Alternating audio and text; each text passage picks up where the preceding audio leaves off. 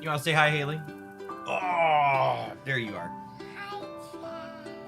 Hi, chat. Yeah. Thanks for the resubs this morning. Happy Monday, folks. Little Stu, thanks for the 14 months. That's okay, I'm just here for the Discord as well. Duck Doolittle, thank you for the almost Hawaii 5-0. Hope your recovery's going well. Admain, thank you for the 83 months. Thank you. One of Hoaglandia's OGs. Thank you. My, Thank you. my adorable little sub-thanker this morning. Haley's school is randomly. Thank you.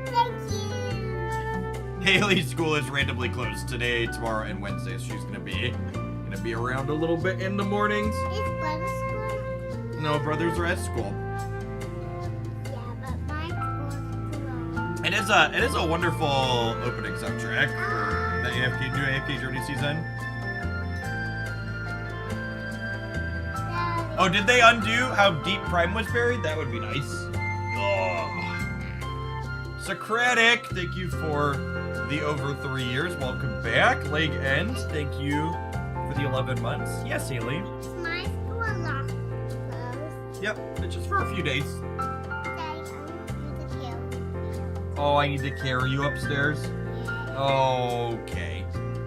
Leg End, thank you for the 11 months. All right, I'm gonna go deliver the toddler, and then when we get back, we're gonna do some drafts. Thanks everybody for hanging out. Hey, chat. Are you my chat? You're a chat. Ooh, fix that. It's supposed to be on screen.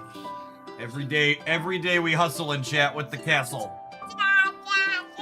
Chuki, thank you for the 56. BRB gamers, I gotta deliver the toddler upstairs. Arrgh.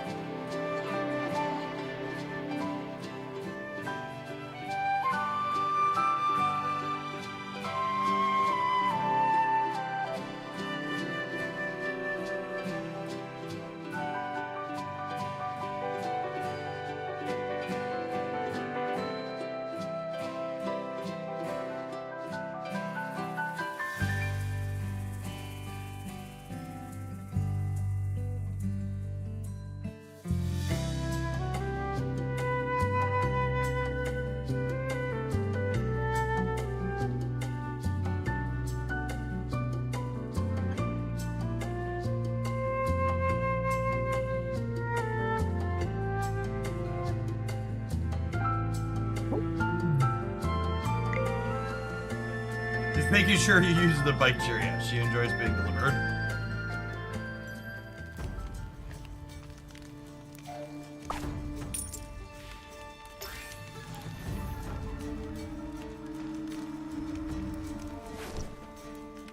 Yeah, I'll be curious to see how, if they keep having the season staggered for all the servers like they have been, or if they'll catch people up eventually. It's kind of strange that some people have different content than others. I wonder if they'll start to align it once you know, more of the servers or everybody's at 240. Seemed like that was the cutoff they wanted at the start. Hey David, thanks for the 10 months. Welcome back. What day is today? The 20th. Just write this down in my notes. If we have any good games. Ultimate oriented is one of my favorites. So, non-ultimate damage is reduced.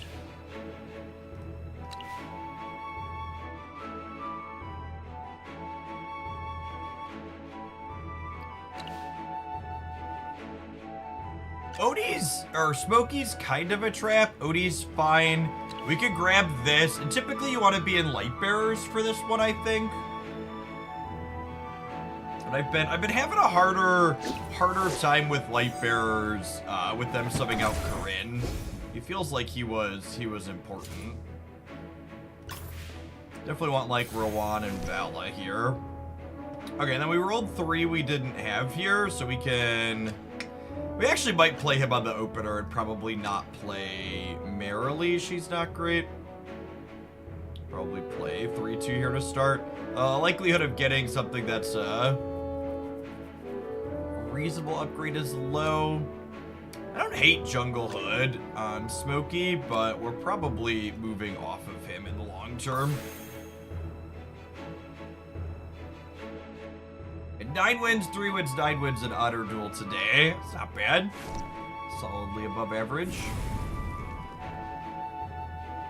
So we got a... Is that a rock necklace or a Sylvina? I think it's rock necklace. No, some of the artifacts look real close until you click on them. Rock necklace. Alright, so we're gonna... Sir Lucius, at throw your service. Lucius up front. Who else needs a little pick Put me Smokey up? behind Oh him. my. Looks like Throw someone needs a Maribel little off to the left.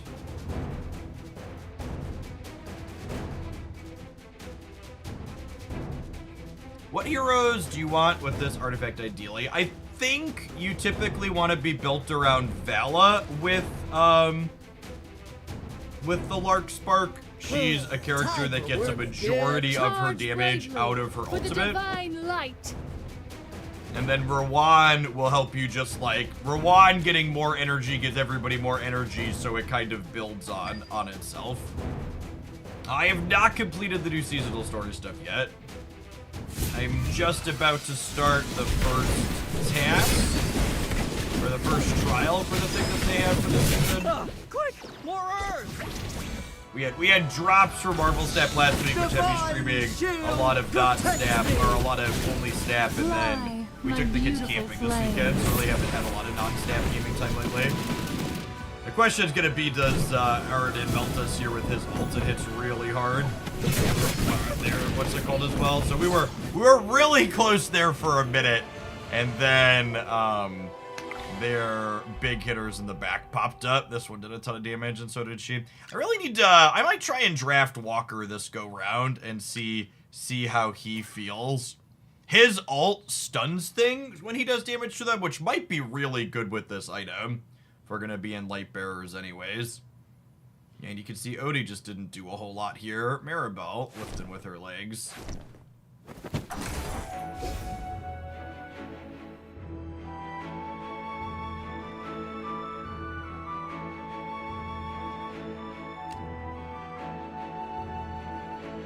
No extra incentive for Hustle Castle. You can just check it out if you're interested in supporting my stuff. You get to level your throne room to 6 to make the ticker go up. I would enjoy a Beast King's Claw in our all ultimates composition, that's for sure. I'm looking for a Light Bearer 3-pack here. I guess I have one more roll at it.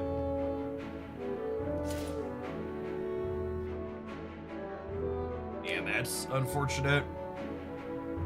I don't think I'm playing Smokey and Odie in the long term. I'm gonna grab her now and take one more roll at an upgrade for her, which we hit here, which is stellar.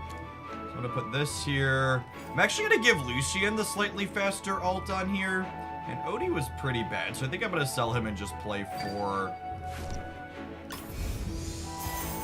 Just gonna play 4 in here. I think I'm gonna pin Walker 2 here. I think I would like to try Walker over Merrily. And honestly, I might want this. It's close. I already have one of them, and I kind of want to be able to roll Rowan or a Light Bearer 3-pack here going into the next one, I think. We got 2 items and a legendary at her, though, so we did hit an upgrade this time at least.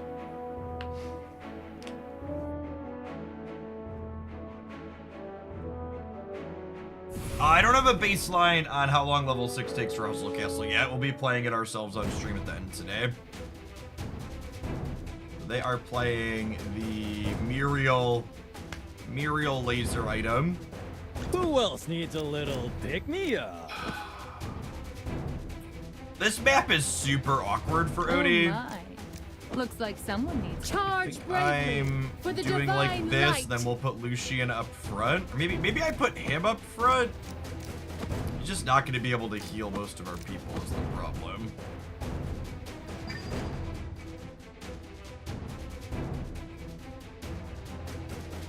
Sir Lucius, at... What a tough fight. Okay, thank you for the 21 months. Welcome back. Got a mix of factions from the opponent here too. They've got at least a little Great Form Splash. Well, they're all mixed up. Alright, so this is gonna 100% come down to can we KO their lovely lady before she I'm right ultimates over and lasers us. here. Looking like this can go either way. It's gonna come down to Teresa tripling. Ultimate here now. Gallop dog.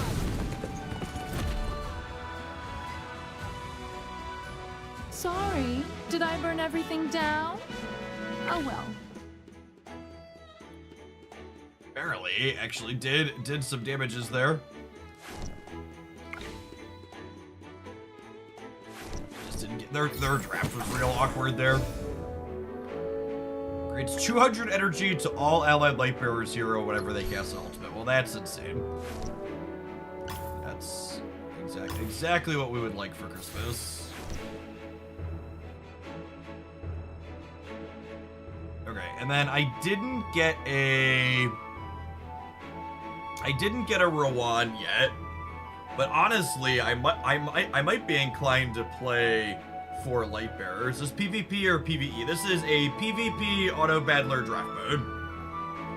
So AFK Journey is a hero collector RPG at its core, but this is a standalone competitive PvP mode that just uses the combat system that the rest of the game has. So everything that you play inside of this mode, you drafted inside of it. So these are deal a bunch of damage 30 seconds into a battle. So honestly, not having smoke here is probably fine because I likely want to just cut them down as quickly as possible. Whew. What a tough fight. Put Muriel up over here, I think.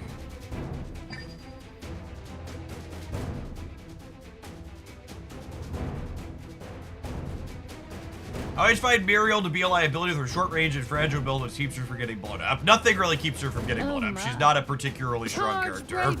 We just haven't had one of the keys to drafting well is early on you need to just play the characters you draft. So we got 2 Muriels, and we at least have some artifacts that like let her ult faster. But ultimately, I would be surprised if she's in my final 5 if this run goes deep.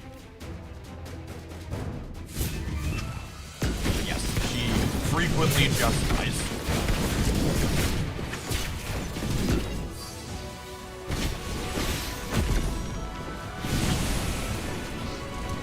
First strike.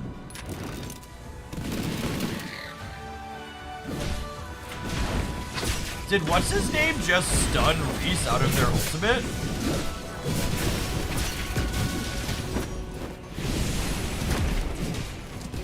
I think he might have. I can't believe Muriel lived that whole time. Our Lucian got KO'd before he could ult even, and everybody else just picked up a bunch of damage. Yeah, like I said, this is a good example, right? Like, she is not stellar long-term a lot of the time, but she's just like what we drafted early. Yeah, her whole character kit is just about her ultimate, is 100% the case.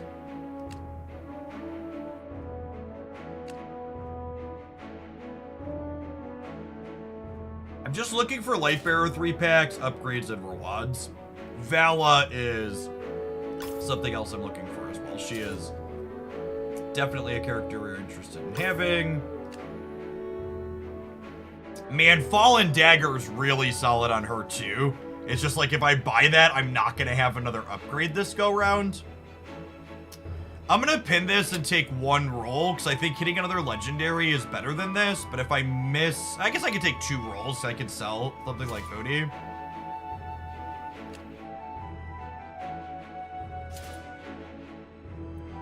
And then I'm going to take the guaranteed upgrade at this point.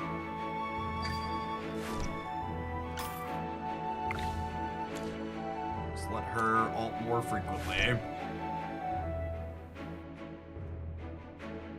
So I think the 5 we're playing here are these 4 plus Tamisa. What about Cassidy? Is she in any way better as Muriel? I think she's marginally better than Muriel, but she's also kind of middling. I think the mages in general tend to be pretty weak in light bearers. Vala is like the go-to DPS in this faction because she has some CC as she goes to, and she can pick particular people in the back line. Okay, so there's Sylvina. Sir Lucius, at your service. Ready.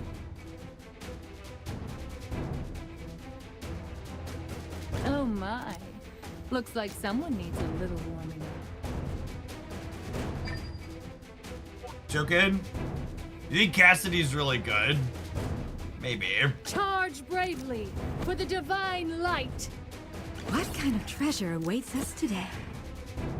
You think she's just generically fine? She got a damage roll with the last patch, doesn't impress me. We can give her a try if we roll upgrades. Muriel's definitely still better with legendary to epic.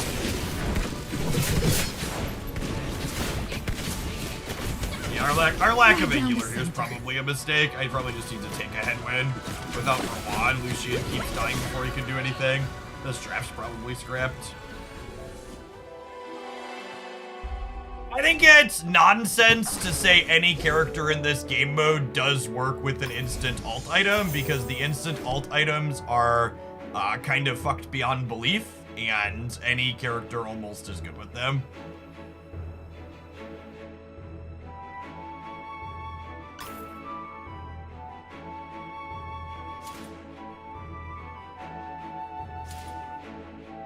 That's just like not a remotely useful measure of is the character good or not.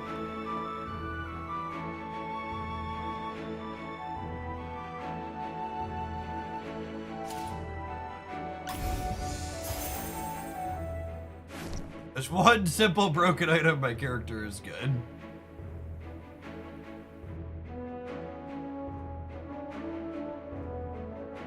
I'm gonna try one more without the healer. They had a Sylvina that go round.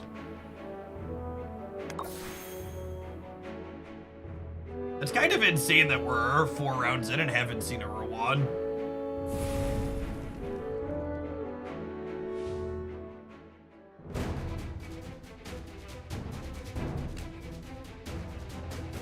Start bonus. Sir Lucius, at your service. Oh my. Looks like someone needs a Ready.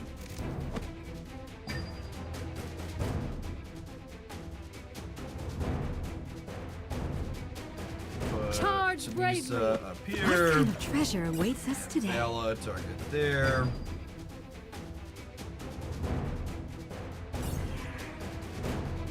A lot of healers.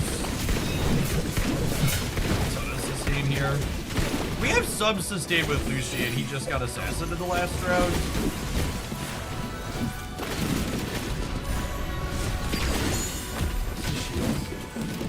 Can we KO Floribel before she goes down? The stun on Henowin there, I think, let us KO a couple of their characters before they got going. Yeah, I think the mistake in the last round was letting Lucian get assassinated. I should have put Tamisa behind him, I think.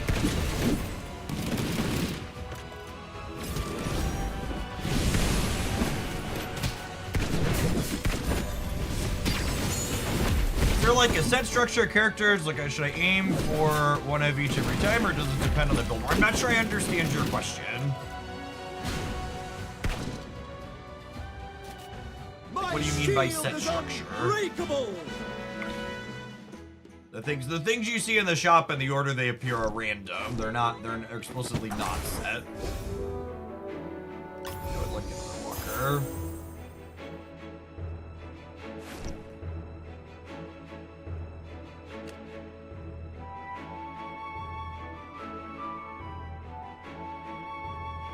Speedy Codex is interesting. Is this good on Vala? It reads like it's good on Vala. He's jumpy.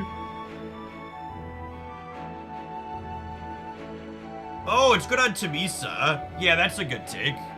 She moves a lot.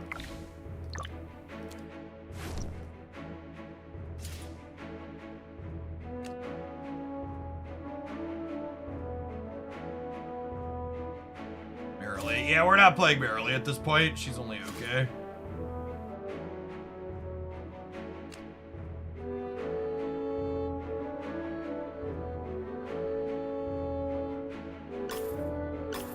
I think I'm all in on my boy Walker to see how he plays out when we have more ultimates for them.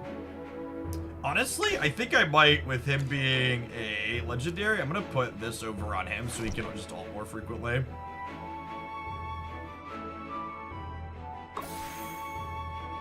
We're 3 and 2, so we're at least gonna bat 500 here, which is not bad.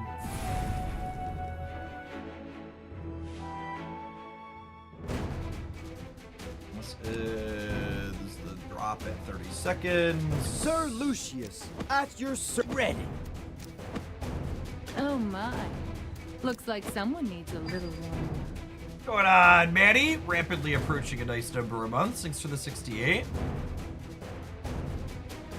Yeah, there really isn't, similar to, like, when we talk about things in Snap, people always look for, like, okay, what's the hard and fast rule? What's the thing I always do or the thing I never do? And the answer to, like, playing well in game modes like this is it's just, like, it depends. Like, Muriel in this game is a good example of it, right? Like, Muriel, in general, is not a particularly stellar character, but also, like, she's what showed up in my draft this time, and she's been doing okay for us because it's just, like, what we hit an early legendary on.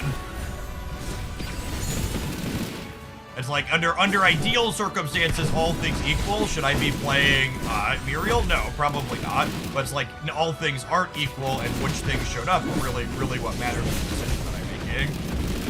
I'm interested to see how much damage Walker's gonna have at the end of this. I feel like at a minimum, his stuns were really important here.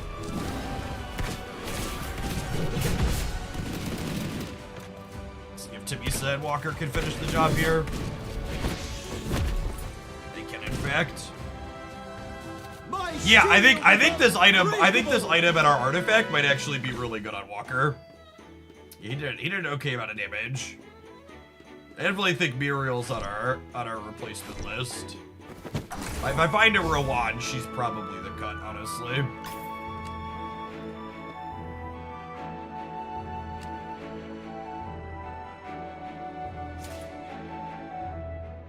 I think I'm not upgrading her at this point.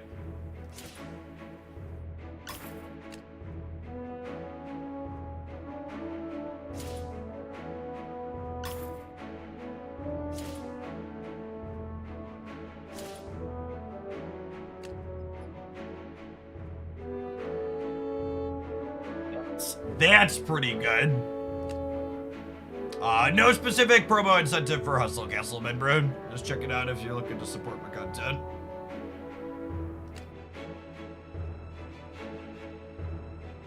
Part of me wants this for Vala, but I'm one upgrade away on both of these, so I think spending resources on that would be bad.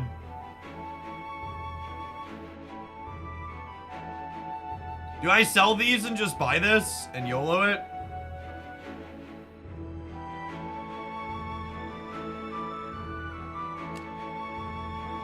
I've got 5, and I honestly wouldn't mind hitting a Rowan. Sweet, we hit the, wow, what an insane roll. We hit the Walker, and we got Lucian and Timisa. Could have only been better if one went into Vala, I think.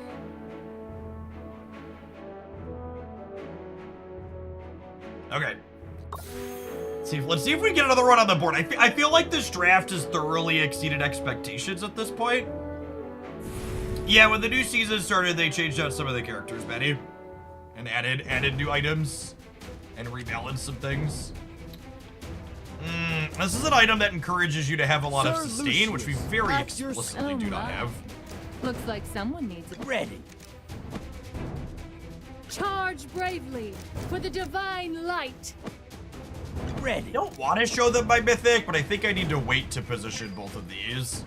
Yeah, I like Honor Duel a lot. If anybody new here, you enjoy AFK Journey, we've been Honor Dueling to start in the mornings, most days on stream. Charge bravely. I stream full-time here on Twitch. My primary content these days is Marvel Snap.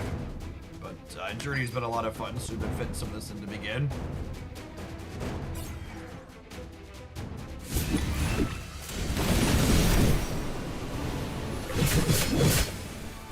Was an instant ult on their Henwin.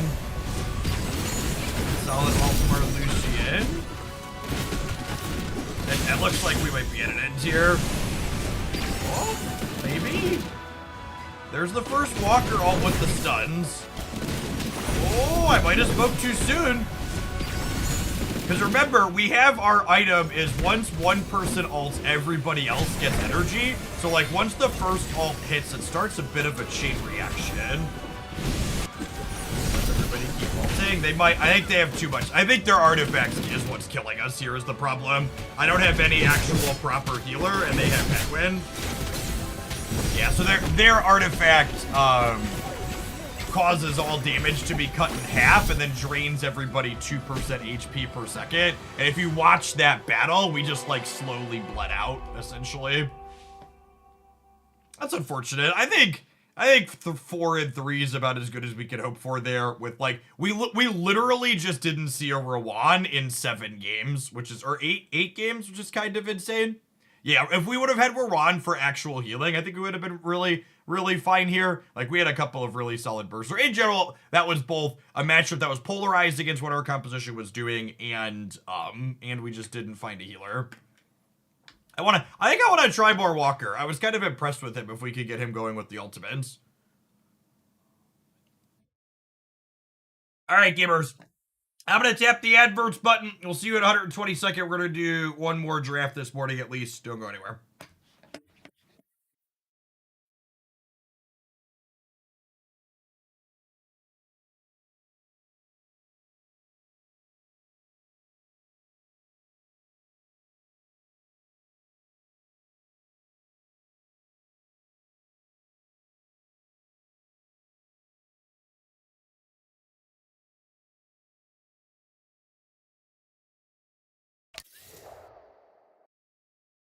There has not been any official communication on OTA timing.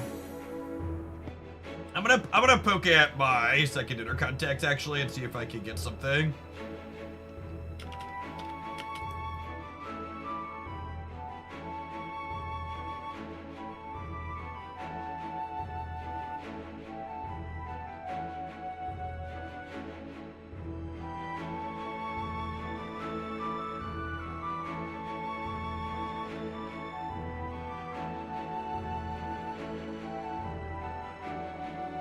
Would love to update my Leech Nerf countdown. I really hope that Leech Nerf is in the books for the next one, for that one, whenever the next OTA is.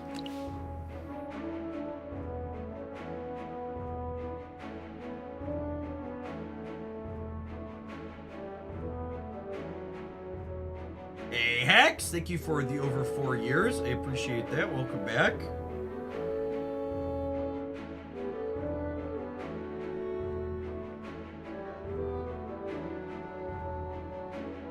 Been out for a week is New Leech too good. So its performance metrics aren't necessarily standout, but it ended up not being particularly good against Tella, and it's really good into random B tier stuff like Silver Surfer and Bounce, meaning it's back to just being like this pretty frustrating card that punches down.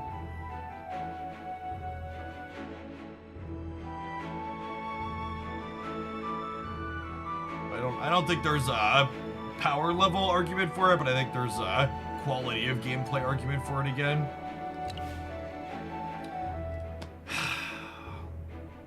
I think Swifty Book is probably the one among these artifacts I like the most. I also think from a starting champion composition perspective, I really don't love these 3 to start or these 3 to start, and Granny plus Henwen is strong. And I do think this artifact is reasonable. He had 18 on the arena last night. Nice. I think I peaked at 13 or 12 on the server. Okay, I think I'm gonna take this one and we'll roll Wilders to start here.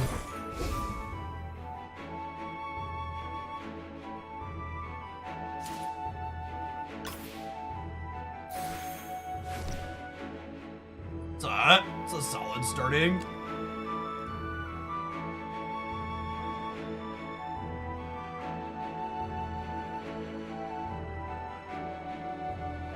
You're not draft hitting the random button. Yeah, there's been times. Honestly, this last one was kind of close to using the random. I don't think any of these 3 artifacts were particularly compelling. Yeah, I think the Obsidian artifact as an artifact is fine. But, like, generally speaking, I think Graveborns want to splash someone. So, like, you would need to both find a Grave Pack and then also randomly roll, like, a Rowan or a Henwin, which is not exciting. Get behind me, children. Get behind her, Are children. you calling me? Well, let's begin our lesson. Check out my latest invention.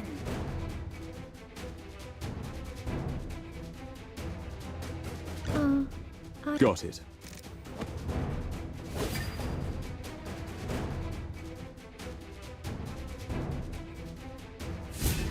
Are definitely a bit of a hodgepodge, but that's pretty common when you're playing your first round. They have a Thor and a Fred though, who's obviously one of the best characters in Hold the it game. right there.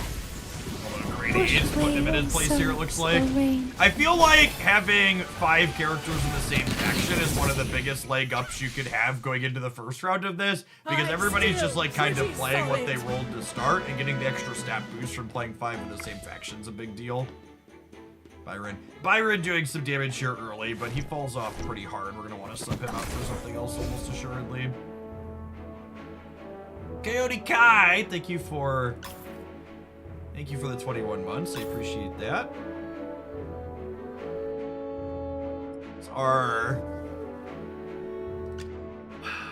I kind of want an Aridin to sub off, but at the same time, having 3 characters that are one off of an upgrade, I think I want to take some rolls here. Yeah.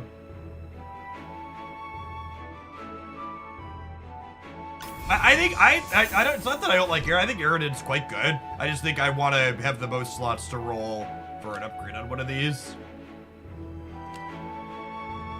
Aridin is an objectively strong character. The weak link in the starting comp is Damien is not stellar until you get some upgrades on him. What's going on, Coyote? So this is the auto battler behind me, draft children. mode for this game, and it's honestly really Are good. you calling The hero collector aspects of the game are well done let's too, begin our but lesson. I was very surprised when I loaded this game up for the first time, and there was a true competitive PvP mode inside of it.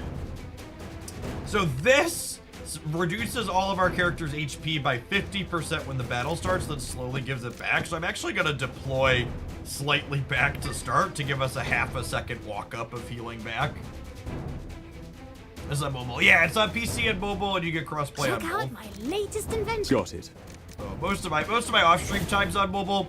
One of the things I really like about this game mode is you see the timers currently counting down here while we're positioning things. Each team positions 3 and then 2, and then that's time to keep it going at a reasonable rate. That's the only part of this draft mode that's completely timed. So outside of the 2 minutes in this round where you're locked into it, you can pause and set down and come back fully asynchronously for the rest of it at any point, which is a big deal for like me as someone who has small children. All right, Granny survived the initial onslaught here, so it probably means we're good to go. Oh, is she about to get slammed? Maybe she's about to die. Her ult, yes, her ult is just in time there. If we can get to Headwind's ult, we're definitely good. Yeah, cleared. I think the Gruglin mask is generally a trap. I've gotten cheesed by this artifact a I'm couple of still times here and pretty there, solid. but generally speaking, the games tend to go like that, where they get you close and then they just get completely run over.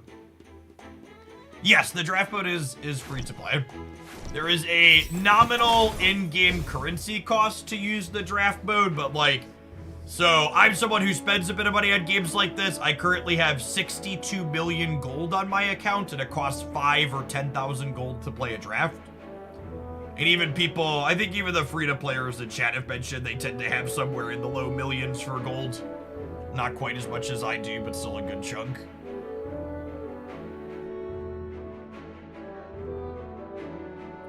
Focus on epic equipment, because I don't know how long we're going to go consistently. Asian Invasion. I spent $15 in total, and I currently have 32 million gold. Yeah, that's our numbers like that are coming. I'm currently sitting on 2 million completely free to play, and I've been playing a lot of draft, and it's not made a dent. Yeah. Honestly, I think I'm just gonna draft Rowan here, because I think he's significantly better than Damien early. gonna grab the faster alt item for him. The AFK stage never cap, or they keep going forever. They cap at 11:25. You're almost there.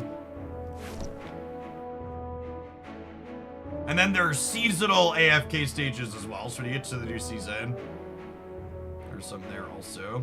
I wonder if I'm supposed to play 3-2 with this comp. I kind of wouldn't mind. I kind of wouldn't mind a Tamisa for the backline. I feel like having a second tanky character to pull aggro off assassins is often important. And I could see playing like Granny, Flora, Henwin, Rowan, and Tamisa. If I buy this, I only have one roll to upgrade on Florabelle though. I wouldn't mind their legendary here. There's the Florabelle. Yeah, I'm gonna sell. I just don't think I play Byron long term. I think he's clunky. I'm gonna sell him. We might upgrade and play Damien. Honestly, I might pin this too. I think this on Florabelle could be fine. Getting her to an ult faster, especially paired with Rowan, sounds good. So I'm gonna play not Damien and play the other 5 here. Is the plan. White Duck, thank you for the quarter of a year. Welcome back. So while there's not strict, hard and fast rules about what characters you need to play to be successful in this mode, because it can vary composition to composition, generally speaking, my most successful ones tend to have 2 more durable characters and a healer, and then the other 2 slots flex a little bit depending on what you're doing. Like, Rowan, for example, is a healer who also has utility because he helps your character ult faster. Potions for sale. Buy 4, get 1 free.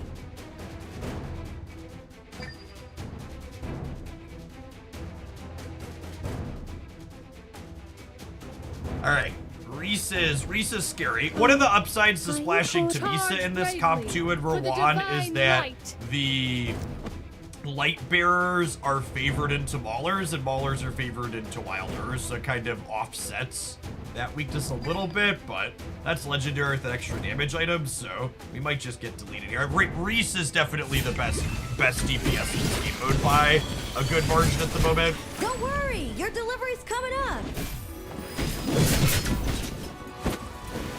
Henwin getting to her ult in time thanks to Rowan. The question is, watch this ult, chunk our people. Here's Florabelle's ult. It's a big deal. That was a good stun. Granny popped. Okay. I think we're taking over here.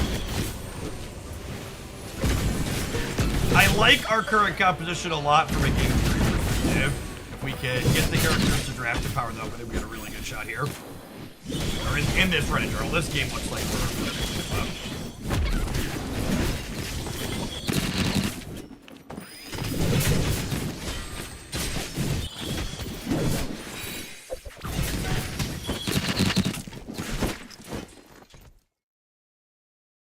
I'm still pretty solid.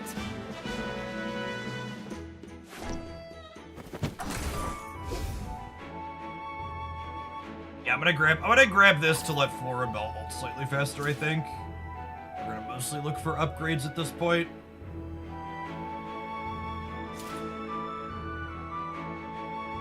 It's unfortunate that we rolled ones that we already have. Stalwart helmet on Granny is fantastic. Pin this one and move along. Although, honestly, maybe I just want faster ults on Henwin, actually. She just helps keep everybody up. It's probably better.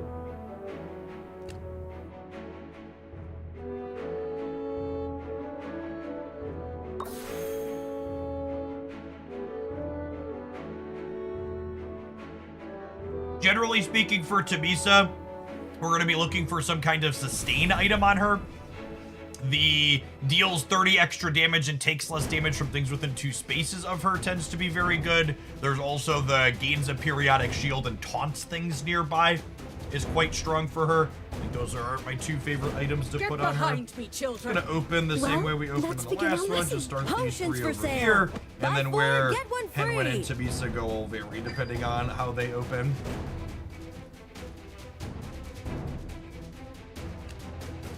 They started their Smoky up front. Well, that's definitely a Charge choice you can bravely. make. For the I'm gonna put Tabisa up are you front, just let her calling run me? in, put her healer in the back. Shouldn't have to worry about a Vala or a Tabisa, or Vala or what's it called here?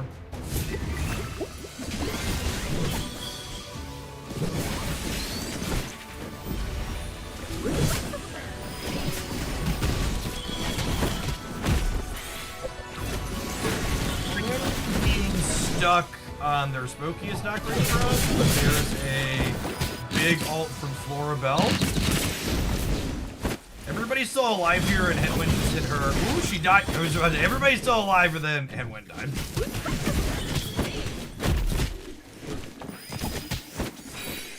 Good to go. Let's burn. Yeah. Everyone's doing great. This has felt like the strongest non-Reese comp I've drafted this season. Everybody just helping out. Granny dealing 33,000, and when she has the deals 40% less item on her is kind of incredible.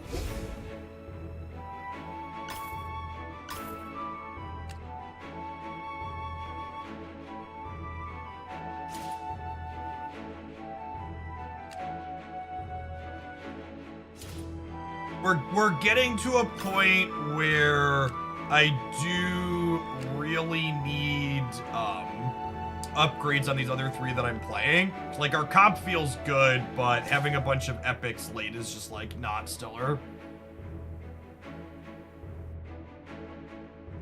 Yes, Tabisa rides over walls in this game mode. We're just not playing Damien here. I'm gonna buy this Florabelle.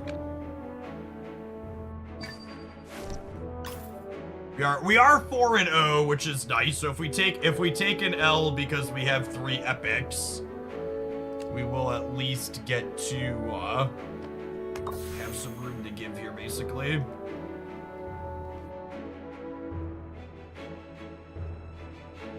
Been sitting for almost an hour, Chad. I think it's time to pedal.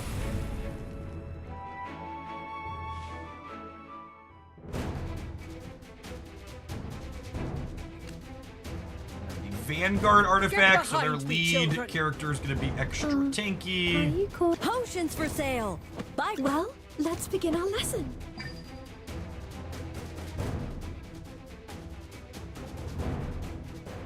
Well, and our Granny has the sustain items, so not surprised to see their Granny be their Vanguard here. Granny and Tabisa, I think, are some of the best Art of Ruling characters to have.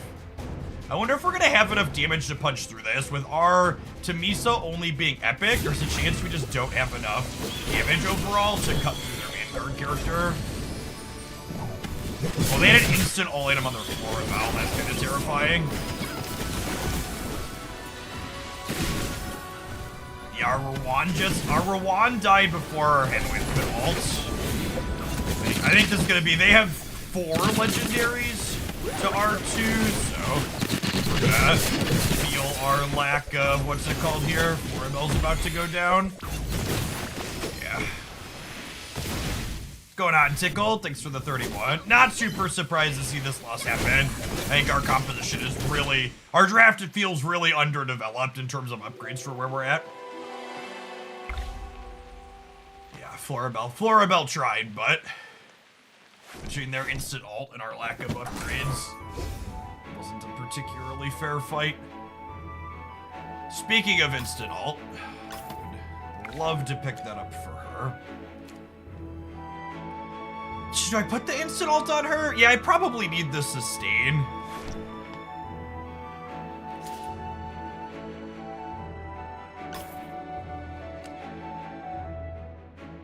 Okay, so we're 1 off of a mythic on 2 characters here.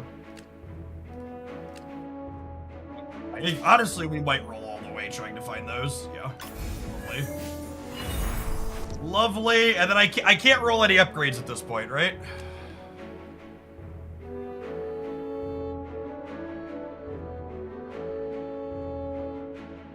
So, the big thing about Florabelle is that while you ideally do not want to have her have less damage to start, having her just hit to begin with gives you a stun, which buys you more time for everything else on your composition to come together.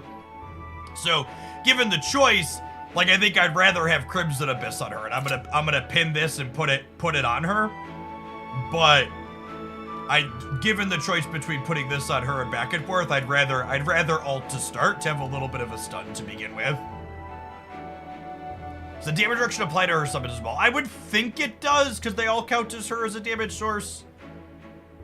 So I'm gonna grab this, and then we'll move the instant ult item that she has now over to, what's his name? Rowan?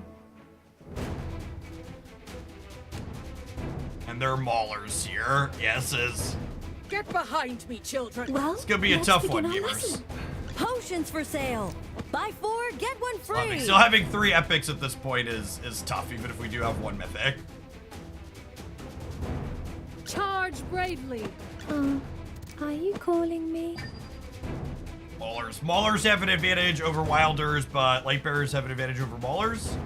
Well, they don't have a Reese. That's interesting. There's Florabelle. Oh, we only stunned 1 thing there. That's awkward.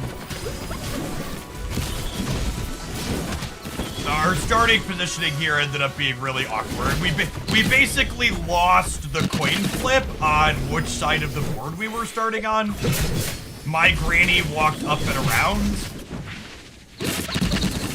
I feel like our artifact's doing us a little bit of a disservice here too. It keeps pulling their people like away from my granny in the back here and up towards my other folks.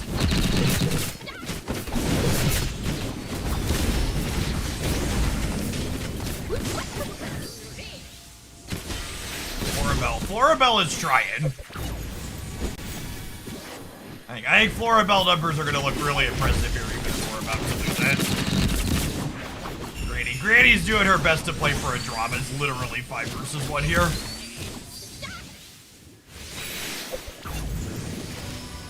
She is mythic. Oh my god, can she get the draw? Come on. Yes! Yes! Live, Granny, live! I'm still So, pretty draws solid. are just neutral in this game mode. You don't gain anything, but you don't lose anything, and they give you a free reroll here, which hits me the headwind upgrade. Thank you, Granny. Appreciate you. And this is one of the sustain items I was talking about for Tamisa. Although, honestly, with Tamisa being epic, if I don't roll an upgrade for her, I might put this one on Granny and sub this one over to Tamisa for now, which is an ideal artifact down here, but with Granny being mythic, I probably want her to be able to deal some damage. Granny giving you some assisted living. Yep, and the draw got us a real upgrade, which is awesome.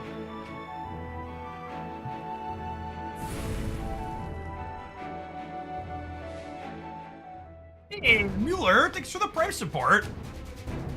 Streaming here on Twitch is my full-time job, and folks like you are a big part of why that's possible. Thanks for keeping me around. Well, let's begin our lesson. Let's begin our lesson. Potions for sale. Buy 4, get... Are you calling me?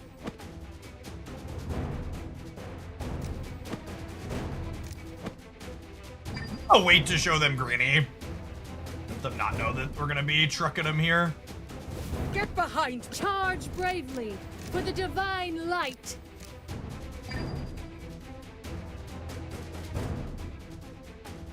I've already been saying it a lot, but I think Demora is the card people are underrating the most this season. A lot of people are talking about her like she's not gonna be. Oh yeah, they have 2 mythics here.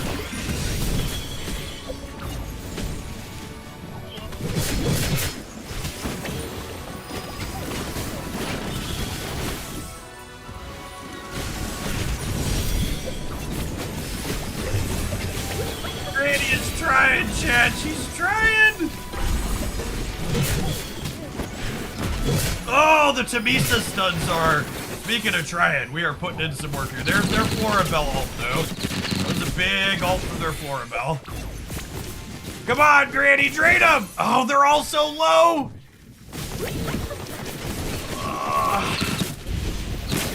Can their Byron die? Holy, I can't believe we're looking like we have a leg up here. Their Floribel is mythic though here. And ours is not. Their thing keeps healing them in the back line. Oh my god, are we going to another draw? We might be going to another draw. Oh, we were so close.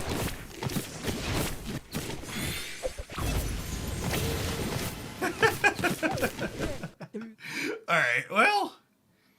I'm still. It's been a while since we've had a double-digit run with a bunch of draws that hit. That's funny. Yeah, I'm not pinning anything else. No upside this time. Part of me wants to pull this item off of Granny just so she can deal some damage, but it's also part of the reason why she's living. So I'm excited to get my hands on this one eventually, right?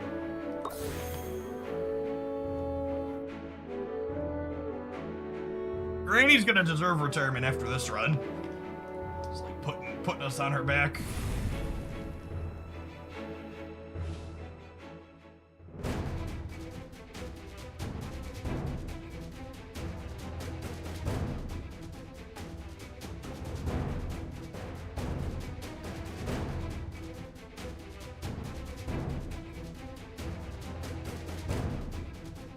Eight bearer stuff. All right, can we win a flip on which side Granny needs to end up on? Am I just supposed to wait to deploy her? Potions for sale. Are you calling me? They're light bearers, which Get means they're behind me, probably children. playing Valo, which means Well, I just don't let's want to begin deploy our in lesson. advance. I think Potions it's for sale. this. Buy 4, get 1 free. Look at that. What a coin flip, Charge gamers. bravely Truly for the skills. Are you calling me?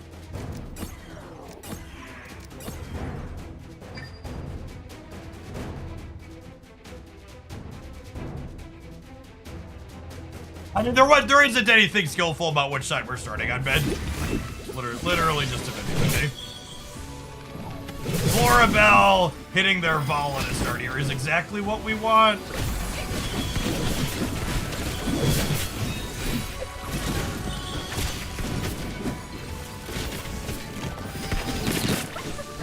I'm not sure I fully understand how my artifact chooses who to pull. Because I feel like in a bunch of these games that we've played, I've kind of lost them because the artifact has pulled their character. I've actually lost a lot of respect for the artifact that we're playing in this run. Because I feel like a lot of these games, like if you go back and watch the replay, maybe we'll pull it up. The artifact pulled their Vala out of my Granny's attack range before we could kill it. And I think it lost us the game. I don't know. I think this artifact's like good in certain spots, but it definitely doesn't feel good with this team composition that we've drafted. Because it keeps pulling their people into my back line. So our artifact grabs their furthest back person and pulls them to their front person, essentially. So to show what it did with their Vala here, we can watch. We can put this on 1x here. You can see their Vala gets really low here. This is the character we care about killing. It's one of their better DPSs. And then the artifact triggers, and it pulls her here and stuns her. And then my Granny's got no one to hit and no one attacking her. And Vala gets to pull off onto someone else. And so my Granny ends up ulting their Tamisa, who then also ends up getting pulled away from her into the back. And you can see it just like took all these characters and put them around my back line here, making my Granny just do nothing for multiple seconds here in the middle.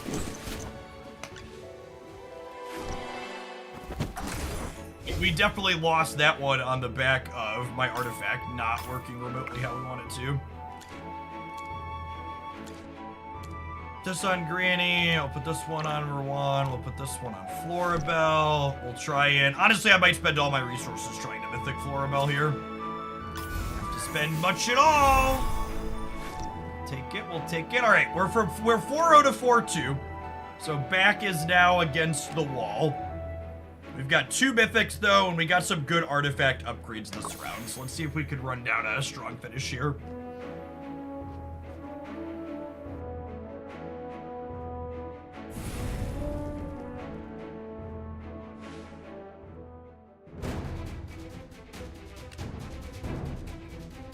Alright, so they're at least Carolina, not necessarily Graveborn.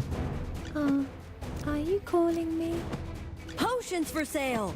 Buy. Well, let's begin our lesson. Are you calling me? Get behind me, children. You always match against folks the same number of matches played. I don't know that we have that strict of transparency on exactly how matchmaking works.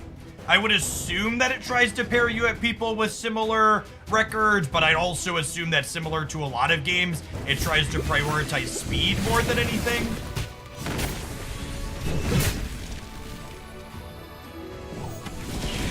Oh, my Rowan died before he could ult there.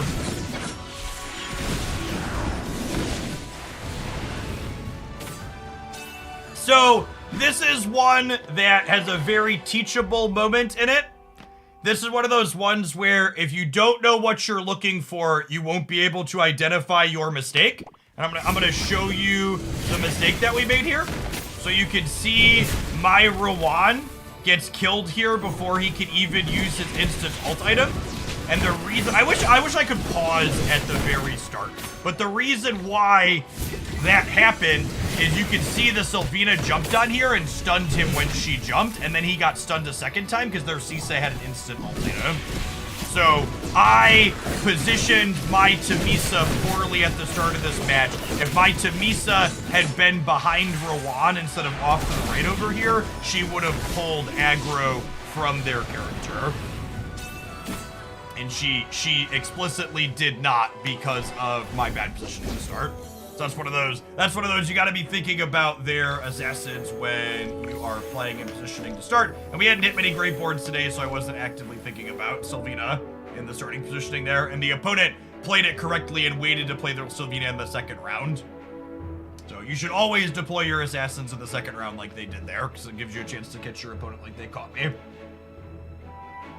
And if you're someone who's been struggling in Honor Duel and thinking about things like assassin positioning isn't something you have been, you should check out my AFK Journey YouTube channel. That is a tips and tricks guide for doing better in your Honor Duels and things you should be watching for and thinking about like that. All right, we're gonna kick on over to some Marvel snapping for the next segment of the stream. Appreciate the early crew that was here for some Journey to start. We'll be doing some more of that. Not tomorrow, actually. I'm actually going to be starting late tomorrow, so we're going to start right with Snap when I go live. We'll be doing more AFK Journey on Wednesday morning to begin.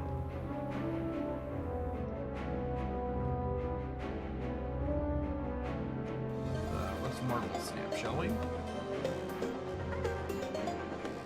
Sorry for the mixed music there for a minute.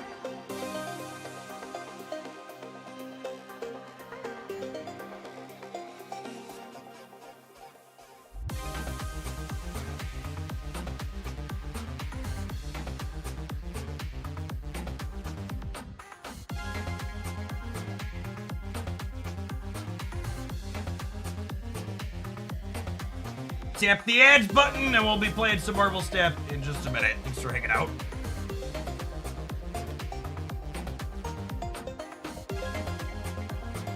The draft mode at AFK Journey free. It has a nominal in-game currency cost, so it costs 5 or 10,000 gold.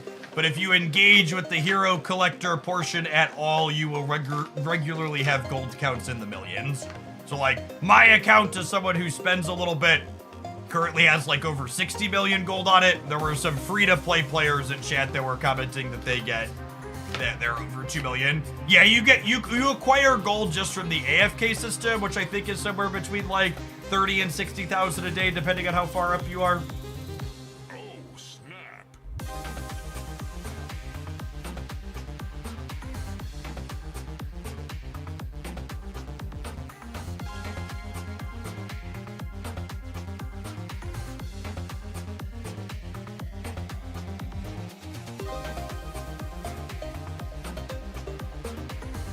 As an extra reward to the Marvel Snappers who are here super early checking out something else. Here's a code that you can enter on marvelsnap.com/shop for 500 credits. First come, first serve. Grab it from chat. Put it in on their shop page. Let me know when you claim it. I think it's too late to start playing AFK Journey. So something AFK Journey does is there's multiple servers in the game Ashtreed. So you're segmented off when you start playing with people who started playing in a similar time frame to you. So like you wouldn't be in like the same PvP group that I would, for example. You'll be in a group with other similarly new players if you started playing today.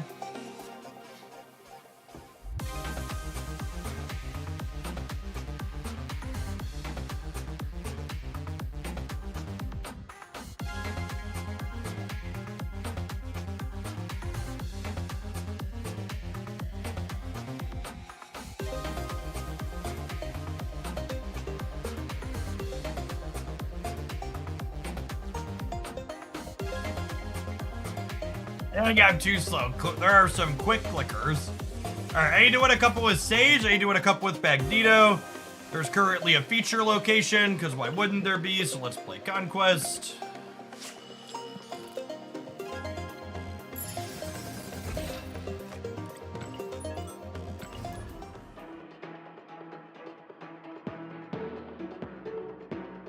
What do you think of Namora? I think Namora is going to be a very playable 5 energy card.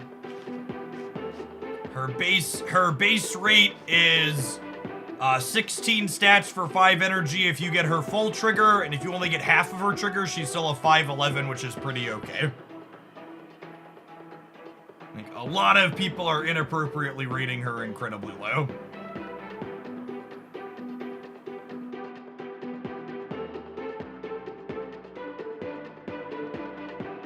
By the way, we have a new mobile game sponsor this week, Hustle Castle. You can check them out using my link there on chat on PC and mobile.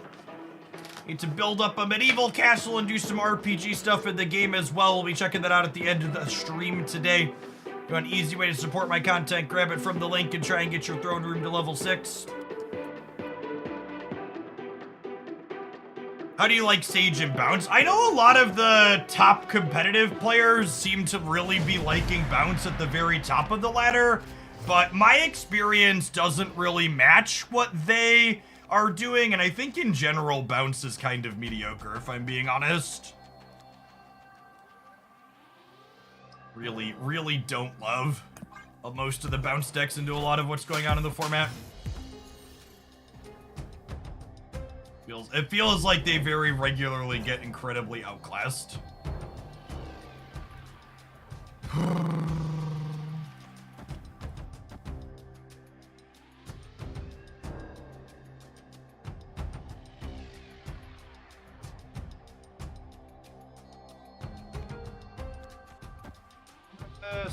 This.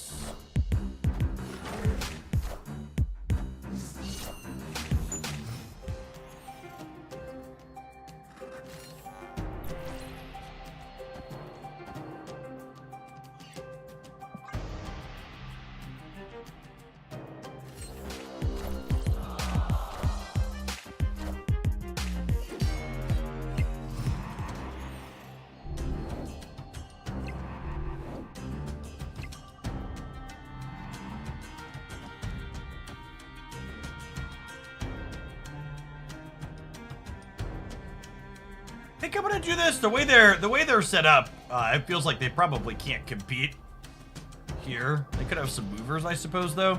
Drax, thanks for the gift sub. Appreciate that. Good morning.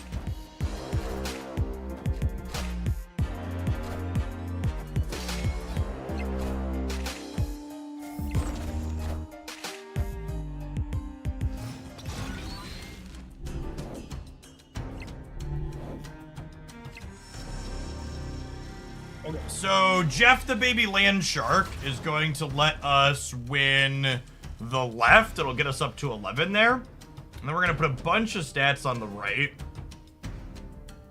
Honestly, feels like we're in a pretty good spot.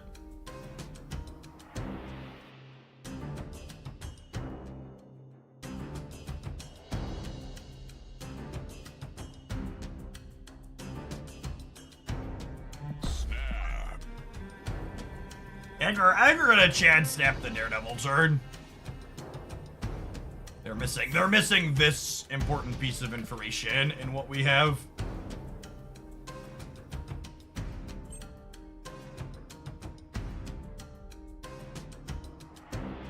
I mean, I think saying Shang-Chi's gonna constantly kick your Namora sandcastle is probably a bad take. A lot of the things you're gonna Namora powering up won't be above 10 power. And even if they are, they're not Shang-Chiing your entire stat line, only part of it, right? So like if you get Namora's full trigger and part of it gets Shang'd, you still got 11 points of power into their Shang-Chi, right?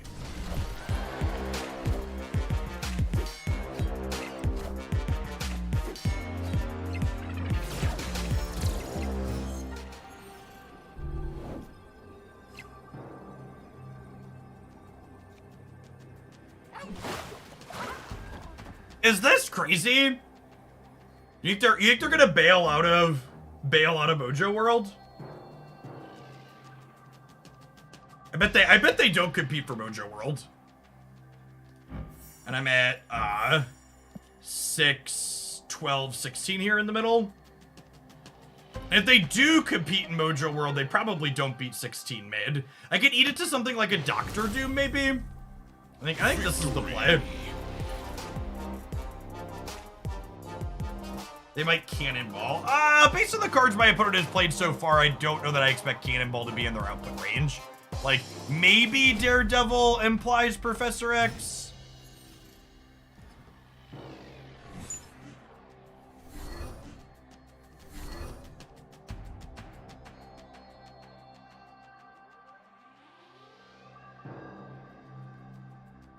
I lost Ronan, I lost Jeff.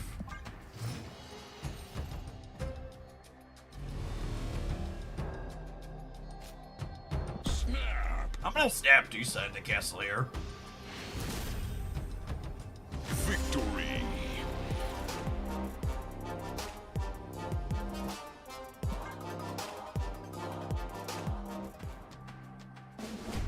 You think they're the super giant deck? Maybe? That card's really not good with Kitty Pryde. I think the opponent might just be playing patented Marvel snap cards they like.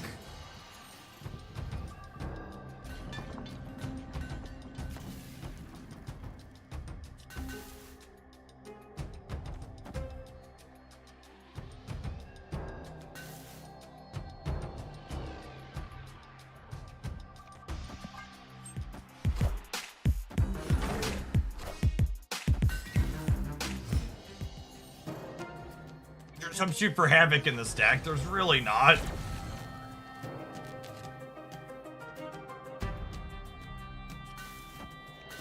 The list of cards you can play. The list of cards you can play that scale large in power while also growing with Bast is quite small. It's the TLDR. Good. Yeah, there really just aren't any. You can play something like Goose, but then your deck just has objectively less stats.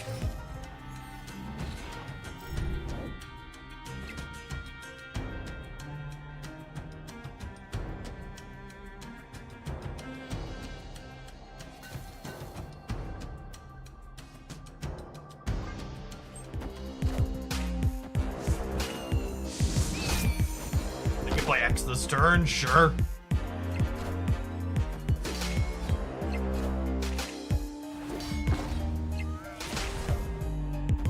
Wow, they are playing Super Giant with are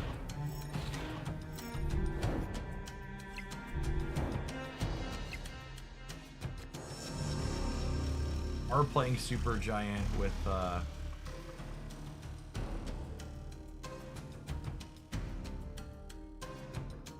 Kitty Pryde.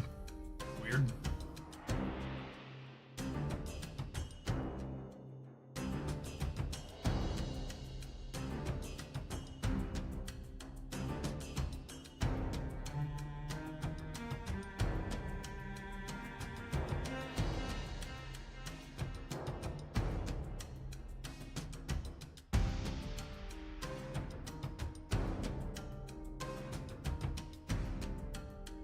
I have the tools to compete over here. If they snap really big. I saw you make an interesting point on Twitter, and I hope I'm not taking it the wrong way. Because players in the top 100 are more aggressive with the snap and retreat mechanic, the games mostly don't play to completion, meaning it's harder to evaluate the power level of a new deck. Do you think that that is how decks prove successful at the top, signals to decks being mediocre at lower levels? Yeah, I mean, I think the push comes to shove point is that there are a lot of players who are very good Marvel Snap players that find success with various decks that just genuinely aren't good, but they're finding good results with them. So, because of their strong plays. Something that happens in Marvel Snap and lots of other card games that I've played in the past is people seem to regularly accept the idea that you can run bad with a good deck, and that doesn't mean the deck isn't good.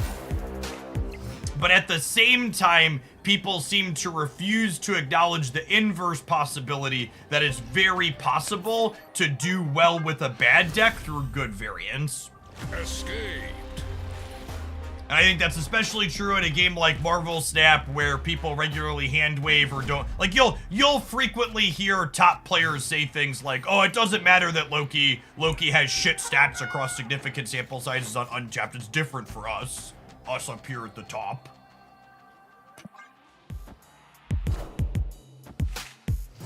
York Chops, thanks for the quarter of a year. I think a lot of times they just don't acknowledge the likely reality that, like, yeah, they're finding success because, like, they're a better player than a lot of the people they're playing into.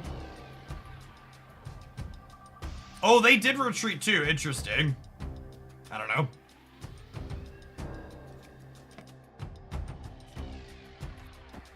Deuce in the middle? I might just deuce in the middle. I think in general, people tend to put too large of a focus on... In general, I think people tend to put too large of a focus on the individual results as opposed to paying attention to process and making good decisions in theory. Because in order for you to draw meaningful conclusions from a purely results perspective, you need larger sample sizes than any one player is generating. Aid my hand.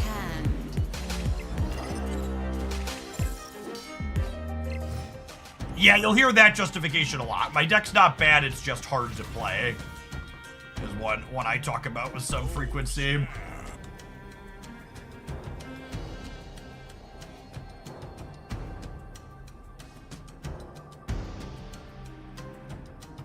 We're doing viewer decks today. I don't think so.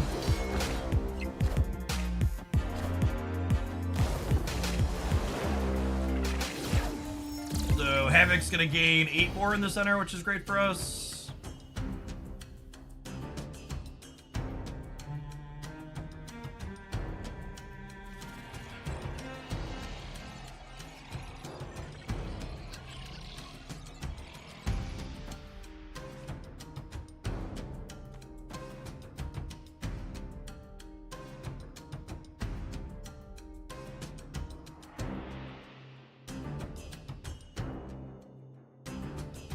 Strauss, thank you for the 5 months. Welcome back.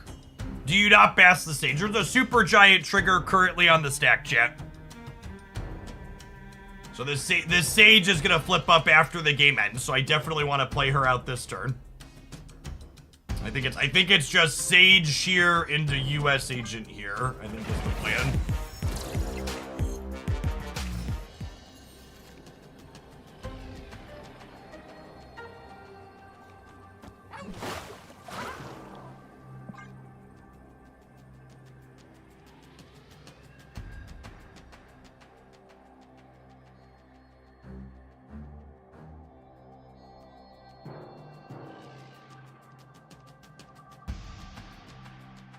For the 5 months, Greg. Good morning, good morning.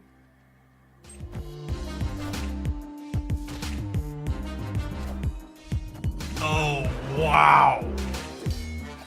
Miss Marvel is not one that I was playing around at all. That's gonna take all our lunch money away. Unfortunate.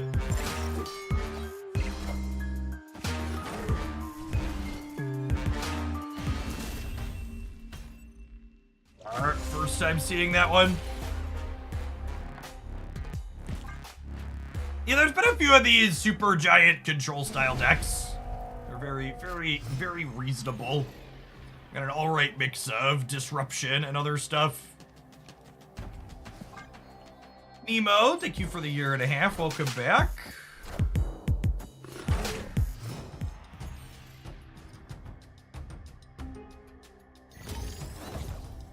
Untapped dead yet. I did a best decks video on Friday. I don't think things have really changed since then, Ben.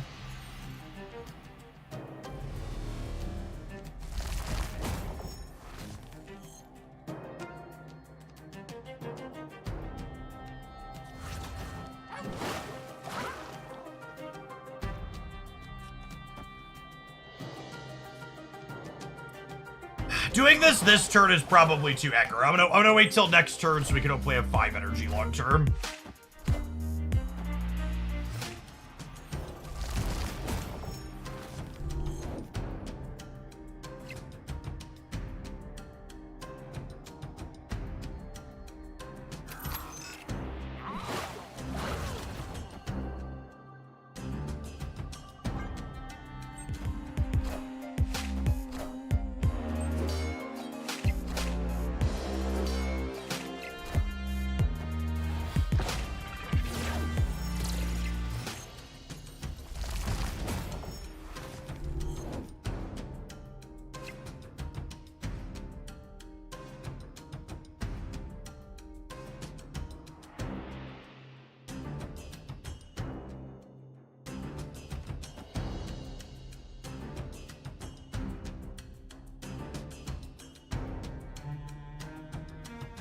I think they have a hard time competing on the right.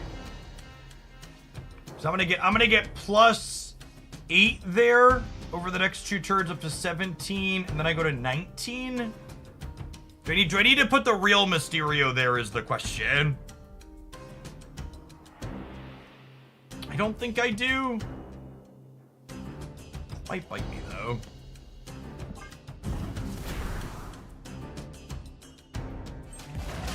Oh yeah, this'll get the Elsa buff as well. It's true. Good shout.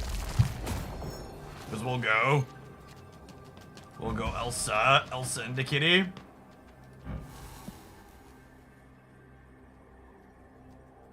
I guess there's then a question of. Oh, I have priorities. This is actually only 4, so Kitty's actually bigger. Yeah, we'll do this.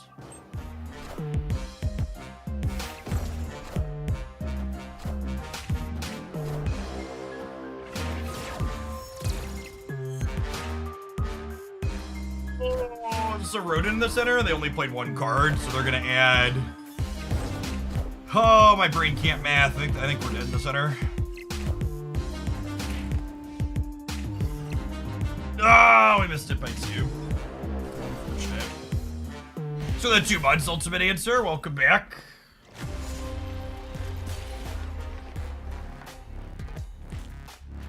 I don't really want to slog out 4 in a row. We'll give it to him.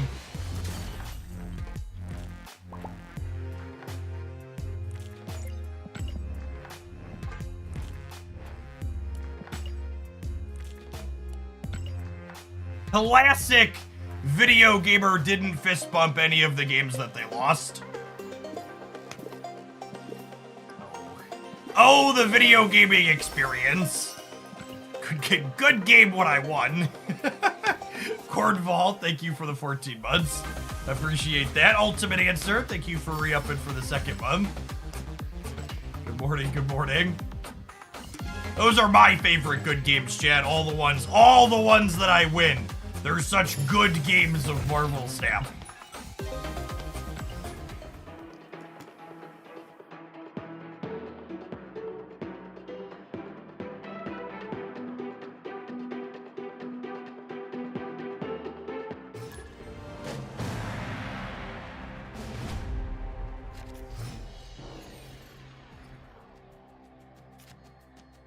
Chaos! Thank you for the 1.5 years. I appreciate that. Welcome back. Good morning, good morning.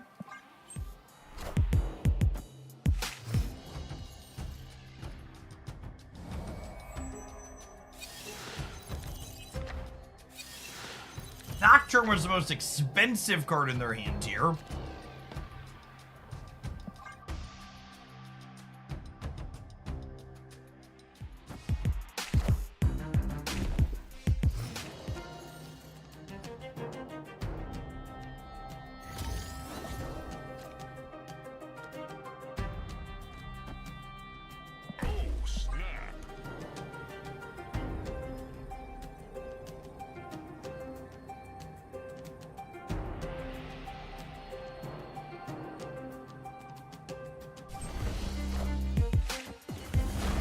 right Red Guardian Craven this turn. I don't know. I kind of want to get my free 6-drop out here, yeah?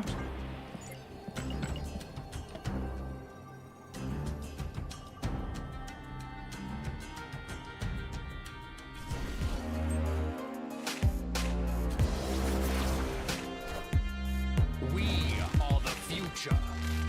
All right, 50% to murder their Magneto here. Nailed it. Thanks, bud. Appreciate you.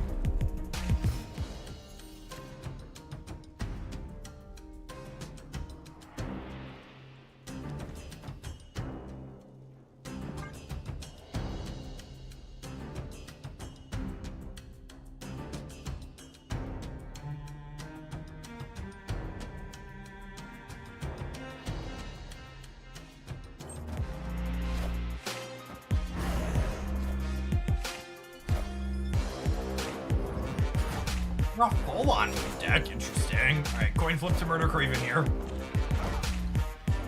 Never been lucky in my life. Certainly not today.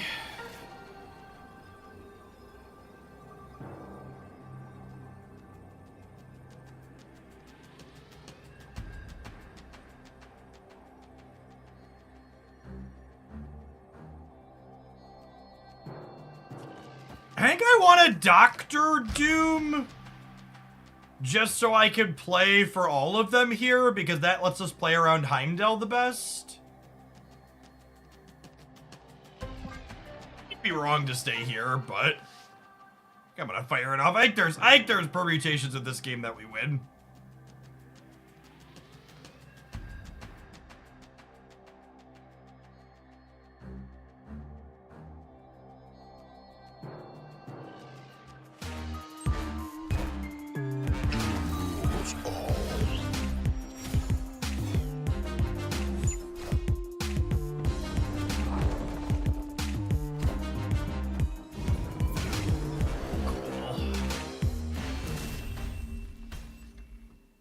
Victory. I'm genuinely curious how you arrive at the conclusion I want to juggernaut the lane that my dagger is going to be giant in. Like, I think this stay is fine if they, like, jug here, move dagger here. They would have ended up losing because we had Doctor Doom instead of a big play middle, but they just didn't play around us just playing a thing in the center.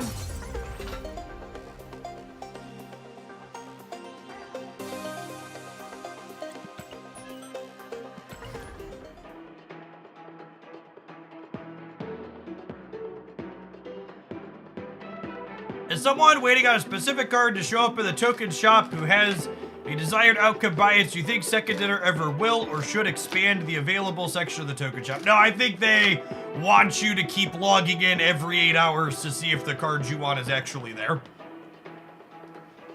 I think it's very explicitly designed for you to not to be able to spend your currency because they're trying to make it a habit-forming thing where you log in to check the shop every X amount of time. Speaking of habit-forming things and checking the shop, I need to check what my free credits are this morning. Oh, and look at that. We get to split Echo and Valentina. Infinity. What's that? Towards collection level 52,000 with record speed. Infinity.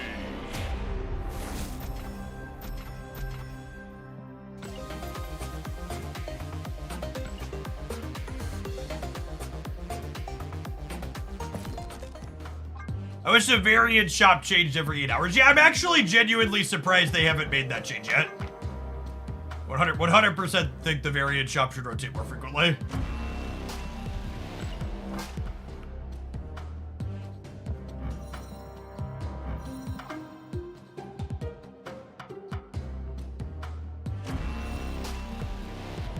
The free booster shop, the free booster change in the shop is actually just like one of the best types of changes Second Dinner could ever make to the game. It like makes them more money and people are excited and positive about it.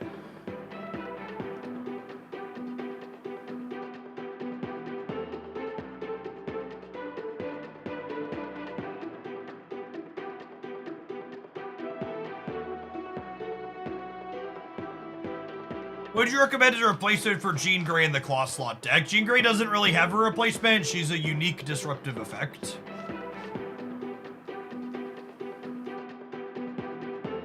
Whoever pitched that change better get a promotion. Yeah, I agree. All good.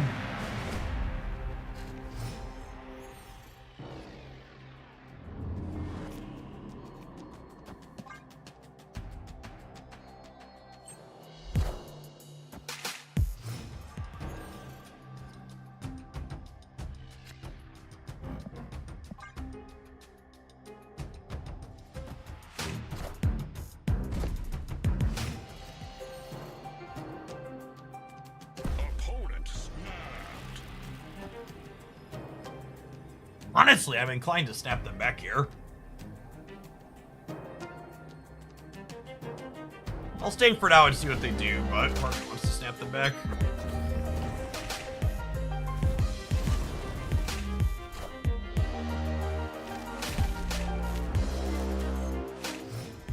They have Storm here too?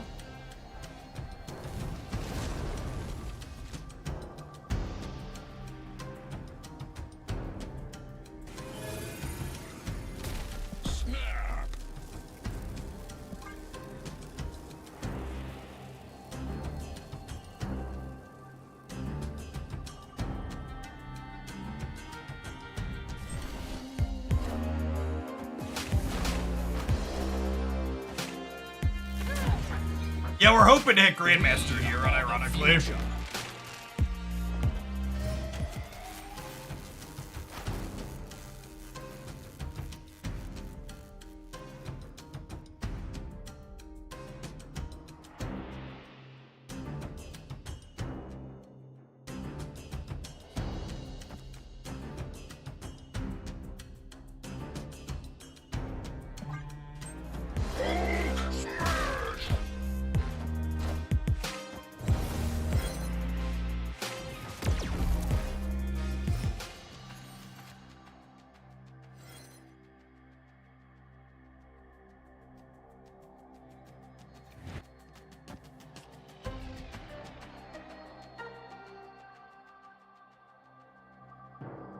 Do I want to wave?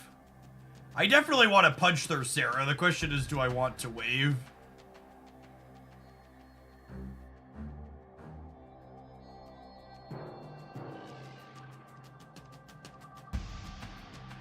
I played this deck a bunch over the weekend. What do you do when you draw your top end by turn 4 just retreat? I mean, yeah, if you don't have an accelerate, you retreat. Like, do you really need me to articulate to you what do you do when your draw is bad? Are we that helpless, gamers?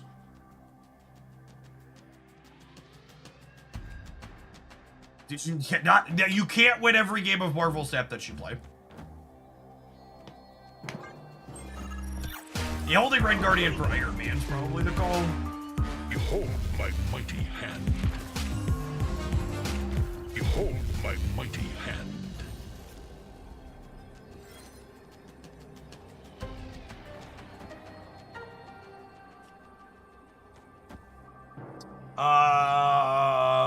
Iron Man costs them...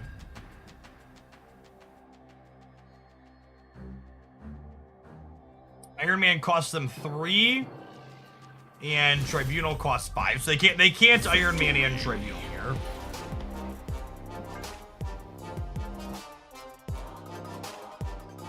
How 3? They have Ravoda and Sarah in play.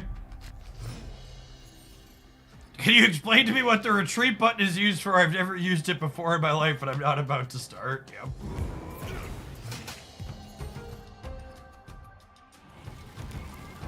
Live from the Daily Bugle.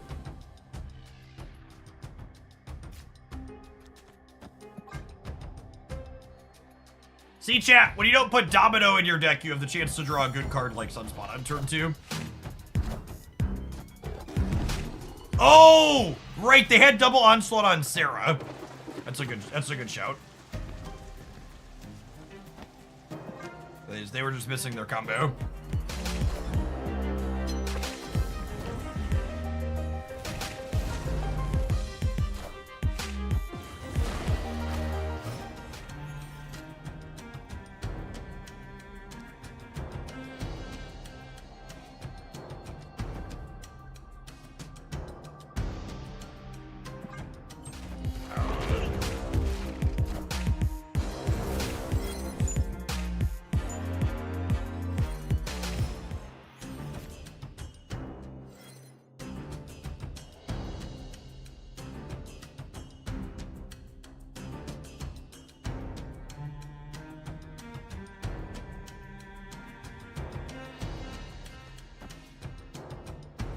think I'm just storming so I can play a 6-drop next turn? Snap. Why would I Grandmaster with the storm? Why wouldn't I just soak 2? What is that? How is giving them wave remotely useful? Wind. Storming a second thing remotely useful?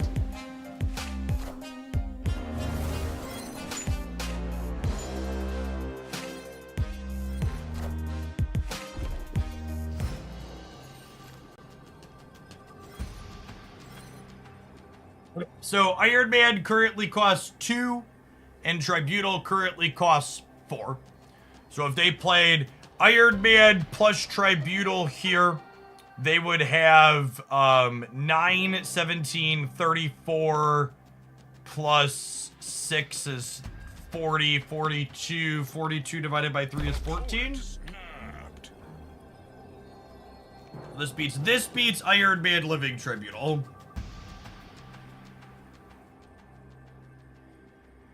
Right? My math right there? 9, 17 times 2, 34, 40, 42.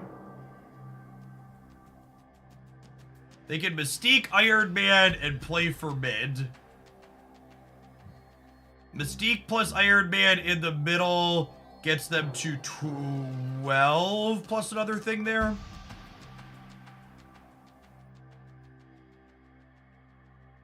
You're right that I'm not sure we can play around Mystique Iron Man plus the other thing mid without losing to Tribunal. I'm gonna choose to beat Iron Man Tribunal. Doom rules all. I am Iron Man. The mystery intrigues. Reading is cheating, chat. Reading is cheating. If you're wondering why you're hard stuck in Marvel Snap and you can't do what I just did there, that is a significant portion of why you're hard stuck. Victory. You need to be able to go, okay, what's their output range? And we did accept some risk here. If they would have had Iron Man into Mystique plus another number, they would have beaten us here. But my only way to play around that would be to Hulk on the left, and Hulk on the left loses to this, and I think this is their most likely line. I think they're gonna go for the combo when they have it when possible.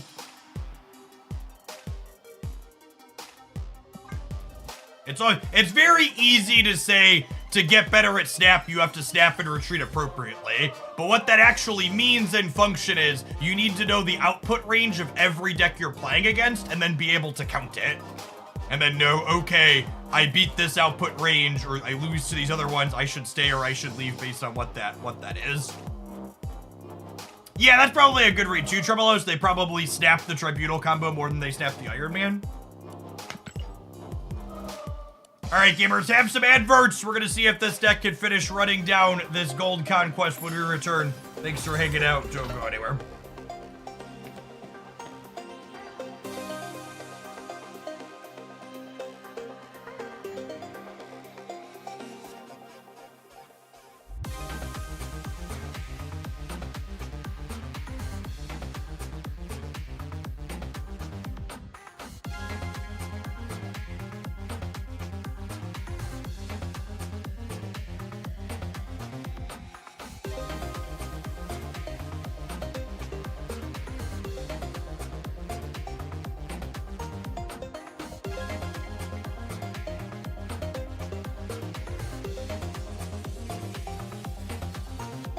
What decks are you gonna try out Nomura in? I think the two most interesting shells to try Nomura in are Electro Ramp, to play her early, and then decks that play things like Nocturne, Captain Marvel, Jeff, and Nightcrawler, things that move around the board.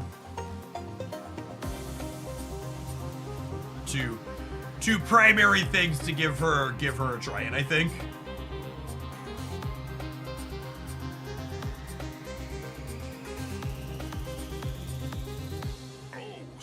Rather than interesting, you're right. Electro Ramp's almost never interesting. I think obvious is the answer we're looking for here. Sub for Red Hulk, Giganto, yeah. We're already playing Magneto and Doom and regular Hulk, so Giganto's the next one. We have not had official communication on when the OTA goes live. I just want you to know, chat, that I like to reward my loyal viewers the most. So Second Dinner has given out some giveaway codes to a bunch of Marvel Snap content creators. And I could use them to artificially inflate my follower count and viewer count by promoting it more, but instead, here's a random code. Put it in on marvelsnap.com/shop. I'll give someone 500 credits in chat. Thanks for hanging out in Hoaglandia today. Keep an eye on other Marvel Snap channels are giving out some codes for stuff to everybody in the community. I've got 4 more. I don't know how I'm going to give them all out today. We'll give them out this week for sure. But I definitely won't be announcing in advance that I'm giving them out. We'll just be handing them out on stream over the course of the week. Oh, Train, thank you for the Baker's Dozen. Welcome back. Appreciate it.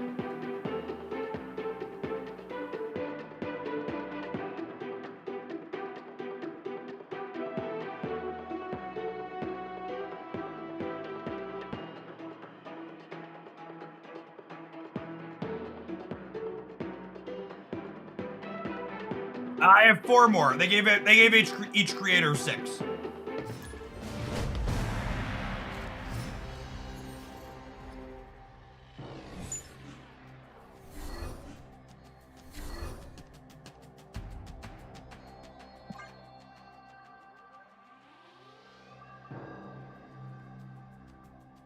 Seemed like there weren't many people streaming Snap this weekend during the day. How have metrics are? Metrics are definitely down a good chunk after this last set of drops fell off.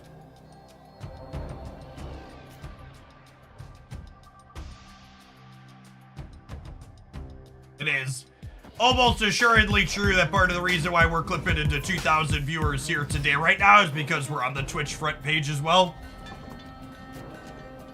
MSI was also happening in League. I think other things in the esports space outside of Snap are almost never relevant to Marvel Snap viewer metrics being good, bad, or otherwise.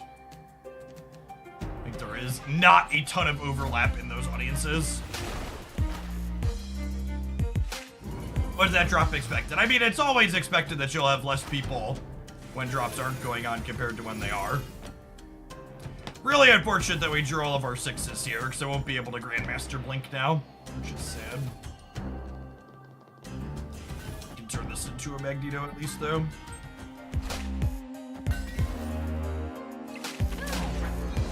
We are the future. I just like... I can't... It's hard for me to put into words how incredibly stupid and frustrating this card is.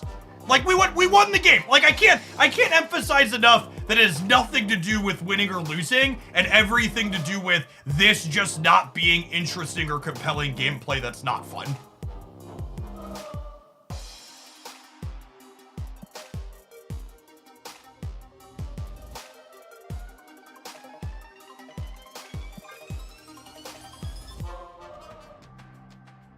I really hope he is on their rework list. He's just such an awful card design.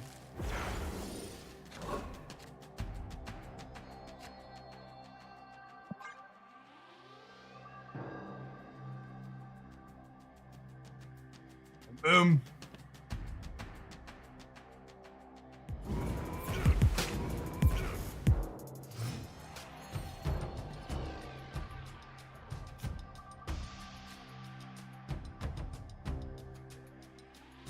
I would say it'll be an amazing run of 3 years before there's a major drop in metrics.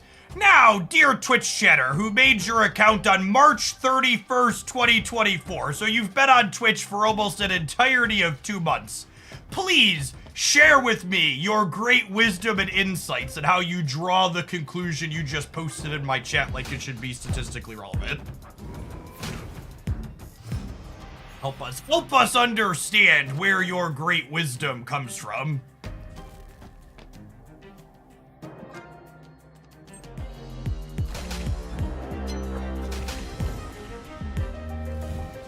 We drew 3 6-drops again, gamers. That being said, when we draw Electro, drawing 3 6-drops is not the end of the world.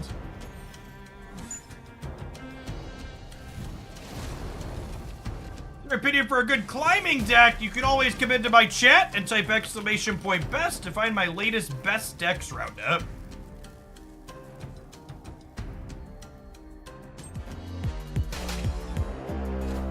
Their message history is interesting. Oh god, now you're gonna make me look.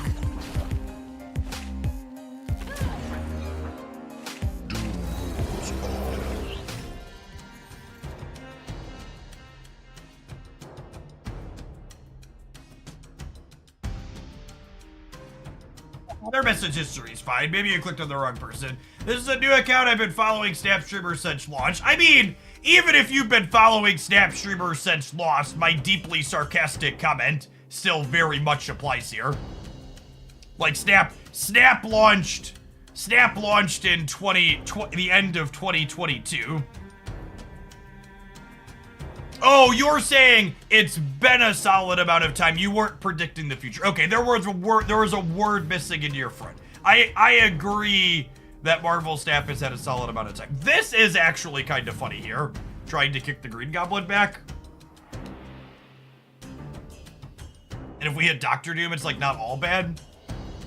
I might go for that next turn. I think I'm gonna do this turn, and we'll go for that next turn.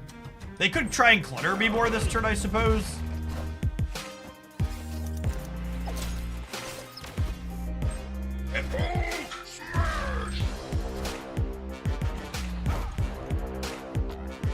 Considering how fast other Flavor of the Month games fall off, Snap's been really good for red checks. I think Snap is just like the farthest thing possible from a Flavor of the Month game.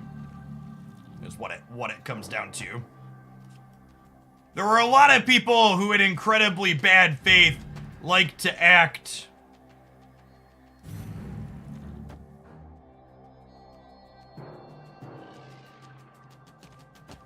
There are a lot of bad faith people who like to call Marvel Snap a cash grab or other things like that that are just like decidedly and objectively not true. We are the future.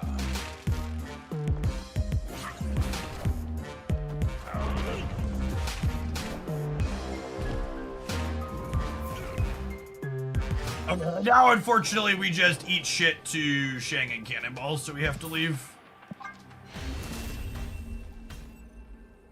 Escaped. I think I've said this with some frequency, but just to reiterate it, it's impossible to know which games are going to exist in the long term because there are a lot of things that are outside the control of the company making the game. That being said, in my opinion, Second Dinner has done basically everything a company can possibly do right to ensure that their game has longevity.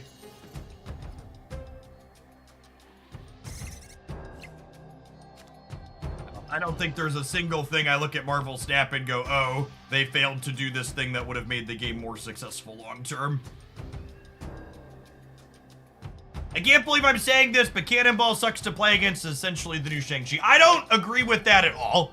I think Cannonball is a card that very obviously combos with cards that are problematic like Professor X, but I think Cannonball being strong and feeling unfun to play against is not at all related to his card and has everything to do with the other facets of the format. I agree that Cannonball regularly feels very toxic to play into, but I also don't think it's his fault. I think it's the other cards surrounding him. No, I agree though. Cannonball definitely generates an Alioth-adjacent feeling of helplessness, where you look at what's going on and you're like, nothing I do matters here, we're just dead.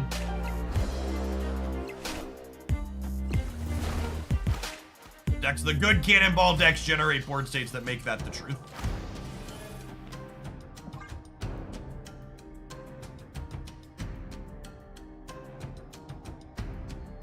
These are my favorite fucking takes from Twitch chat. The only thing I'd have done differently is I'd have released a draft mode using golden credits instead of releasing leagues. I really can't emphasize enough how incredibly misunderstanding of this game development as a whole you have to think that adding a mode like leagues that is literally just some extra nonsense on top of the game modes we already have is even remotely fucking comparable to adding an entirely new game mode to the client. You know what they should do? They should add an entire new game mode instead of just adding this extra little thing on top that gives you free rewards with a leaderboard. Those are the same. Rude, thank you for the 19 months. I appreciate the over a year and a half. Welcome back. Oh, snap. It's like those two things are not remotely comparable, gamers. Also, like, we know a new game mode is coming to the client. It's on their roadmap, and the fact that it's not out yet is almost assuredly related to the fact that it's not a trivial lift to add an entirely new game mode.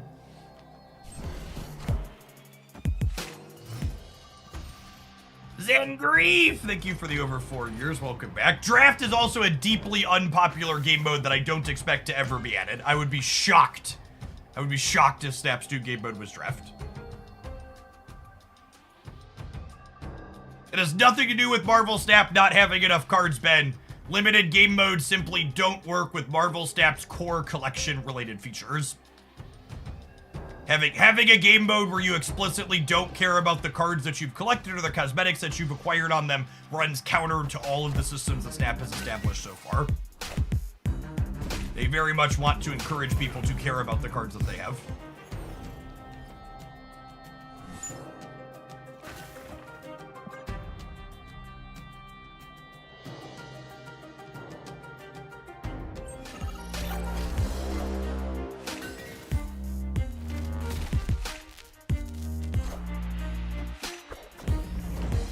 I would be astonished if Marvel Snap ever added a draft game mode. Again, it has nothing to do with Phantom. Whenever I talk about draft not working with Marvel Snap, people always bring up, well, what about Phantom drafts where you don't actually get the cards? It doesn't have to do with making it easier to acquire cards, and has everything to do with the systems making it so you don't care about the cards that you've collected. That's the big thing that people don't get. Draft runs counter to what Marvel Snap looks to do because they want to have it so you care about the cards you've collected so far. Tixin, thank you for the 2nd month. I appreciate that.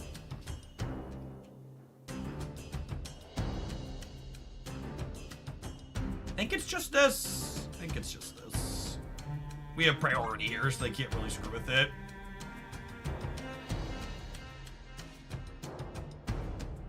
Oh, I can't undo my end turn. Yeah, I should play the rock over here. Good show.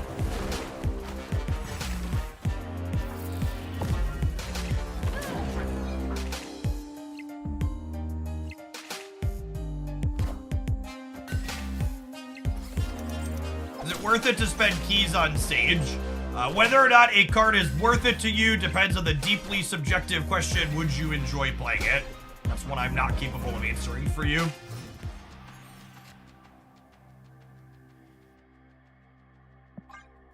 Sage is a very playable Marvel Snap card that in no way, shape, or form should you feel obligated to get if your only goal is to be as competitive as possible.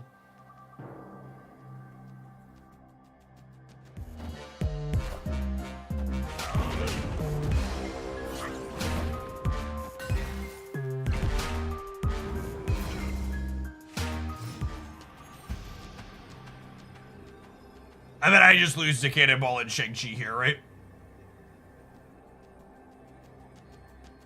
Not really anything we can do about it. Feels bad, man.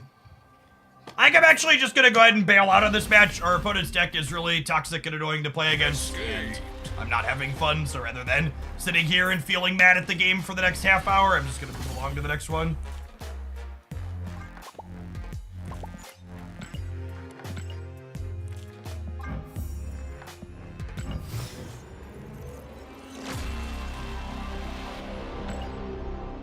I really don't like any bounce decks right now. I like Sage inside of like the little stuff decks, like I featured in my best decks video this week. But in general, I don't think bounce is particularly stellar.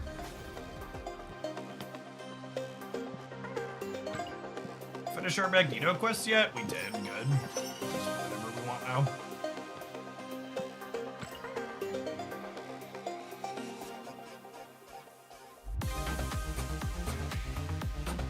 You know when the next OTA is? We do not.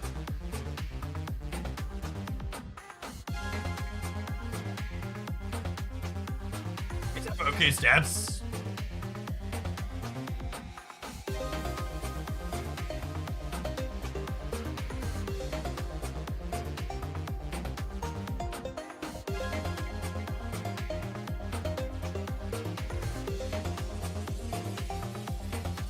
I am not surprised to see the build playing Iron Man have the absolute worst metrics up here.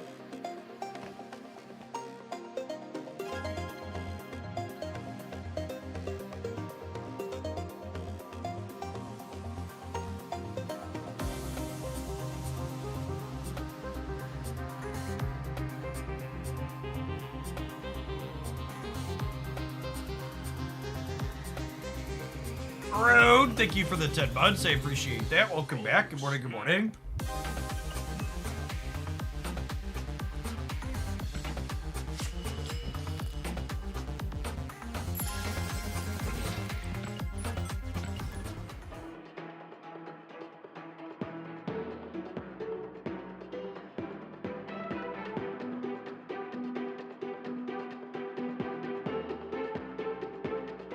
Why on earth do people cram Iron Man in there? Because the bounce deck really struggles with its ability to go tall enough to beat a number of the really linear decks in the format.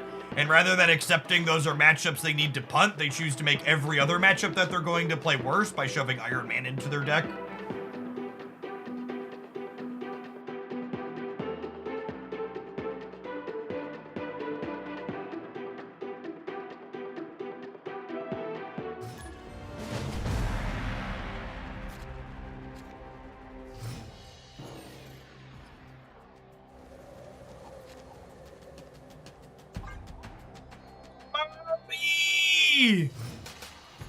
Thank you for the 90-month resubscription and the absurdly generous tier 3. Welcome, welcome, welcome back. Hope life's treating you all right. It's been a while. How long is that in 2020? He's asking the real questions. It's been a minute. Hope you had a wonderful weekend. I did have a wonderful weekend. Our Cub Scout spring camping trip was this past weekend.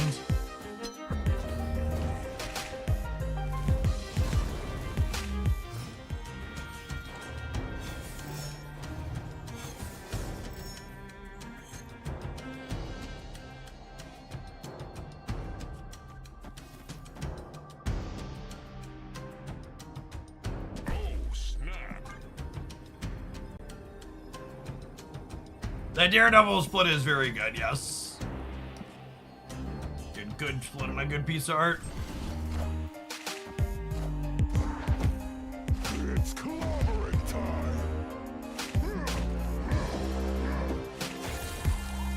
Alright, we have priority here for Warhead and Juggernaut.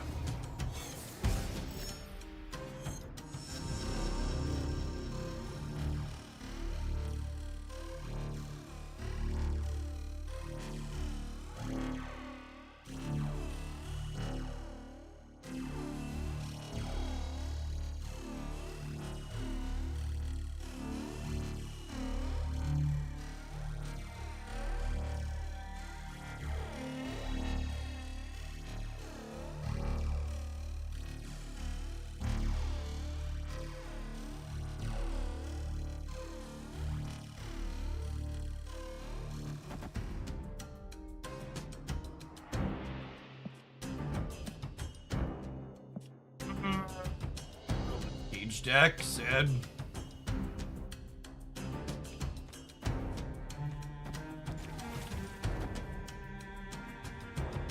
We do this, and then next turn we have Juggernaut Nightcrawler.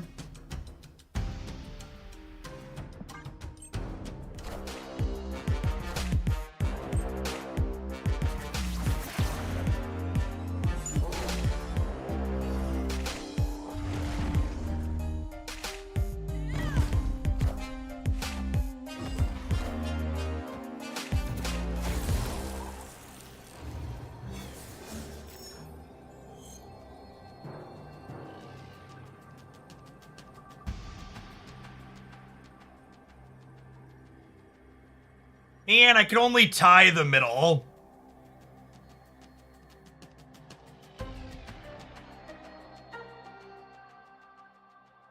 That's unfortunate. I don't think we win the breaker. This is 5. No, actually I'm short, right? Because this is 5, and then 9. I'm only 18. Why not blow up Luke? Instead of me telling you why you're wrong, if you'd like to suggest a different play, I'd encourage you to tell me why your play is right. Tell me how we win the game with the line that you're suggesting and why it's good.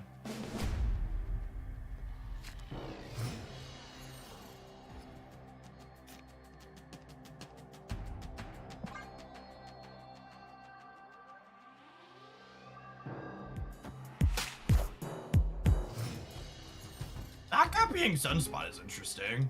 It's usually pretty good.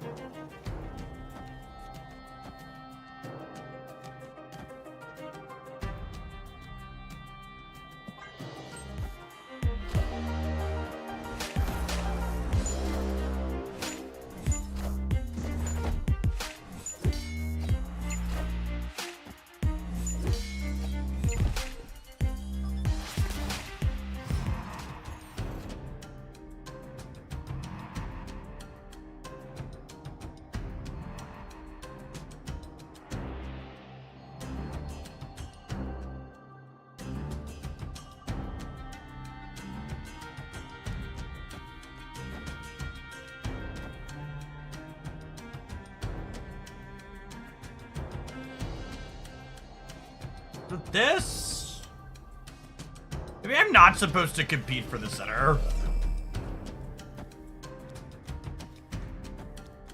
Maybe it's like this. Then I try and win with like Juggernaut on the left side. Leaving the center open for them to be able to win makes it so like letting them win the center means I can Juggernaut their stuff into the center later. Wait, is that how that works? Why is that how that works? Well, we're super dead now. I definitely did not realize that they both trigger simultaneously. Definitely would have played Cosmo there that turn had I known that that was how that was going to interface.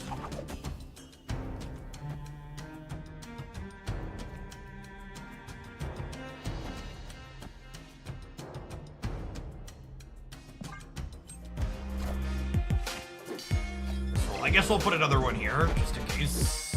We might be okay here. We're gonna have to soak a lot to win at the center. Uh-oh.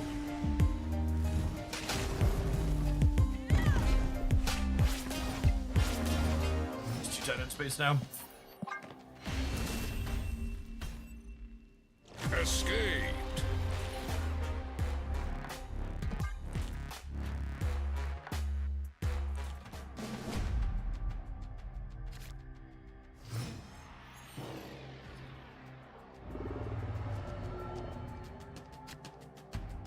What trial abyss are you up to? I finished all 450 of it.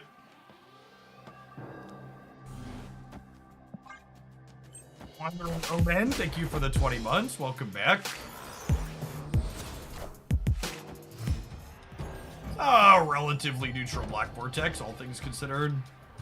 That is not a neutral location for us at all. Holy. Yikes. Alright, Silk, I'm counting on you.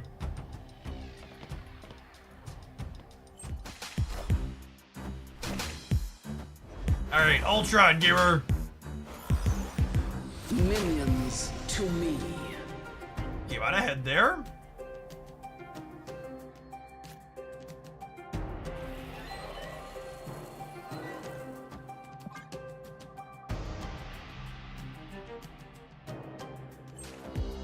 like the new album Silk? I think it's a fine piece of art that I don't ever envision spending enough money to obtain.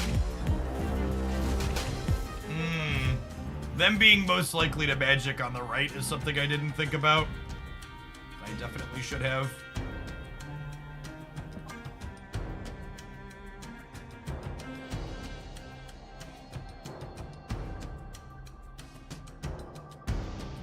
Given all the Professor X hate, I'm surprised a bad card isn't in more decks. Is he just too expensive? Yes, War Machine isn't played more because he's bad. Is accurate. The big problem with War Machine is that you have to preemptively predict if your opponent's going to Professor X. And in the spots where they don't Professor X, you kind of just end up with this thing that just was severely below rate. I think War Machine either needed to be much cheaper and ongoing, or he needs to be like a big 5 cost thing, so you could just play him on curve for rate and have him be upside in the event that he ends up working out how you want.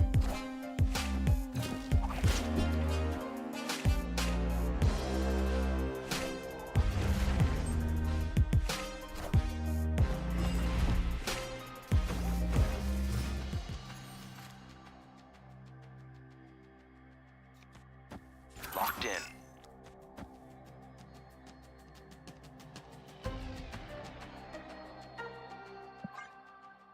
Nocturne's gonna eat a -4 here, but I think I just want to do that. We'll trigger the Craven, we'll mitigate Silk's risk.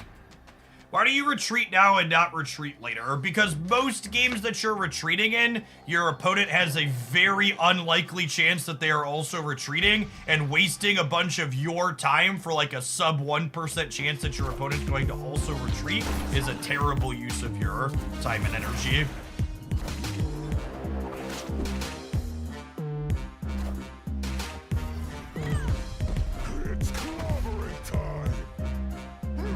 So I will use the retreat later function when there's an actual likely chance that my opponent's going to retreat. But lots of people use the retreat later when there's just a 0% chance. Yeah, I understand how it functions, bud. I'm gonna ban you because you didn't listen to any of the words that came out of my mouth and you just regurgitated back to me the sweaty thing you're supposed to do that's always optimal. If you want to enjoy, if you like this game's a great example, right? Like, my opponent is so far ahead in this game, they are never retreating. And you're right, it's technically optimal for me to go concede, retreat later, and waste 30 seconds of my life while they figure out their last turn and 30 seconds of everybody's life at home. Or I could just retreat now because I have enough game sense to understand that my opponent's never leaving here, and I can save myself 30 seconds. Something that is eminently true is that video gamers love to optimize the fun out of the games that they're playing, and your job as a game creator is to make it so the optimal thing to do is also the fun thing to do. And I think you could actually make a reasonable argument that Second Dinner's current retreating system fails to do that, just based on all of the comments like that one where people think they should always be retreating later. Yes, I technically gain 0.00001 cubes per hour because I always retreat later and my brain is fucking huge. If your brain was as big as mine, your average cube rate per hour would be 0.00001 larger. You wish you could be as competitive as I am at Marvel Snap. Get on my level.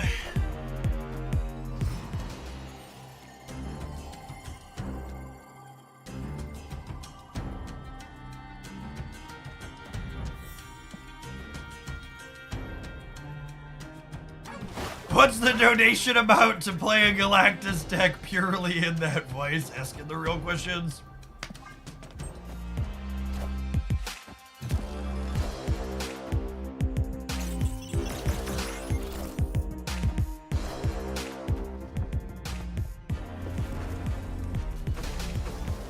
Clear for takeoff.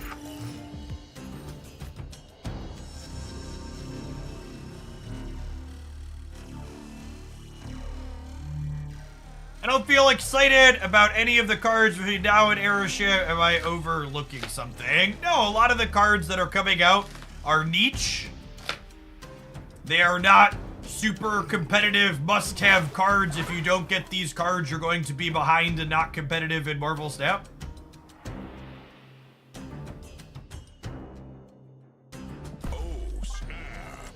I'm gonna snap here because Jeff moves over here, and then I get to move both of these over to here, and then, like, Juggernaut Hala. I think we'd probably win. It's clobbering time.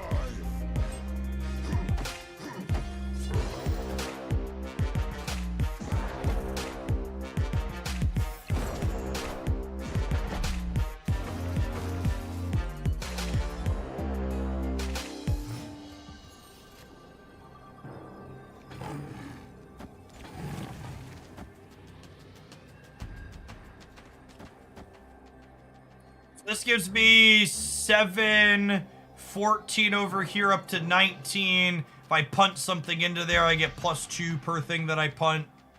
Sign me up. Oh, this is technically more points, yeah. So they have priority.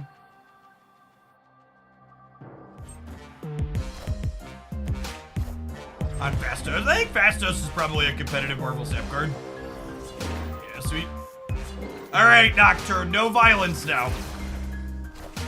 Perfect. I'm the Juggernaut, bitch! That's the actual upside to playing this card, chat, is you get to yell that periodically. Feel like you're embodying what you're doing.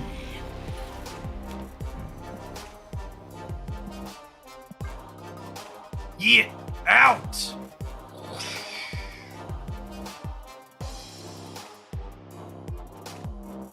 I think if you're someone who the only thing that gets you excited about Marvel Snap cards is absolutely busted cards that are going to turn the format on their head and dominate, you're going to be really disappointed with a lot of the upcoming Marvel Snap releases.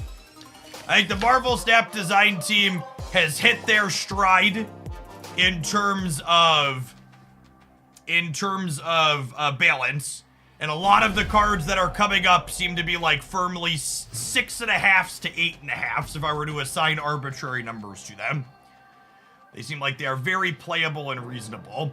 I complain and ridicule people who use the emotes in what I perceive to be offensive ways fairly often.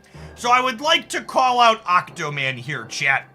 They gave me a fist bump after a game that they just lost, and that automatically means for the remainder of this match and any time I run into them on the ladder in the future, I will always give them the benefit of the doubt when assuming they mean well with the emoticons that they are using.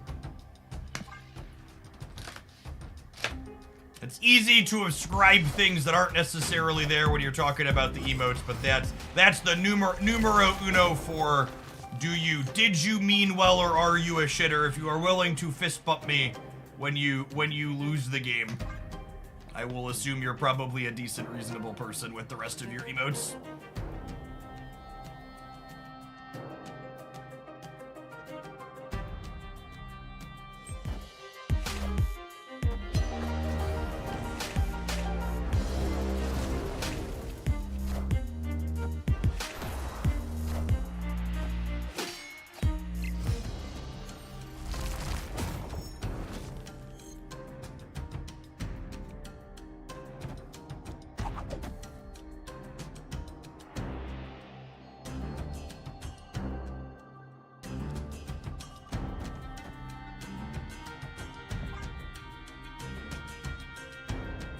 Played Pokerogue at all. As someone who periodically works with the Pokemon Company in an official capacity, I tend to stay away from unofficial and third-party Pokemon-related IP things, because that's not something that the Pokemon Company tends to appreciate.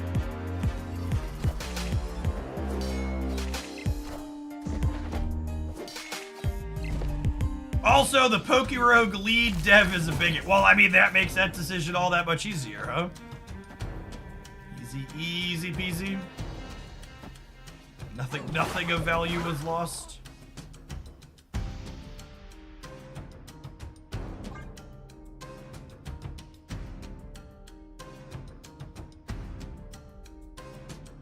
Toshiro, thank you for the 2 months. Welcome back. I'm begging the internet, please give me more information on Pocket. Yeah.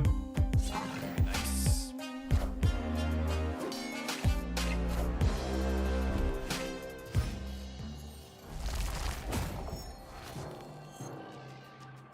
You're late, Nocturne!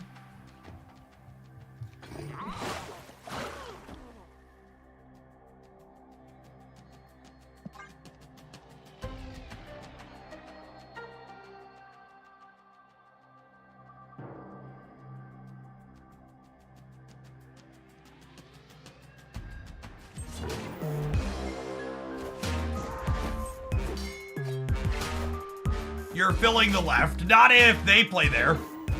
If they play there, I'm just kicking points back and forth. No, no! Damn it, Warhead. Oh, jeez. I was not expecting them to, We're dead, gamers. I think we're dead.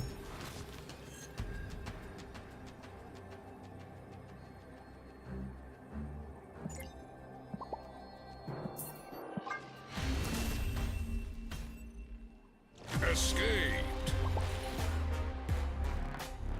You only have the 1 card that they top decked. Yeah, I think it statistically beats us on the right, though. I'm only going up 7 there. I don't think I want to bet the house on this. Their last card's almost assuredly Hulk, yeah? Like Hulk or Spider-Woman. I would bet this card that we don't know is something that's big, and they also didn't play the Thing. So if we lose to the Thing and whatever this random card is, we lose to 66% of their draws here.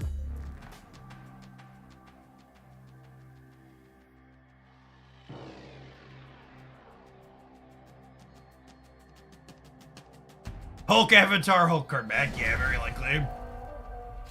And then I really don't want to be... I don't really want to play 2 to 6. I'm just going to make this the game regardless.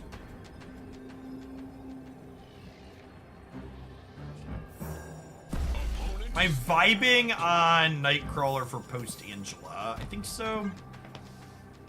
Is there an AFK Journey proper spending habits? If you look in the subs Discord server, there's a pinned spend guide in the AFK Journey channel. The TLDR, though, is you should prioritize buying all the things that have, like, daily login rewards. Space out your rewards over time, give you the best bang for buck.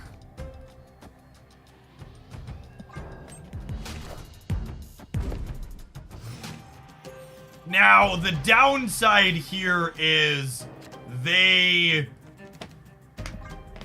have priority going into this turn because I didn't play Nightcrawler into here, which means I can't Cosmo the Scorpion.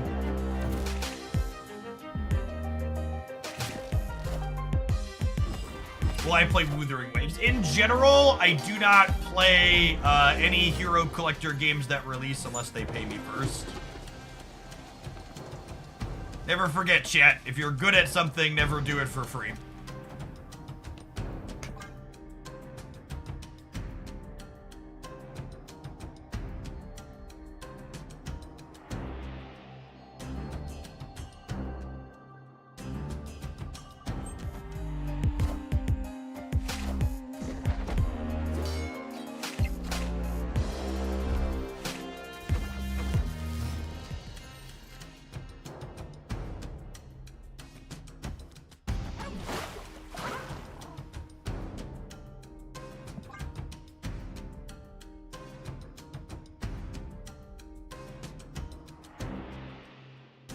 AFK paid you first, and by now they're up the rate. No, I've given AFK Journey less money than they paid me. It's clobbering time.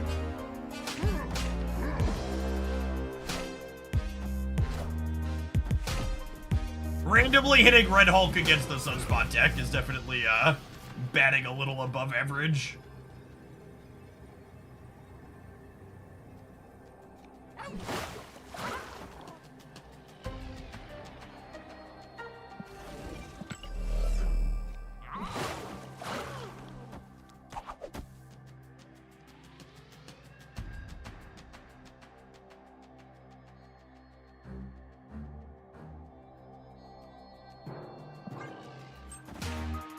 still active here too.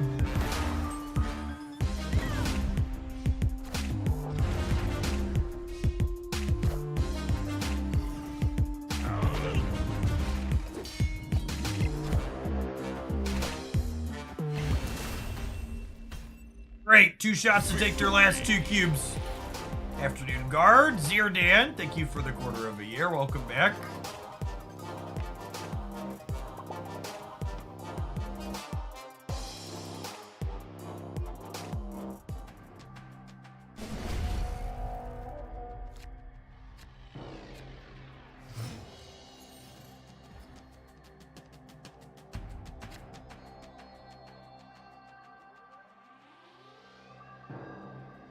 Yeah, actually, it's about, I probably should. This Hustle Castle promos through a different people that usually does the on-screen tickers, and it looks like it's not updating. Ping my contact real quick.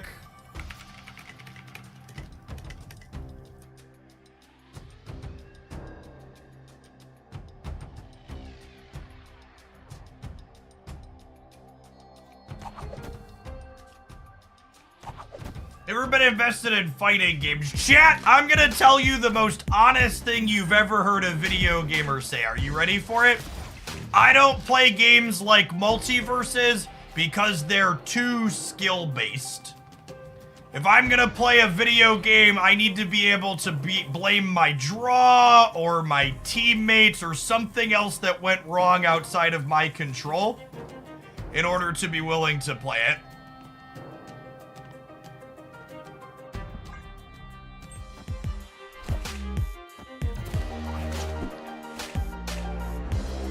The less gamey memer part of that, chat, is I'm someone who's fairly competitive, and in order for me to enjoy a game, I need to feel like I have something of a chance, and I know that I am both a mixture of too old and slow and don't have enough time to actually get good in a game like that for me to be able to appropriately enjoy it.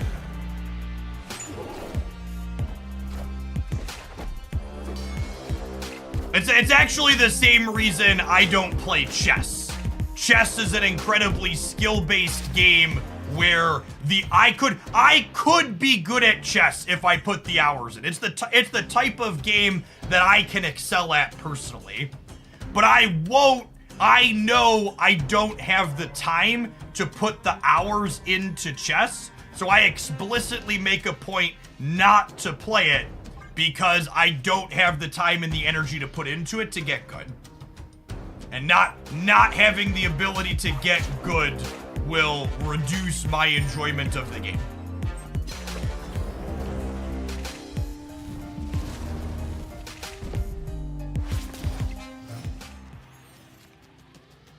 I have 3 small children and lots of things going on in my life, and I do not think, I know I don't have the time or capacity to get truly good at it. I think I want to do this. That's close though, because it kind of locks me into lowish power over here. Maybe it's just this. The Silk's a bit of a wild card here. If she goes left, I'm in trouble. Alright, so jump back middle. Be the perfect lovely gal. Damn it, Silk. Damn it, Silk! We've talked about this. Oh, puppy! Sometimes lucky rubber ducky.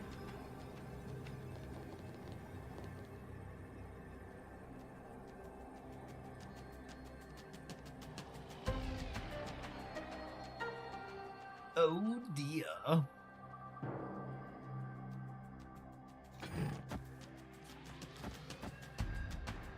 I think I'm gonna do this. Do this. I don't know where I want to Juggernaut yet. I think I want to Juggernaut mid. This means I'm winning middle, right? Nightcrawler will be 3, this will be 5, this will be 4. So 3, 5 is 8, and then 4 is 12. You want to Jug Limbo? I don't know. I think it's this. I think it's this. They just didn't play for center at all. Rip. Hopefully Silk goes right, and that wins us the game.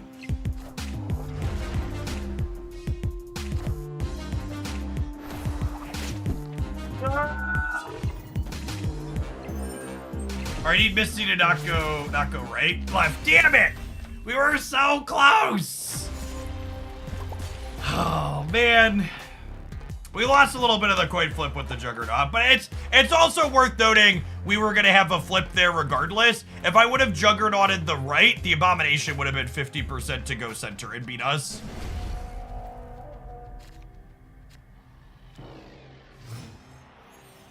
Misty, I did say Misty not go right, and then she obliged. It's been a good, close, fun set.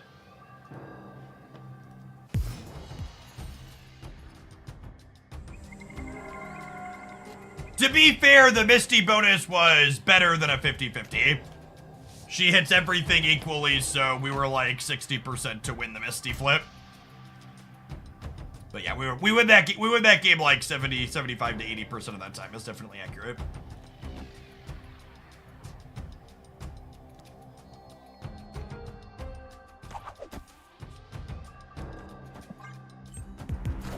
Can't decide if I want to Silk for priority or not here.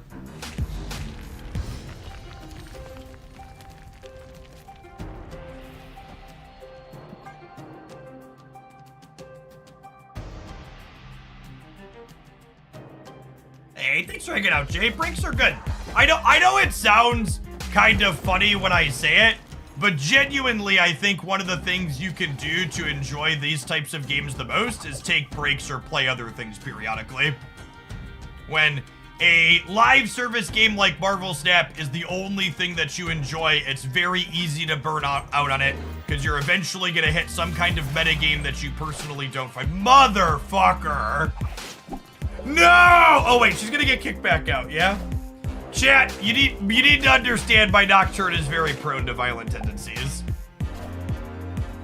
It's not a good scene.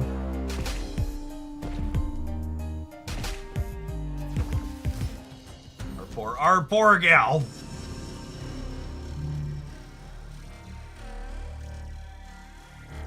Oof size, large.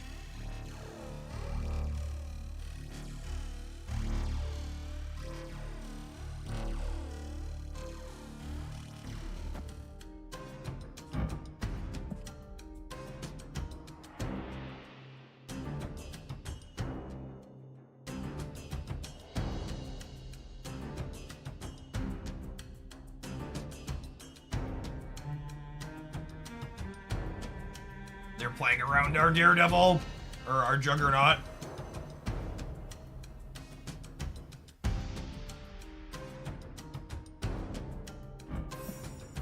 I think we're dead. Trying to think what's the line to win here. It probably involves sacking Nightcrawler.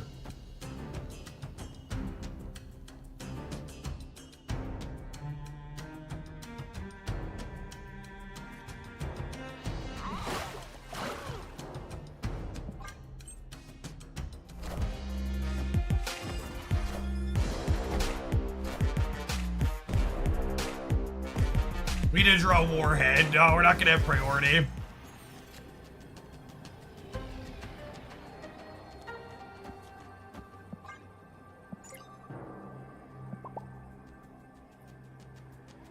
Arch gamers.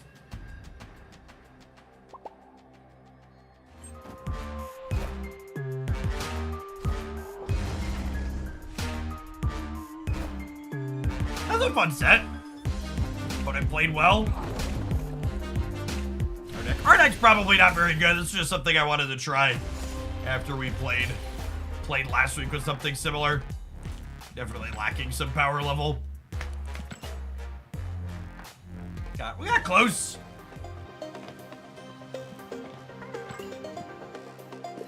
All right, chat. We are gonna take a slightly longer than normal advert break, because I'm gonna run upstairs and microwave some lunch really quick. So I will see you in 180 seconds, not 120. You're not going to miss any gameplay. I'm going to BRB for a second. Thanks for hanging out. Don't go anywhere. We got more snapping coming up yet today.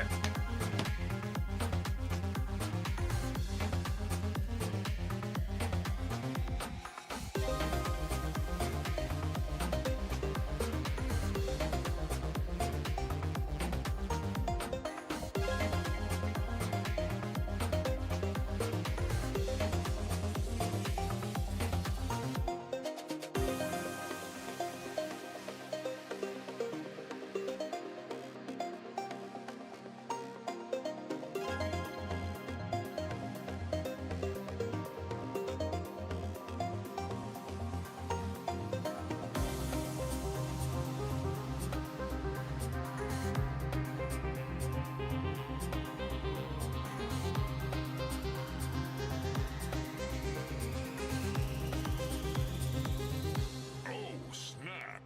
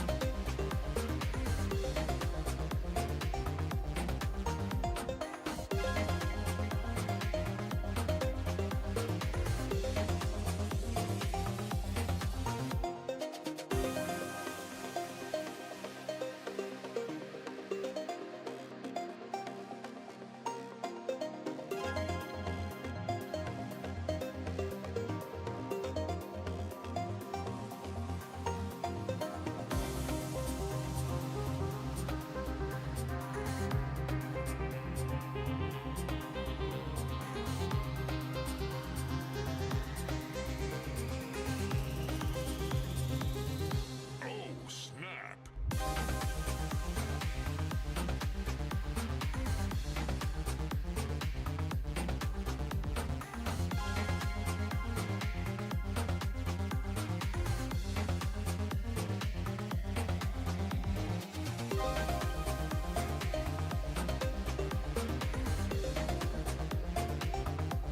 Appreciate the folks waiting through the slightly longer than normal ad break.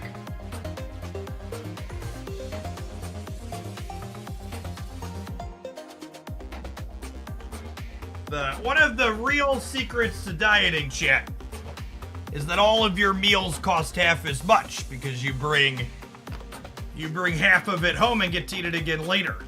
So we had Olive Garden for dinner last night, so I get to have it again this morning or this afternoon for lunch.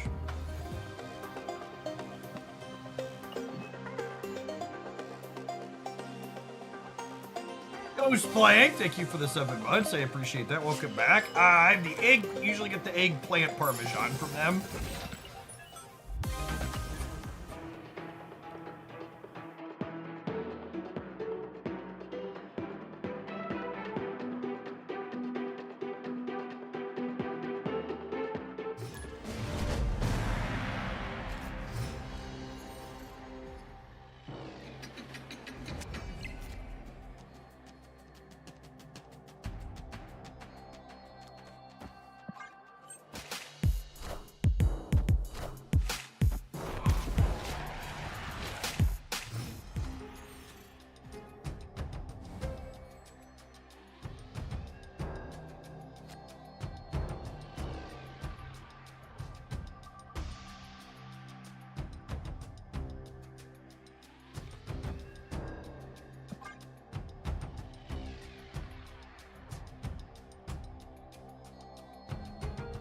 V-Town Smasher, thank you for the 7 months. Welcome back.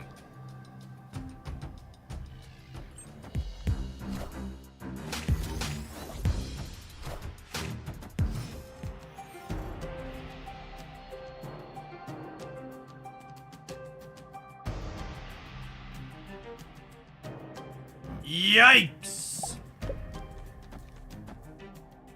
I always enjoy the content of the YouTube videos. Your disruption deck with Dakin, Silver Surfer, and Stature got me over the 90s Hump and Infinite. Hey, congrats! Snap.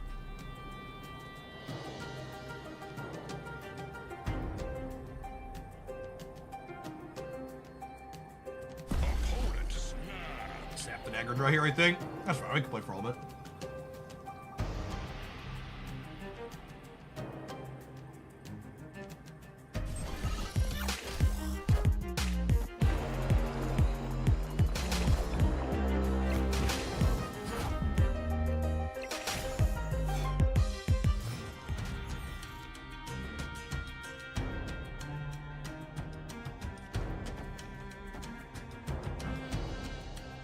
God, man, thing is so bad for us.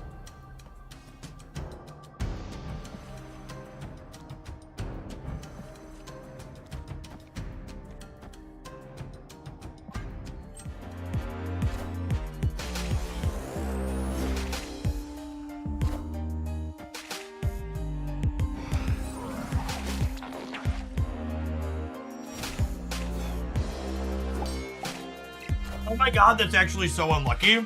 Holy crap.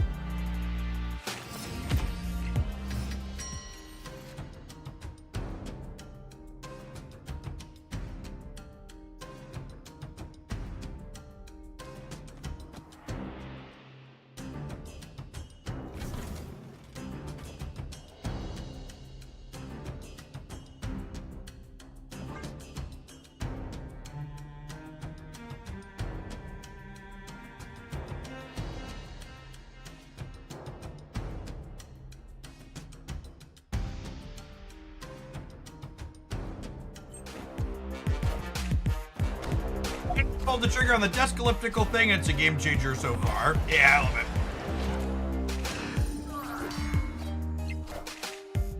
I am Iron Man.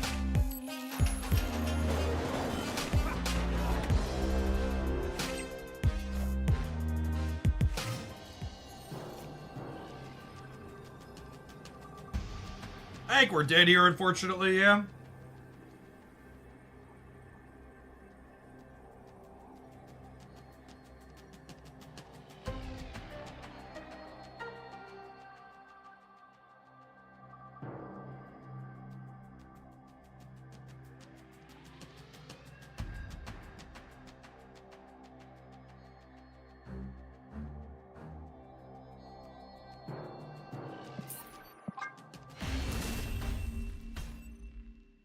Escaped.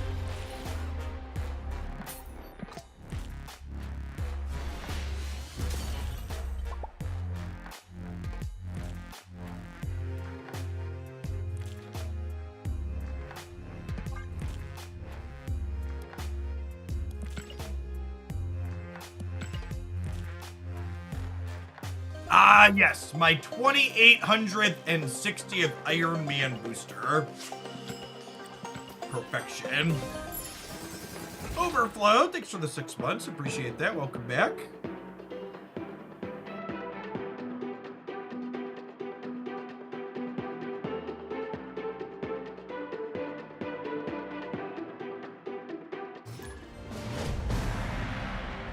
Is YouTube skipping for anybody else? The ISP seems fine. I don't have any interruptions listed on my dashboard here, David.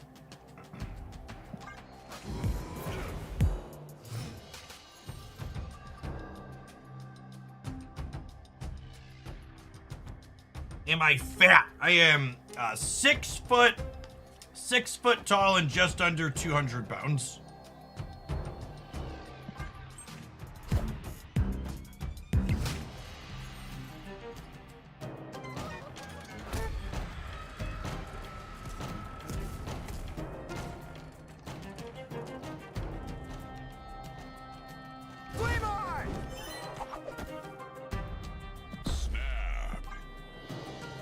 the Ghost Spider draw here.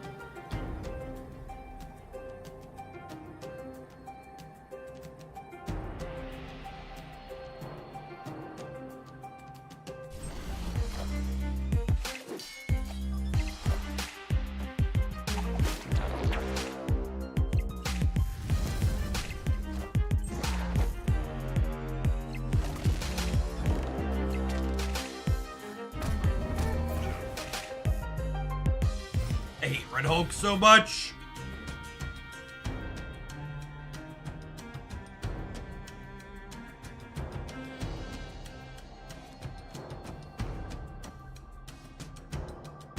Speaking of boosters, I see people talk about methods to target booster farming, leveraging the new features in the shop. Did you hear about that? Yeah, it involves a really tedious amount of work.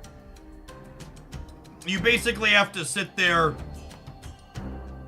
You basically have to sit there and play every card in your collection except the ones you want to appear in the shop to up above enough boosters where you have enough boosters to upgrade them.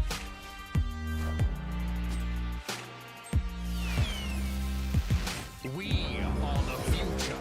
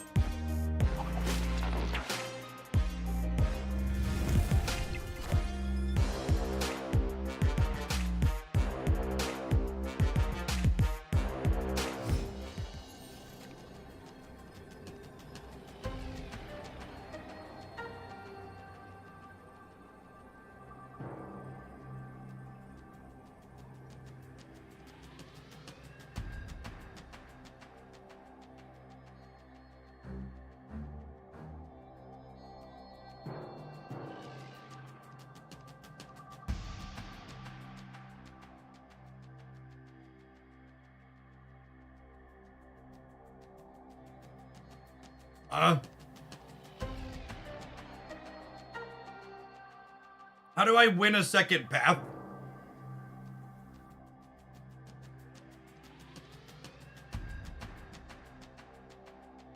Obviously, we could win wherever the Human Torch is.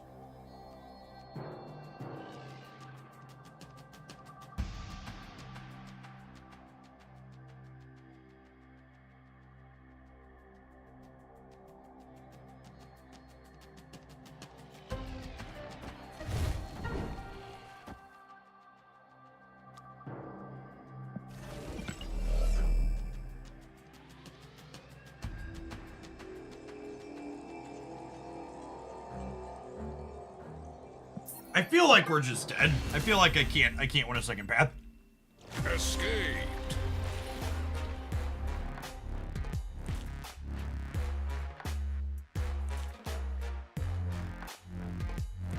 For reference, for those half paying attention, they have like a 25 power Red Hulk in hand.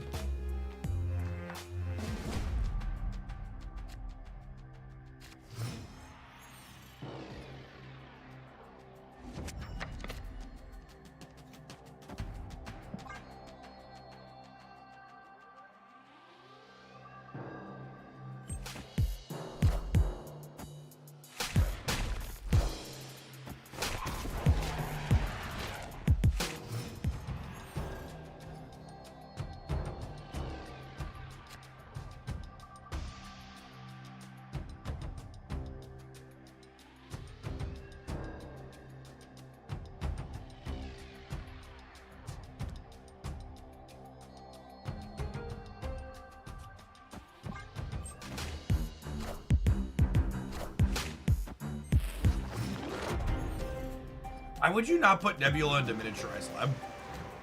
I'm very confused.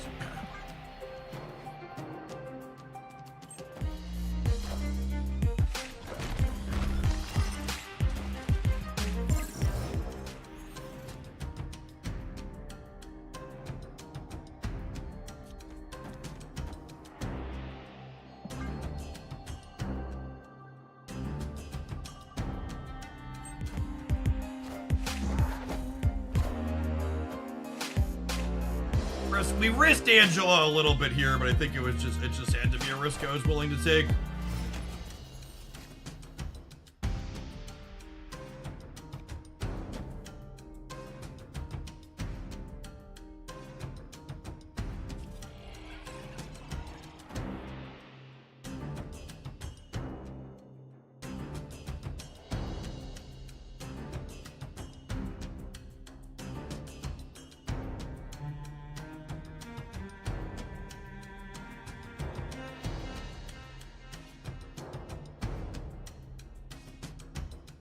Alright, I think that's, I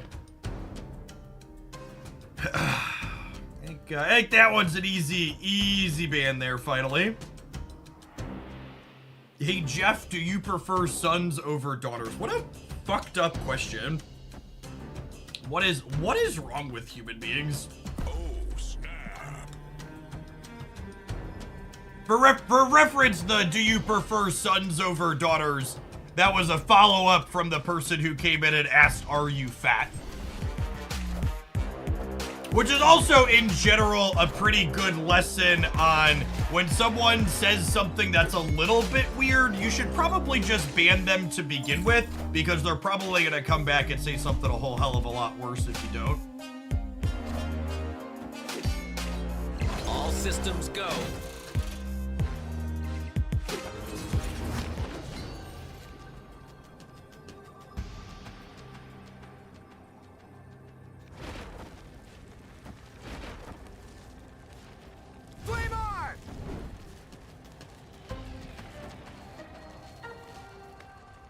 This gives me +6 here, and then another 8, and then the hood dies to warrior falls. We played this here to keep them honest.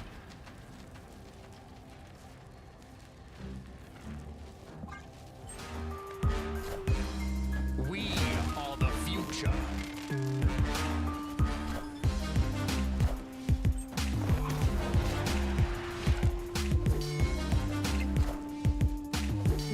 Here's a PSA to avoid people trying to get scammed. The gist of it is, if the messages you're getting would be weird to get in real life, don't engage with them, and that's probably a good advice here. Yeah.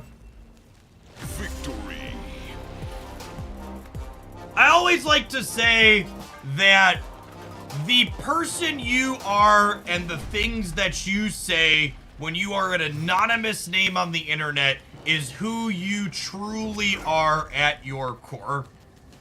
When you behave differently when you are out and about in public and there are repercussions for your actions, that's not really who you are. That's just who you understand you should be in order to not be shunned by society. It's who you are when no one is watching or when no one knows, to be able to be like, hey, that's shitty. That's who you actually are as a human being.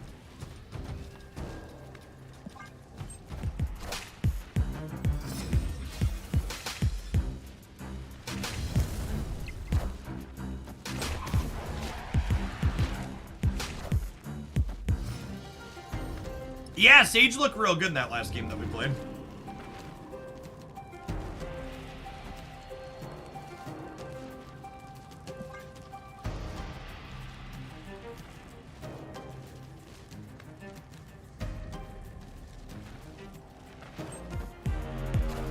Do you think it's their do you think it's their fault if they're like that? I'm gonna be honest.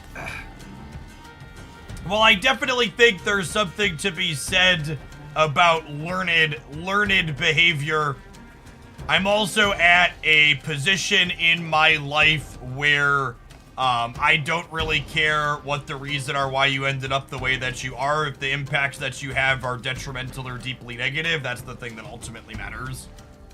So it's not my job to try and fix every shitty person or try and diagnose why they're shitty. I just don't have the bandwidth or the mental capacity, and I run out of empathy for people like that. There's plenty of genuinely innocent people that I can and should have empathy for. That I can't have empathy for bigots who just like are shitty because they were raised in an environment where they were shitty. Clear for takeoff. I'm fucking old and I'm tired and there's so much awful is like the TLDR.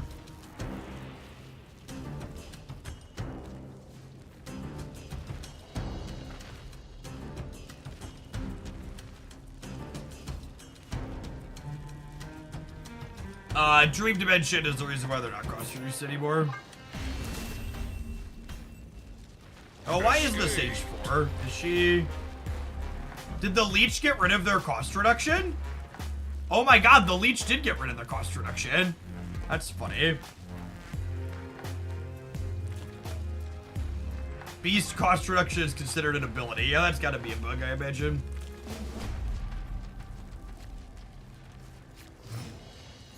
It's like one of the things I talk about when we get into politics occasionally on stream is I don't think it's impossible to help people like get out of their whatever you want to call it, echo chambers or misinformation or whatever. But it's just like, it is nearly impossible for me, some faceless stranger on the internet, to be someone that's going to be able to do that for them. I think in order to pull someone successfully out of that abyss, it needs to come from someone that they have an interpersonal connection with. A lot of people, when they come into a space like this and they say something right-wing and inflammatory, they're just looking to get a rise. They're not looking to like have their minds changed. And how you react to people like that, whether or not you just tolerate them or show them the door, is a big message about what your community is going to be to vulnerable people that are around you.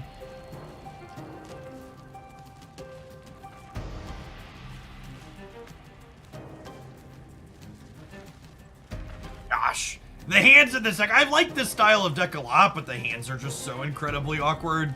And then you mix that with Leech being playable right now, and it's just such a bleh.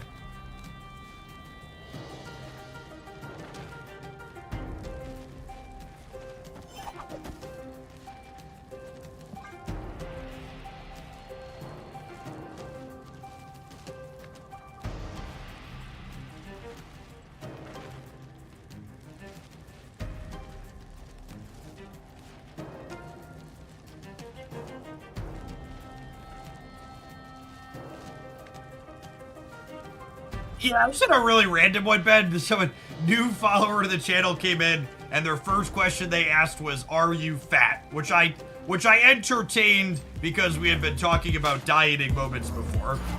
And then their follow-up question after that was, "Do you prefer sons or daughters?" Which is a really just deeply strange thing to say.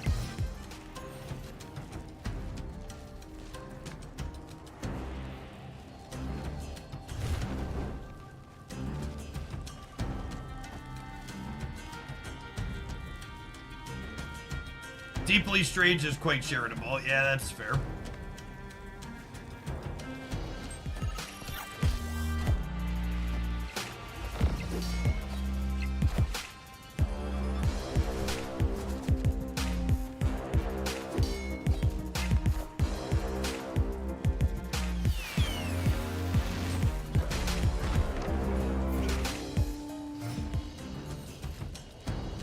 You prefer sons or daughters? Sir, this is a Wendy's. Flame on!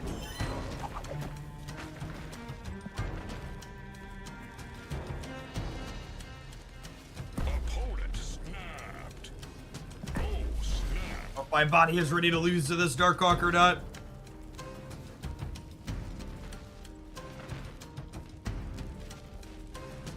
We have the tools to play for all three, I suppose, here.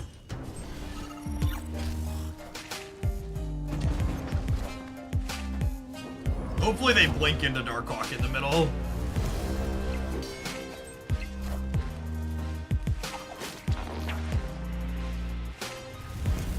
I want to ask Jeff who his favorite child is, but that wording doesn't have enough misogynistic undertones.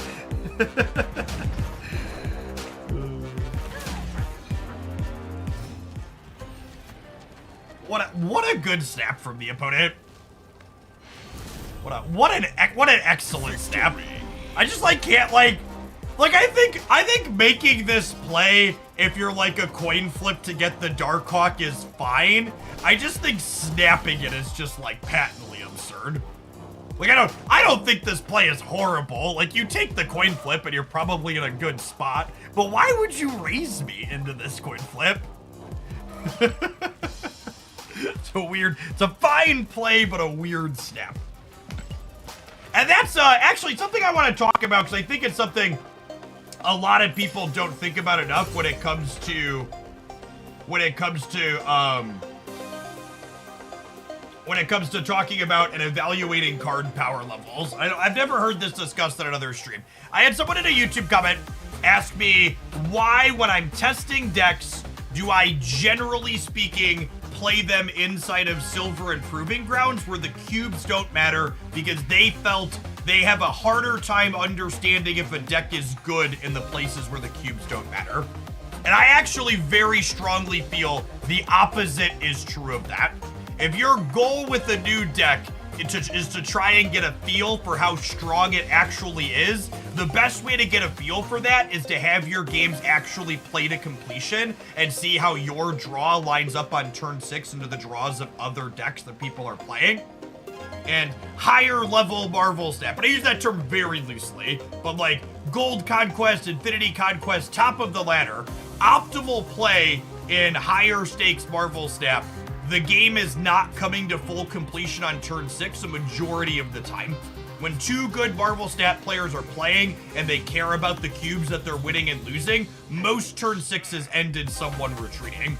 So one of the reasons why I explicitly play those stakes, those spots where the stakes don't matter, is so we can actually just focus on seeing the deck actually play out and see what the power level of the deck kind of feels like in games where that extra psychological component of snapping and retreating doesn't matter. I think any deck, I can walk into Gold Conquest or Infinite Conquest and snap and retreat appropriately and have a relatively reasonable record with plenty of decks that I would consider not very good. Because that mechanic allows you to leverage skill in a different way. Davies, thank you for the 14 months. Welcome back.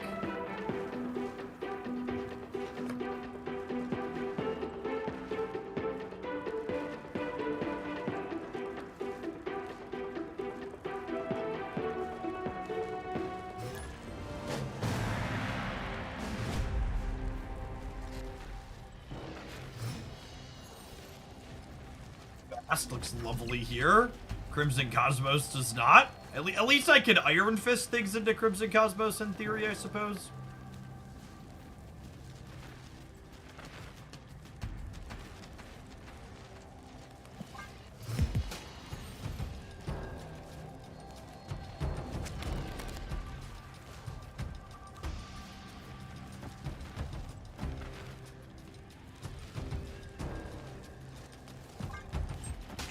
Cases are not stellar for us.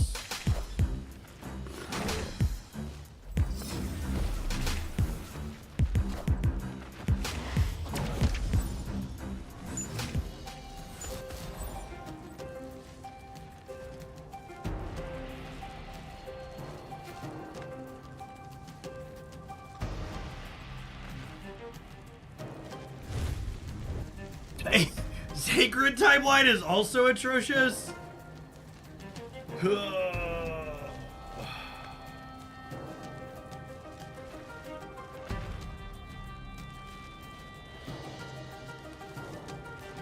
Yeah, I think I was gonna confirm that they're playing Mr. Negative or something else.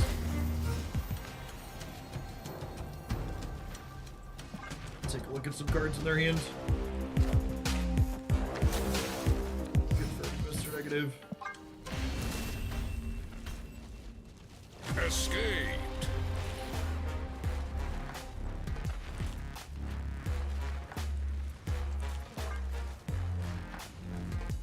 Purely anecdotal, but I feel like I'm seeing fewer creators streaming Snap. Is the game heading in a healthy direction? I mean, we could look at it from a non-anecdotal perspective.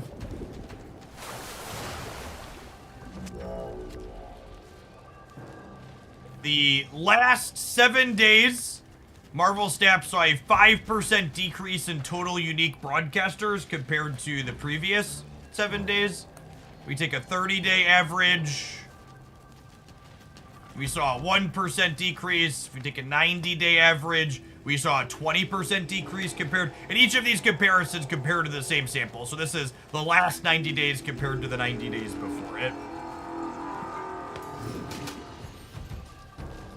You can take a look at other metrics here. So like an interesting metric is that for the last 90 days compared to the 90 days prior, the average viewer count for the category actually increased.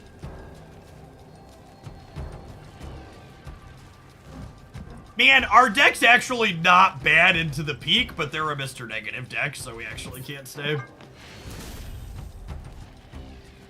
Escaped. Yeah, the 7-day comparison isn't necessarily a great one-to-one comparison because it's comparing non-drops to drops. 90 days or 30 days are definitely better metrics to look at. It's also worth noting that Marvel Rivals has been having their closed alpha test for the last 9 or 10 days now. And there's a lot of overlap in that Marvel Snap creators have been streaming that instead. Reddit would have me believe that Marvel Snap is dying. Chat, I have literally never streamed a game that wasn't dying. Marvel Snap is dying is one of those things that is technically correct, but also at the same time is lying by using statistics. And what do I mean by that? Well, the truth of the matter is that for every live service game, whether it's Marvel Snap or Magic Arena or AFK Journey or Raid Shadow Legends or anything else, is that almost all of these games hit what will likely be their peak player count shortly after they release. Because when a new game like this comes out, that's when they are the most popular. But there is a big difference between Marvel Snap will likely have its peak player count lifetime in 2023 and Marvel Snap is unsuccessful and the servers are in danger of turning off, right? Like for reference, Marvel Snap made over $100 million in their first year. And while capitalism would obviously dictate that they would love to continue making $100 million every year moving forward, it's also eminently true that they don't need to make $100 million every single year to continue being making a successful product and keeping Marvel Snap around. If that makes sense.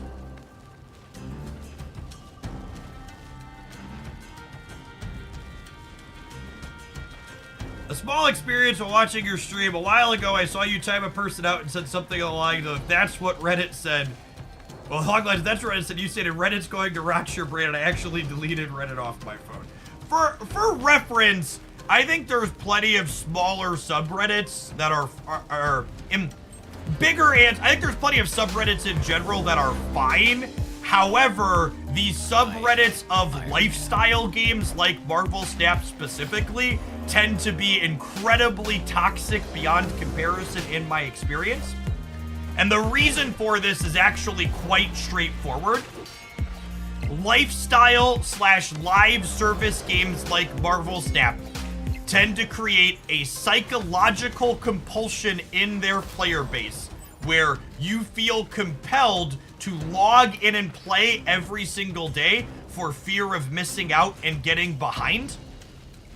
And what people do in their brains to try and combat that is, in order for them to be able to get out of the game and do something else, they have to tell themselves that the game is dying.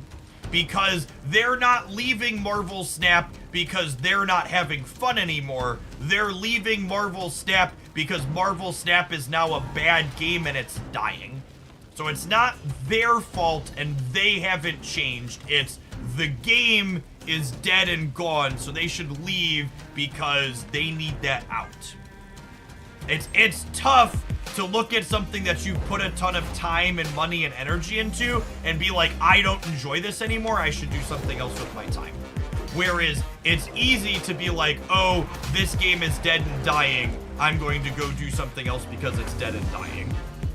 This game is dying is people's out to their sunk cost fallacy, is essentially what I'm trying to say.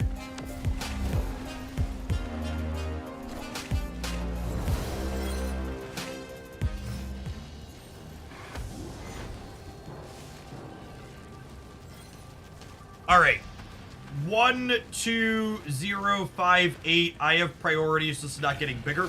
This is 13 over here. This is 11, 22 over here. And that's something that's not, again, that's not exclusive to Marvel Snap. It happens in Magic the Gathering and Raid and every other live service constant update game that you see like this. Very common thing. Am I supposed to Iron Man here? Get more value out of it here. How big is Sage here? Sage isn't particularly big here though, right? It's only 1, 2, 3, 4. I guess it's 4. She's 11 here up to 16. So it's a question of, this is plus 15 over here up to 26. And this puts us up to 22. So they would have to put a 7 power thing here while also putting a... They did Mr. Negative. This game, no, they didn't. I feel like we've got to be in a decent spot here.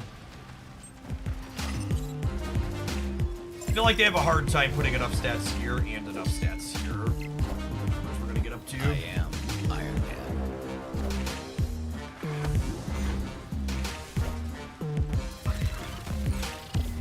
Man. We're beating Surfer here, yeah?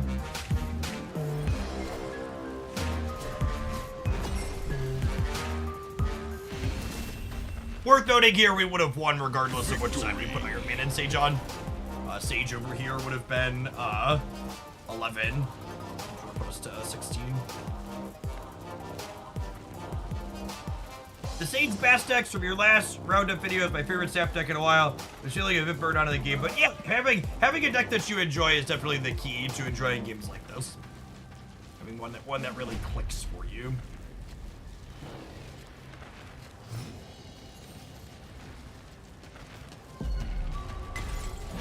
Ooh, 8 power demons. Piece of candy.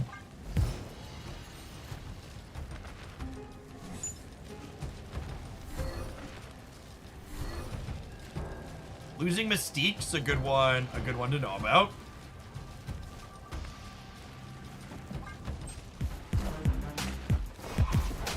Am I supposed to snap? Maybe I do have Falcon, I suppose.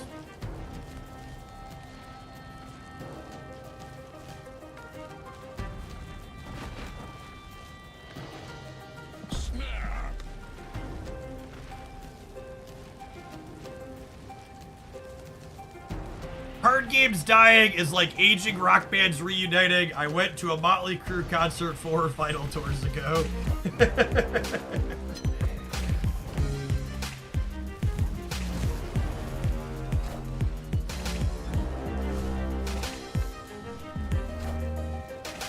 We lost Nico, which is our only way to interface with Limbo, unfortunately.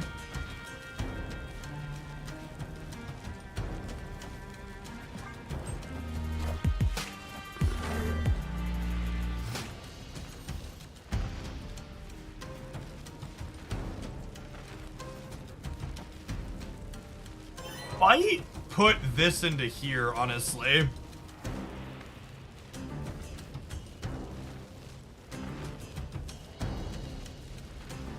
Just close on Dagger on the last turn.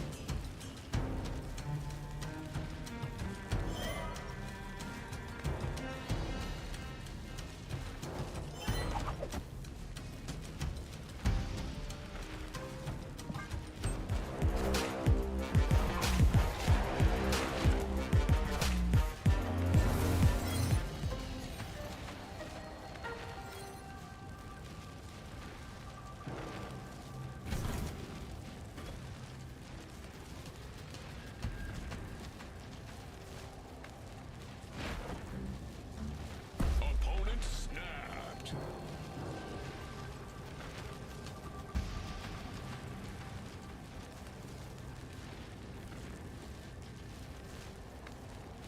Iron Man's gonna chase him out of the middle, and my Dagger's gonna be huge over here on the right. I am Iron Might be wrong to stay here. I am. Yeah, I think they just don't fight us in the center.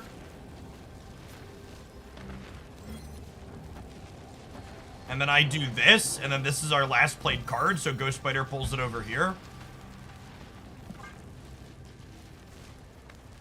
We're only gonna have 16 in the center, but I think they're just incentivized to not try and contest there with Iron Man, so I don't need to go that large.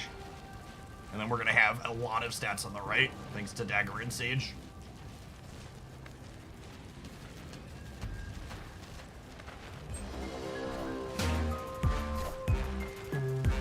If this is Brood, we're in trouble. But outside of Brood, I think we're good to go here. Perfect.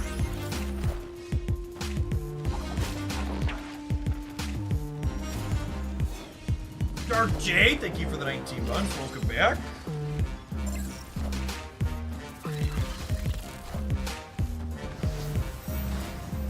We're good. Yeah, this is Surfer.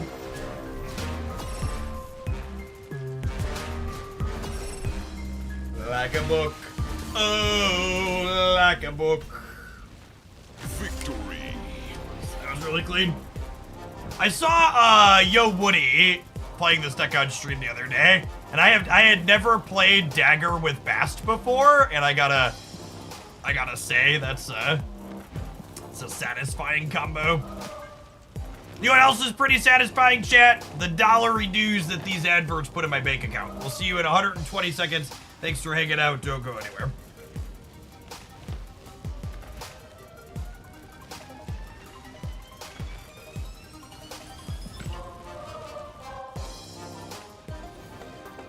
And Foxy Fox, thanks for the primer. Appreciate that.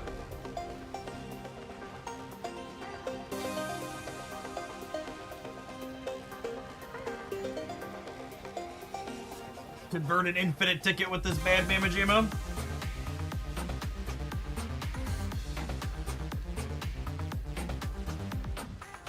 Growth bundle, Jeff, I have to, right? Sounds like you're legally obligated to me. You don't want to ask me for spending suggestions on AFK Journey chat. I am very inappropriately irresponsible with my money in that game.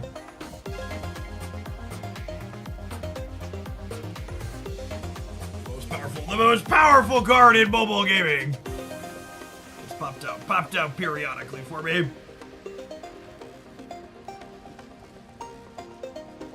Although I think I'm at the point where I've whaled enough that some of those things will have diminishing returns for me now, because, like, I mostly have all of my base heroes and stuff leveled up.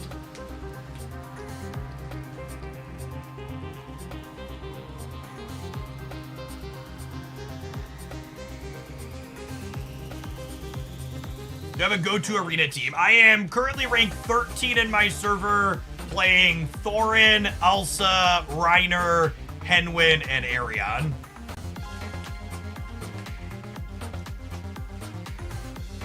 Jeff, I'm gonna have to start a petition for you to write subscriber names on your body with a marker like some streamers do. I currently have 2,809 concurrent subscribers. So unfortunately, I think even with my my rather large self, I lack real estate to do that.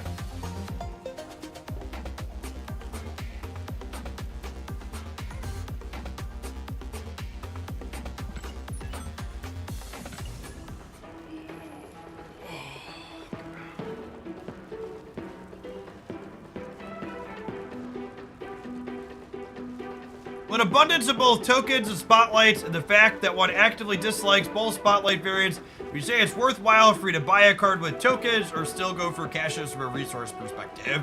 Ford Smith, thank you for the 63 months. So, if you have a lot of tokens and spotlight caches, I would probably prioritize using spotlight caches as opposed to tokens, because based on things the Second Dinner devs have hinted at in the past, I would wager we see some other way to spend collector's tokens on something at some point in hopefully the not too distant future. Like, I wouldn't be surprised if there's like a border effect or a background split or something like that maybe. But I'd be shocked if they gave us a different additional way to use spotlight keys.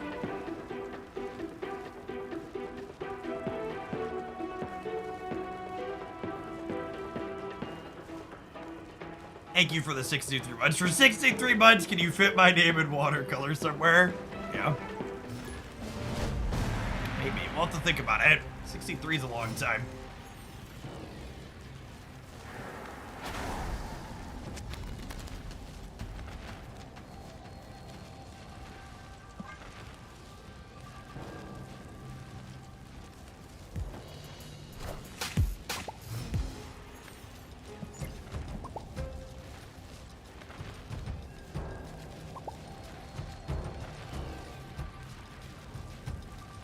I believe they confirmed that returning spotlight variants would use gold. I don't have a reference for that offhand, but I am gonna pull the "you should trust me, bro" on it.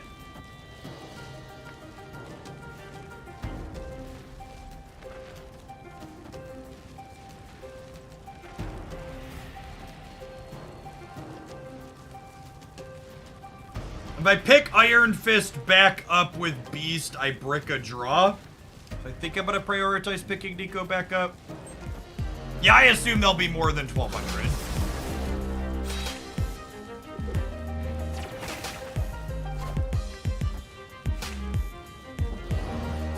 Oh, wait, I'm dumb. I forgot Nico was gonna move.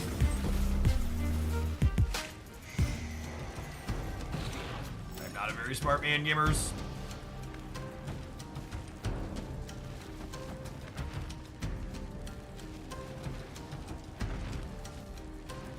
Opponent snapped. Escaped. That's fine. Whether having Nico there wasn't the make or break for sure. Our start wasn't stellar. Their start also wasn't insane, but ours was very mediocre.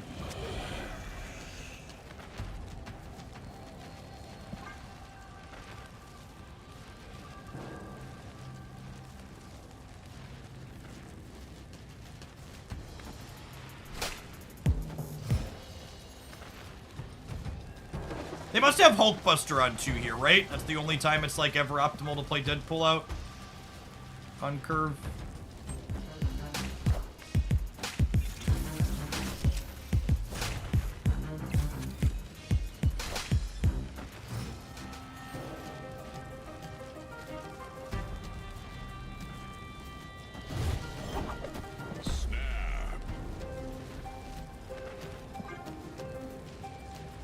I think this is one of the absolute fewest places our deck can compete with Destroy on Cloning Bats.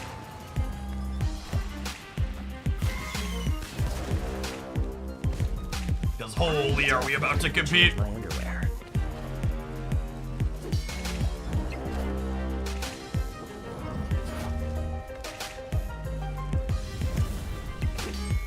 If they have Venom Deadpool, they could still beat us here. Cloning Bats is very good for their deck. So we could definitely lose still.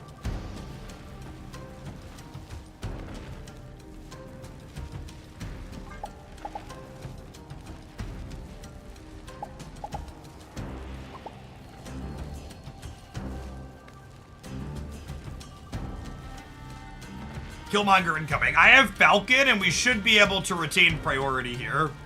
No, I want another Falcon, chat. I want to be able to move my stuff around and pick all my ones back up again next turn. In order to win this game, I need to keep my power in hand. Venom Deadpool is the thing I'm scared of. This could definitely just be a Venom Killmonger snap. Or a Venom Deadpool snap. Discard edge. Probably a Killmonger snap. What about Shang? I'm not really... I don't think you should play around Shang in this matchup as the TLDR. Flame on!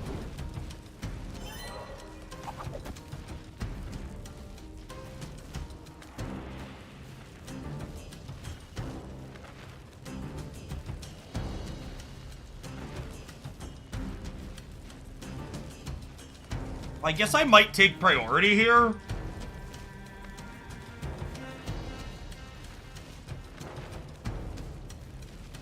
Oh, Ghost can't pull Human Torch. Good call.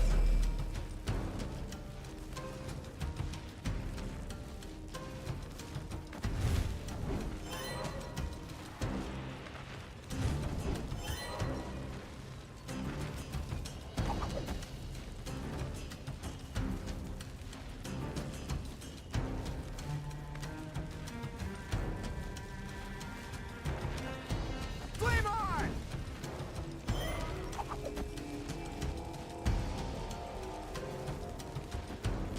Oh, I'm actually out of time. I think I'm also gonna end up pulling priority here, which is probably wrong.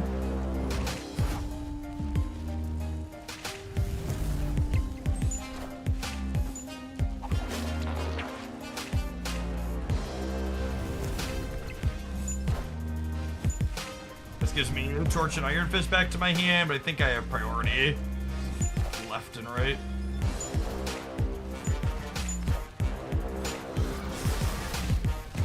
I definitely need to change my underwear.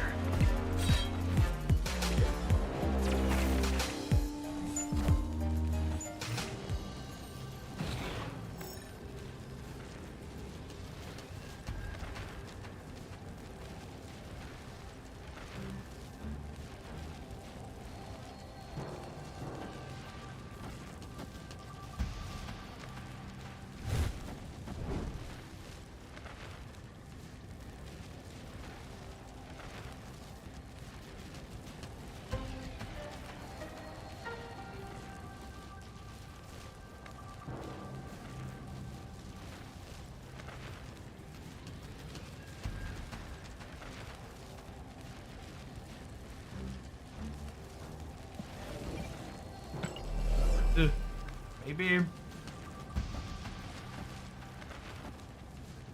Flame on!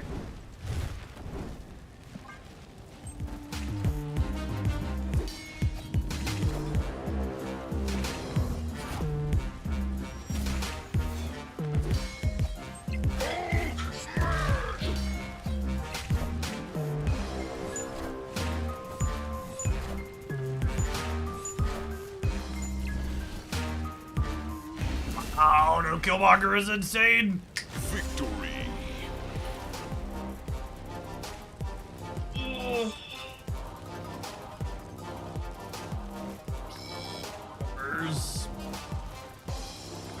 Our Killmonger is not real and cannot hurt us. Oh, snap!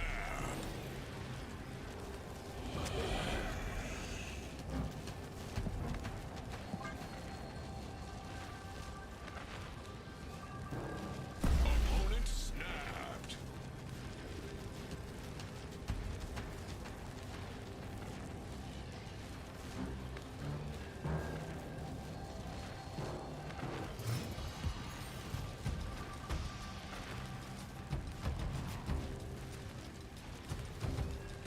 Oh no! A move deck's greatest weakness. Miniaturized lab in the center. Unlucky.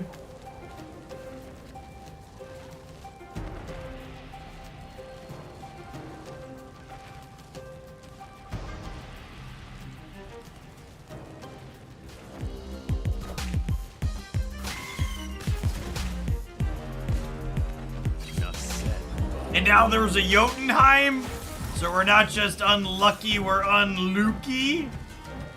Nothing to help us compete here.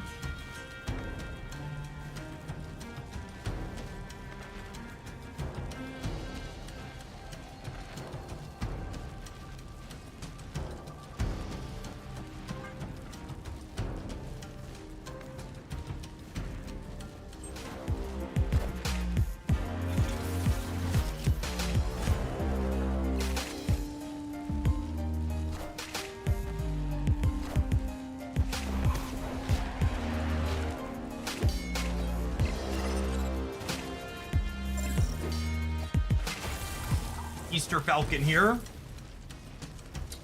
Fast.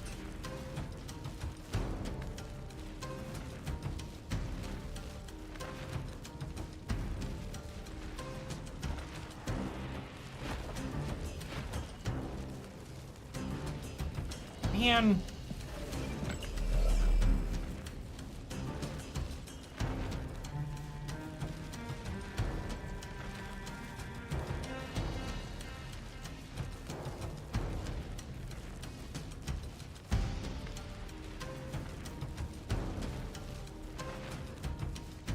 Could dagger Ghost Spider. Yeah, that's not a terrible idea. And then honestly, we could do this even too.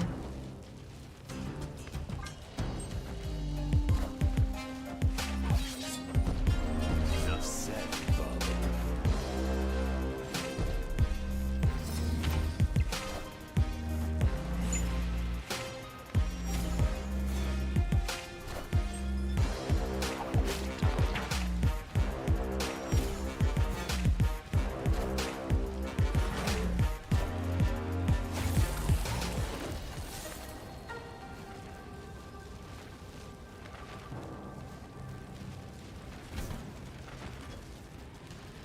Gives us 18 over here. Pradum, thank you for the entire year. Appreciate that. Welcome back. Get you a sword to go with that shield. Just keep them honest in the middle. Put some stats on the right. Killmonger, again, is pretty good for them here. Hope being that if they do Killmonger, that 18 holds right and 12 holds left. Yeah, as always, the subtle crackling sound is a current bug with Hood's audio. After he gets played on either side, you get that lovely campfire noise underneath the audio until the client gets restarted. I am Iron Man.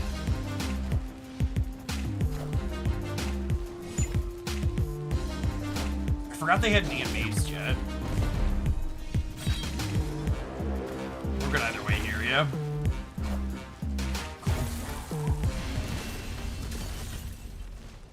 Victory. I love having an excuse to play with our dagger split chat, and we got an infinity ticket to boot. Lovely.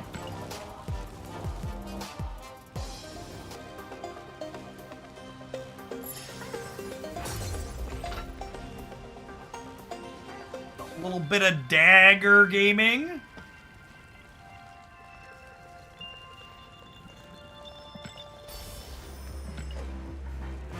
How are stat points? I heard it infinite rank calculated. So your stat points in infinite are a mixture of how many stat points the person you're beating or losing to has, and then how many cubes you played for in that game. Yeah, let's just fire off another one. Burn through these gold tickets. I opened a bunch of my reserves last night while I was sitting idle.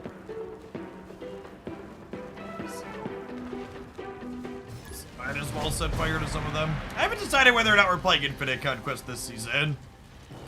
I might skip again. Not playing it last season felt good.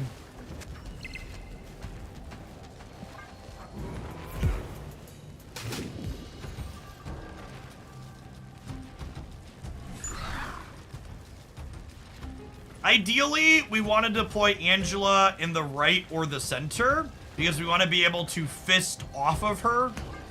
So if we put her here, we can't play cards where we're fisting into her lane. So some risk associated here, but this is definitely the optimal start.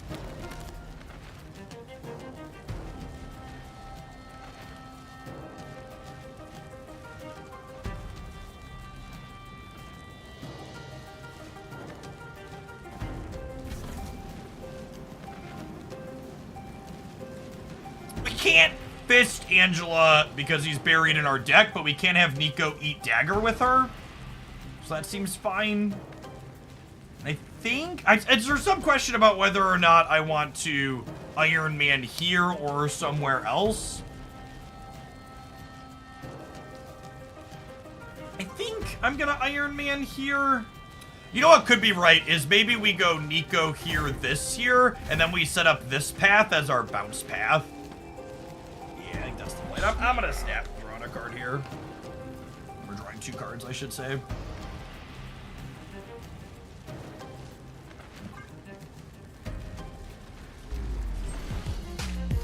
Wait, did I fuck that up? If my Iron Man just got pulled back to my hand because of... Fuck you, Twitch chat! Fuck you! Where? Okay, you can take 10 minutes. God damn it, Twitch chat. Holy fucking shit, I'm about to lose this game because of chat. And the Red Hulk gets 2 more to boot. God, I fucking hate gamers. The actual worst human beings. What happened? Twitch chat said order, so I tried to double check that Nico was eating the right thing, and she was, but then I ran out of time and the Iron Man was in my hand.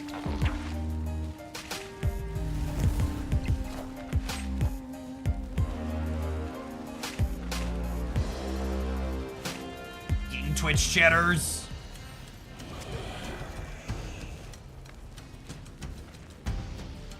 We're gonna lose an otherwise unlosable game because of dipshits. I'm so annoyed right now. How often do you hit the turn limit? Very rarely, but every time I do, it's because of I'm playing a bounce deck.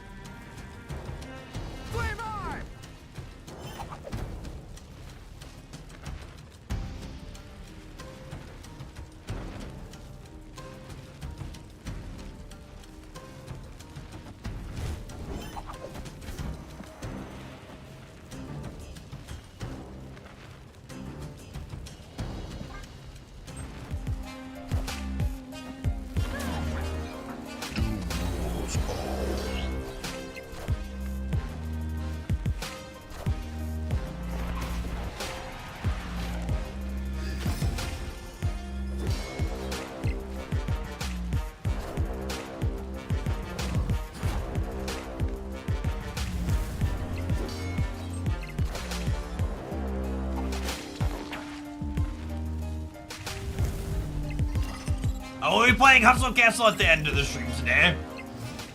So whenever that is.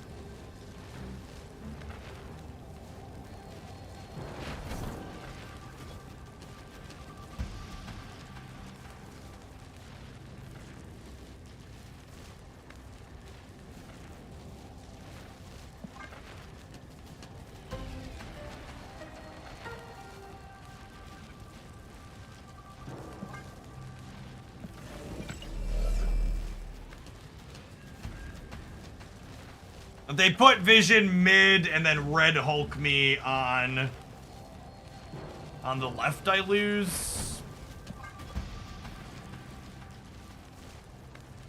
No, the tracker is actually currently broken. I sent my person a message, but they haven't gotten back to me. No promo for this one's through a different company. Our tech's not working.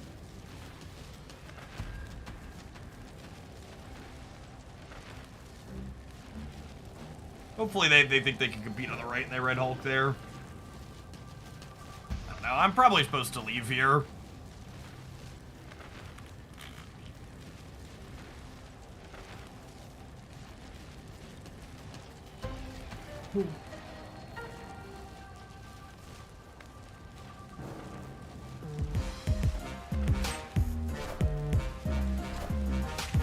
I am Iron Man.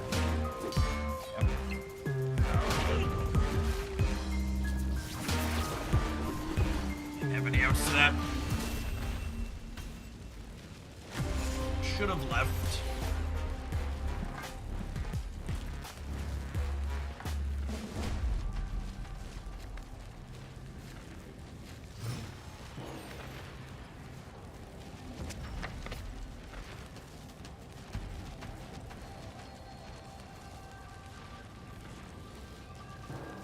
I think I'm waiting one turn on Hood. We have one F-Shift didn't get beaten by chance. The whole game plays out differently. I had to skew a bunch of my decisions to play the Iron Man later because I didn't play it earlier. So it's hard to say exactly what would have been. I should have snapped here.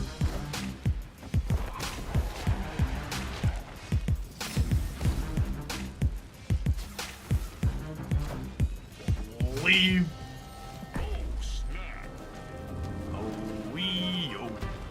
Oh.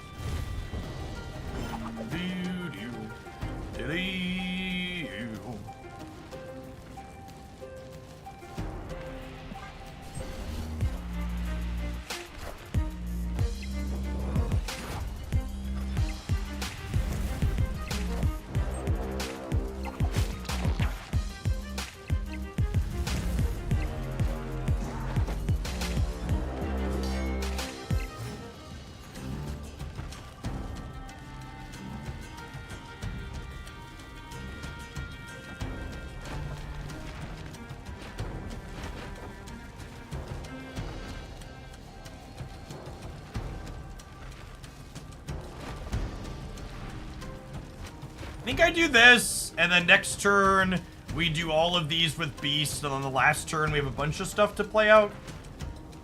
Sounds appealing.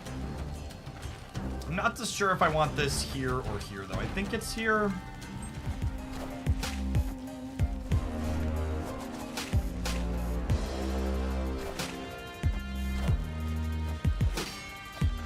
You gotta play Dagger on the right and then Ghost Spider at left next turn, but then I can't play all three of my things and pick them up.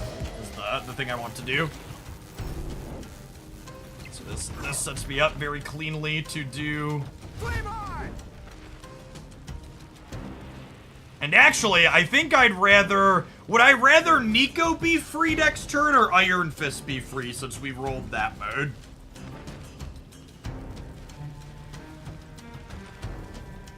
Nico hasn't hit Demon yet.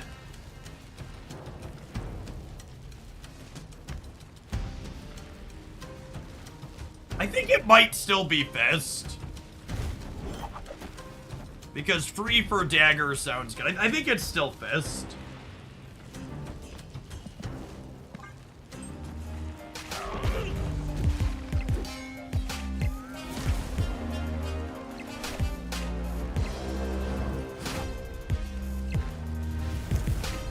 Yes, Nico has already seen the draw 2 mode. We snapped that earlier.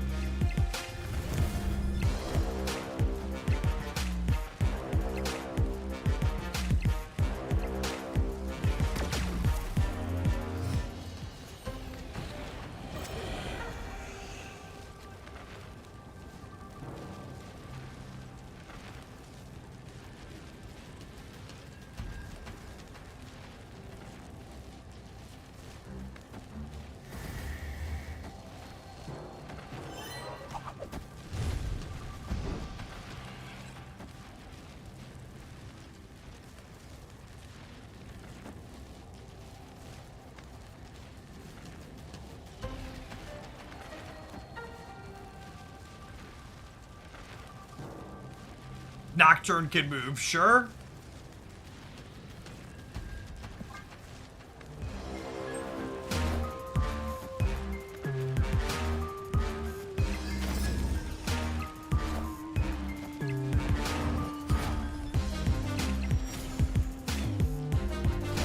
You know, move and bounce, chat. Those two archetypes that are incredibly difficult to play. What if we super glued them together?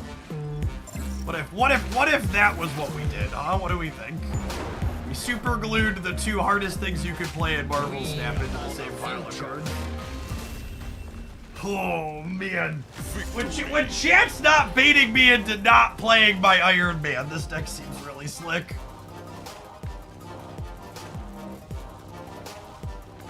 Phenomenal last turn.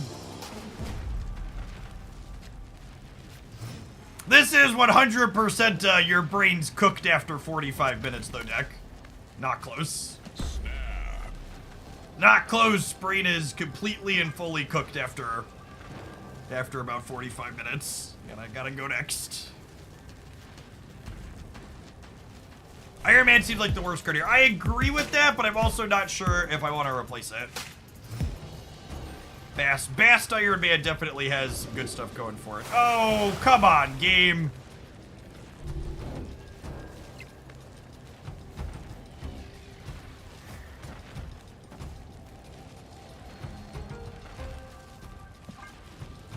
At least we spiked the Human Torch off the top.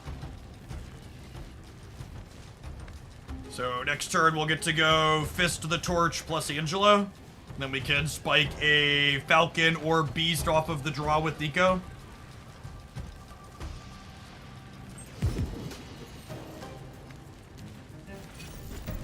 Holy gamers. Whoo! There's a piece of candy. I actually put Angela all the way on the right here. So this is gonna go up to 8. The hood's gonna get eaten. We'll have a demon and 3 new cards in our hand. We just gotta draw one of our 2 bounce cards in 3 draws. Nailed it.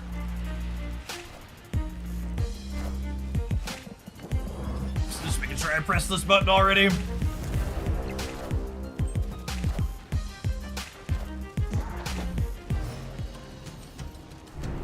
Any one energy card.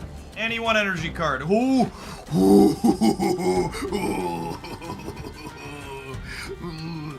Beggars weren't gonna be choosers there, but we'll certainly take a best. Is their last card Leech? There is a very real possibility their last card is Leech.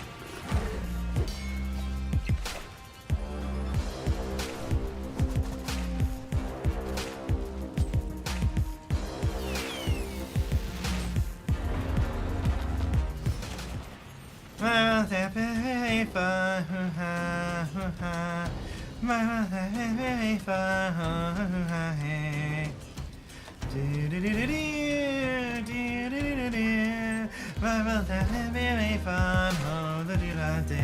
am Iron Man.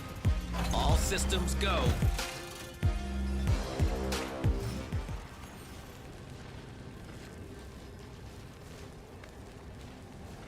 Don't stop believing.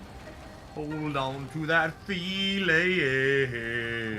That was definitely the best draw in my deck. Now the question is, what in the hell am I doing with this turn?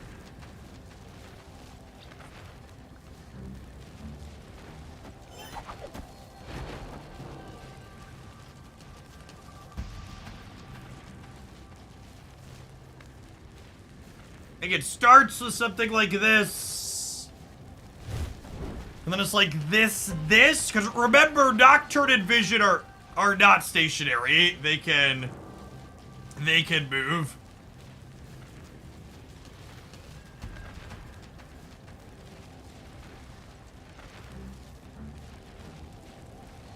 I think I just want to fan out and play for all of them.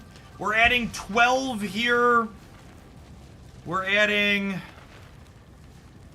Opponents. Oh, yeah, I'm definitely playing for all of them.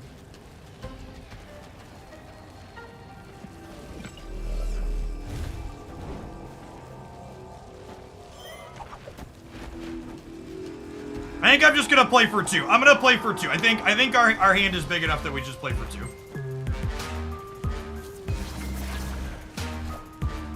We are the future. Got him. Got him.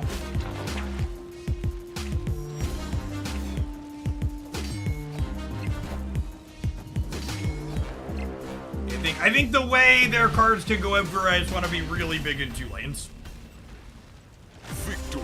I think the thing that could be up for some debate here that I think I probably did wrong is we probably should assume they're not going to contest the Iron Man path, and I should put Demon here and Human Torch here.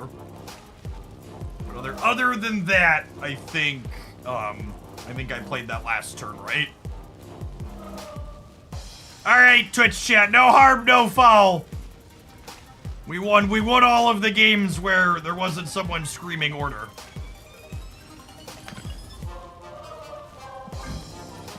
Is Sage a marked improvement to this deck? Sage adds key amounts of redundancy to the deck, giving you yet another big thing that you can also bast.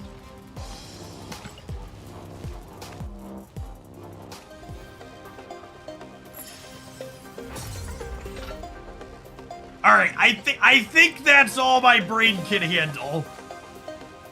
I think we're gonna go out on top. We were 4-0 with that one. I think we're gonna let it live its dream of the king. Are we playing Hella now? No, I don't think that binary silly, but.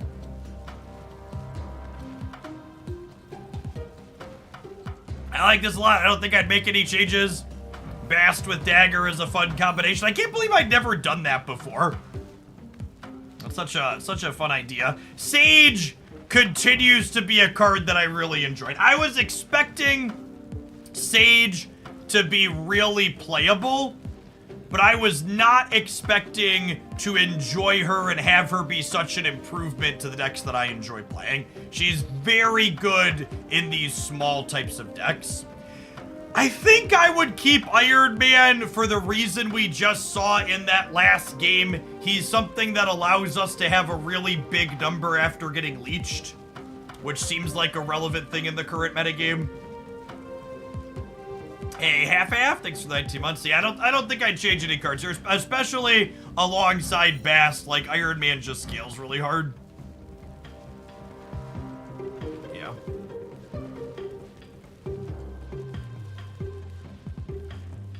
Will you play the classic Sage bounce deck with good stats and untapped? I just don't see how that deck is good. I like this. This is doing something neat. I really don't have a desire to play Hitmonkey. It's such a mid card.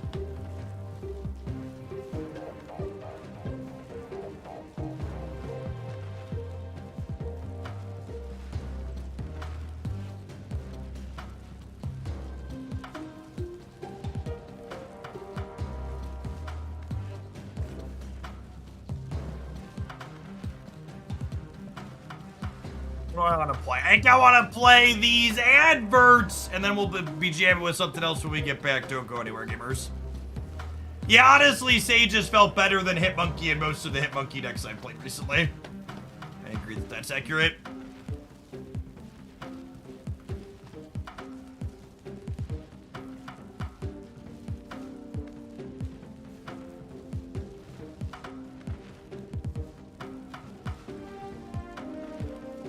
Oh, I guess this looks fine.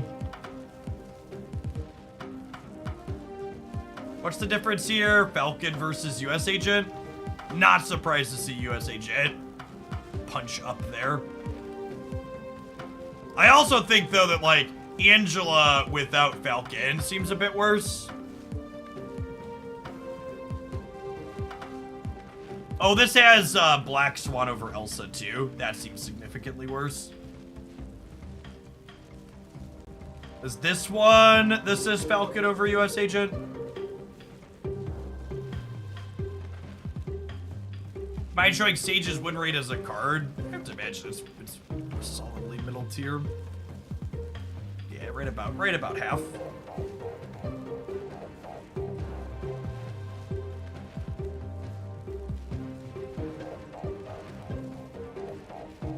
I mean, US Agent is a very good Marvel stamp card. Fine, I lied. We'll do it. I need hit monkey boosters.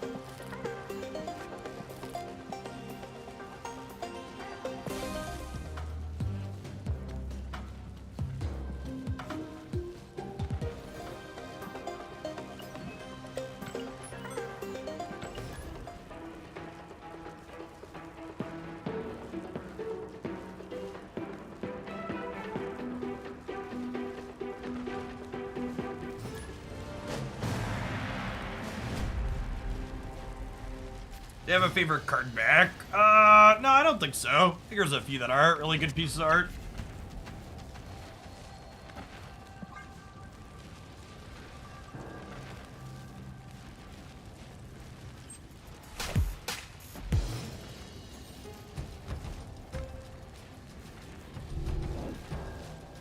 Kitty Pride is my copied card. It's actually not stellar for us. I don't want 2 copies of her. Steric, thank you for the 62 months. Welcome back. Second Elsa would have... Literally 2 of any of these other cards would have been better. Punish for not playing right.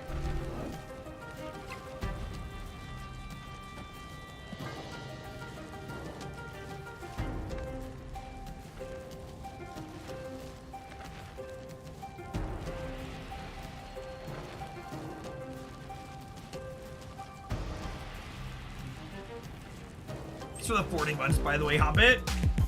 Just missed that one. Apologies. Ooh, Thanos scheming.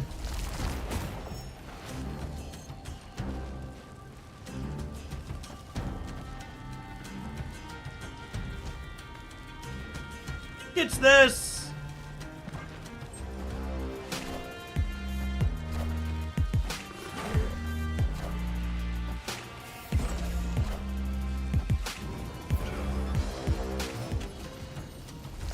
Hulk.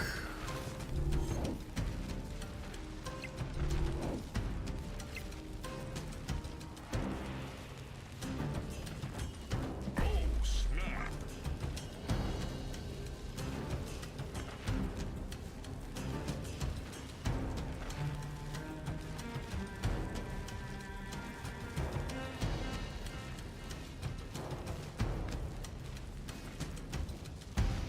Their Jeffs have not moved on either side yet. We're hoping to draw Mysterio next turn.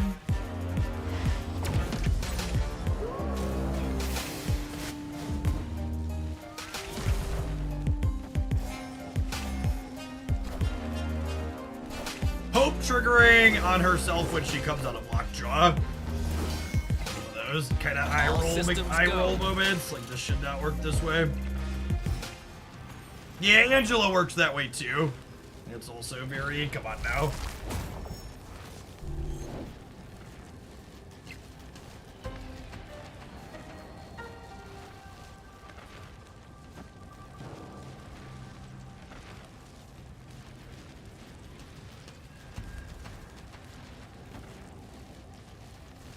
this is gonna be 9. Opponent snapped. Oh, I'm gonna gain 11, 13 over here up to 19. You want to punt middle? I think there's a chance they play for the right.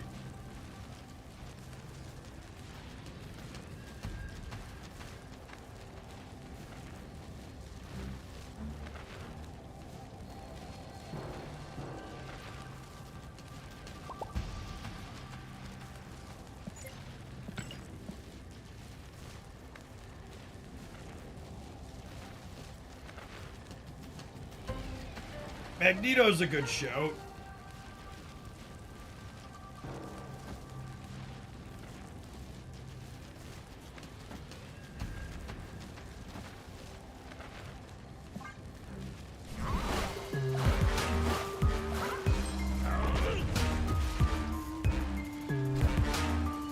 We're winning right and center currently.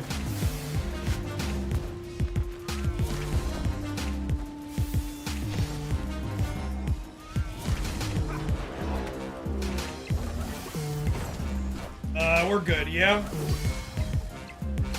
Hitmonkey pulls left, but we're winning that.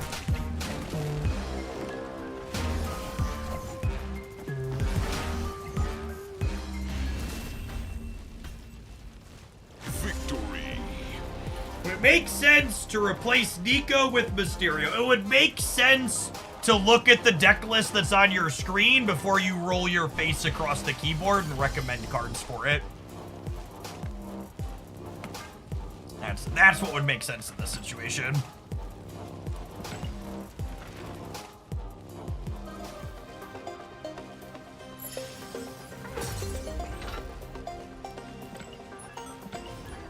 Urs, what are you gonna do with them?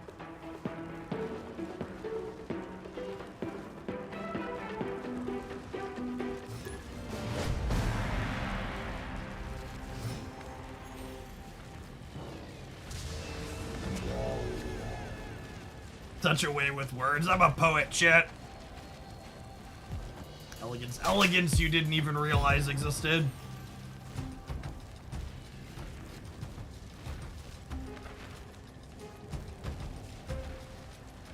With these locations, I'm officially making this a fact-finding mission. Just gonna find out what deck they're playing.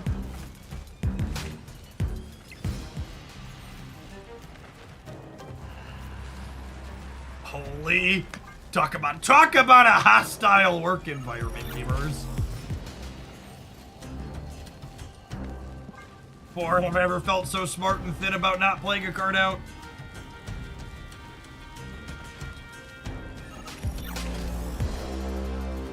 Wind aid. I can't believe they haven't snapped me. Assuredly, this is the turn they snap me. They're not going to show me another card for free.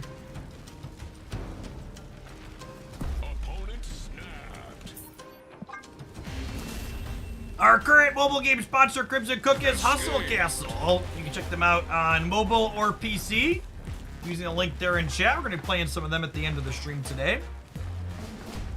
Appreciate the folks that have checked that out. As a heads up, the Throne Room ticker on stream is not counting up currently. It appears to be broken. Should still be tracking appropriately for you. Bar with no name.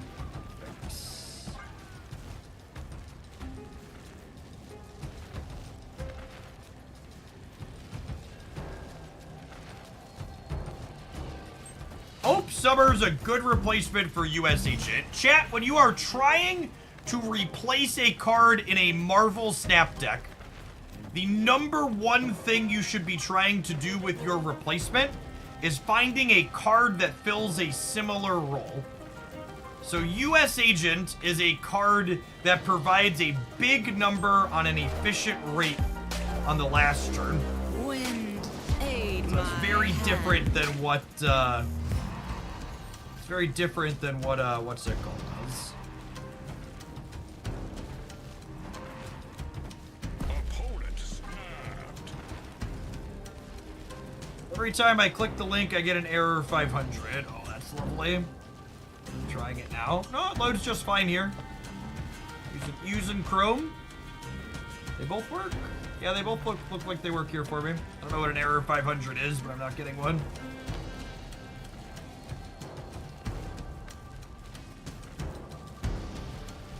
Why did it end? Apologies.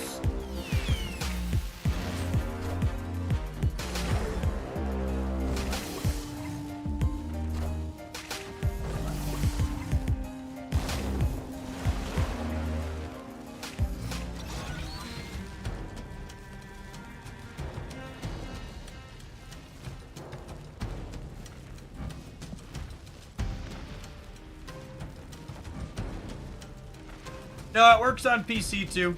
I just tried it on PC.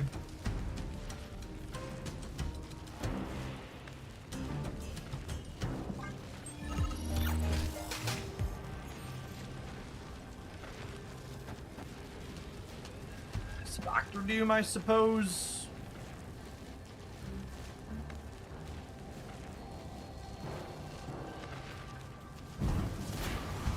I am probably supposed to leave using a Dr. Doom.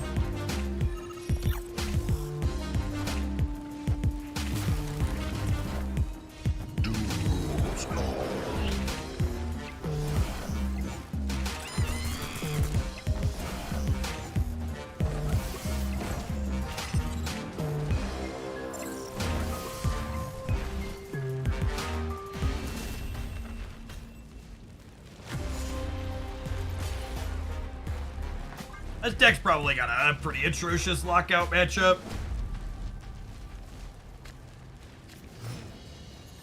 Rely pretty heavily on being able to scale up things over the course of the game. Only having one bounce card also doesn't sit particularly well with me. So it's not great.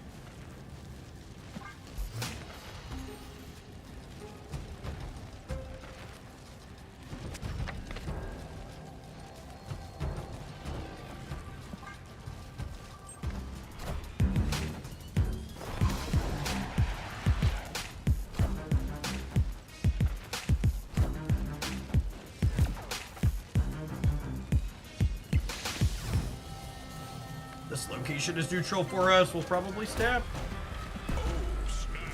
Definitely snap on it being positive for us. Opponent snapped.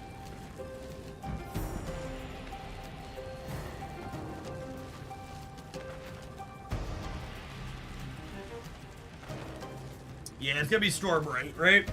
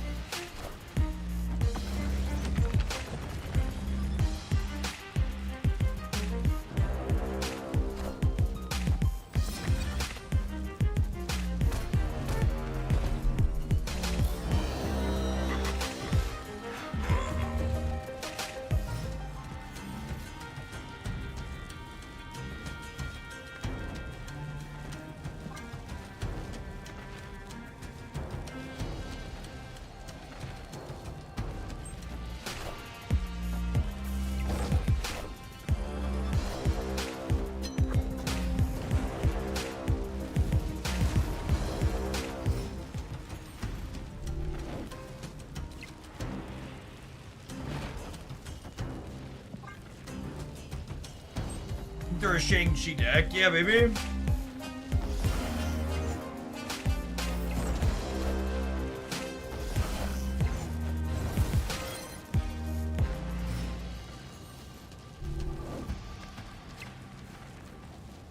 Yeah, I think it's definitely a shitty armor I choose you moment.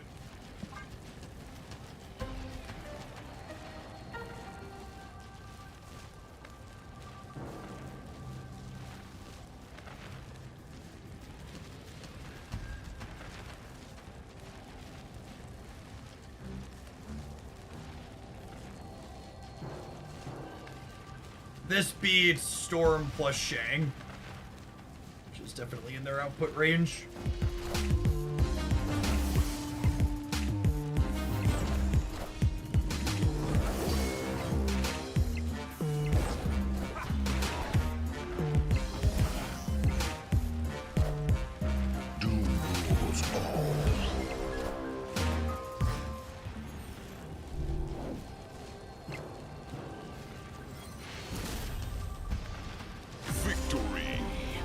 Yeah, I think based on the fact that they stayed in this long and retreated after this, we just play like one of these as Shang until we're shown otherwise. Otherwise they would have left sooner.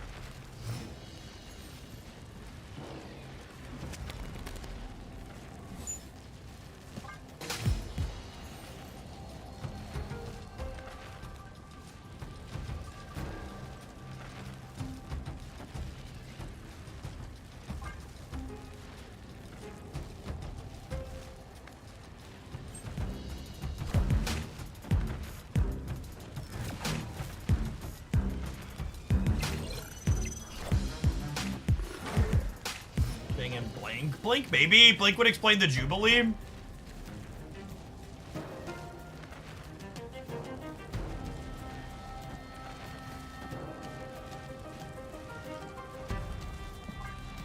Nico always eats the leftmost Mysterio in a spot like this.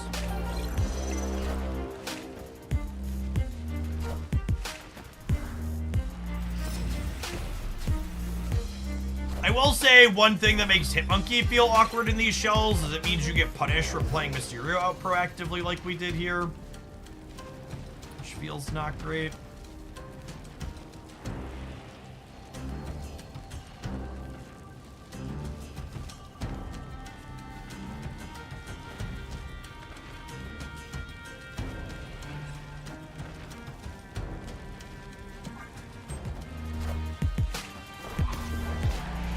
Monkey feels like a worse Sage. Yeah, a lot of the time it does, honestly.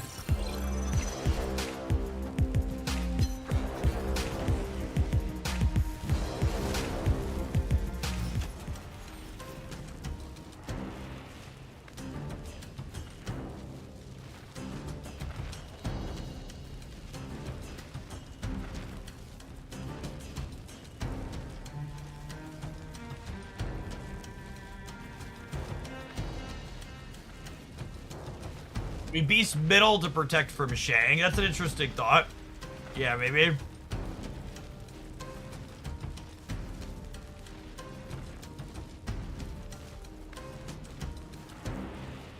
But I also kind of want to do that on the last turn.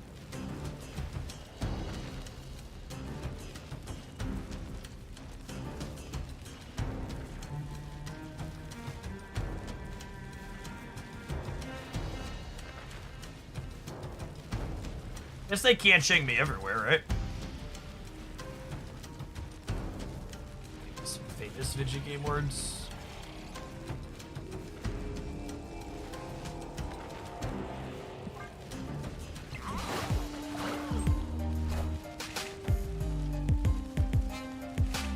We're throwing priority. Yeah, but the thing is, the opponent gets control over whether this is going to be a 6-turn game or a 7-turn game. All systems go.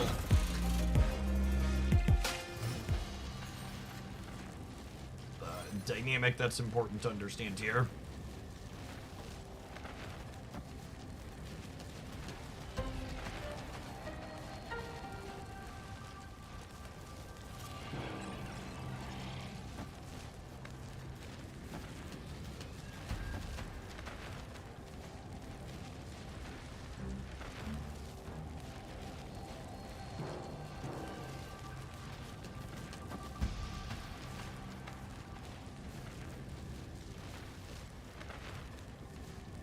I think I want to do this, and then next turn I could Demon here to be bigger, or tie a Shang, and we could US Agent here.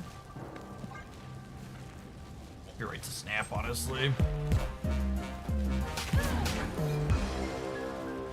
We are the future.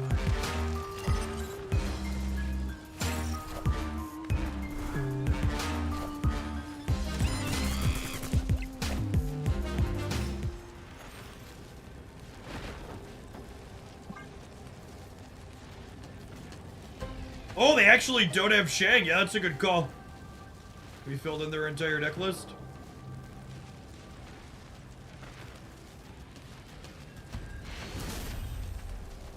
Victory. I definitely would have snapped them if we'd have known they didn't have Shang. Didn't until that point.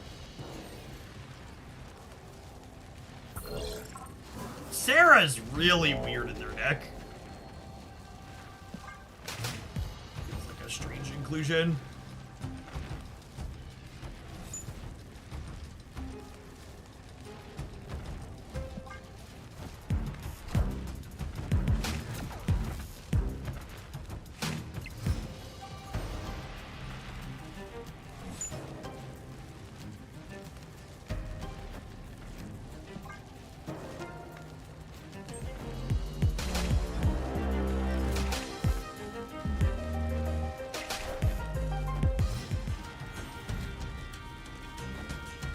Opponent snapped.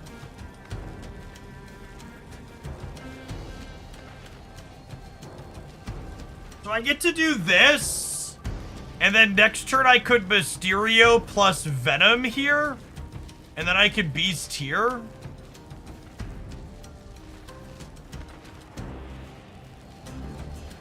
Or do I just build this up organically? Because I'm not going to be able to. I think this is the. I want to make this the game.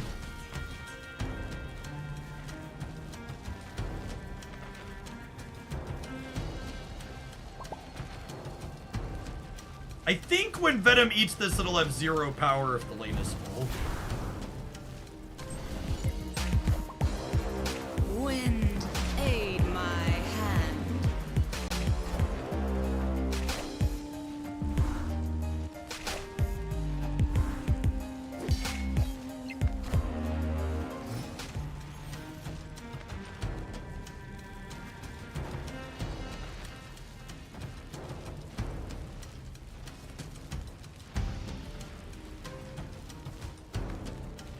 This beats Legion Center. Does it beat Legion Center into Jeff? I'll be at 7, 11, 13. Yeah, those.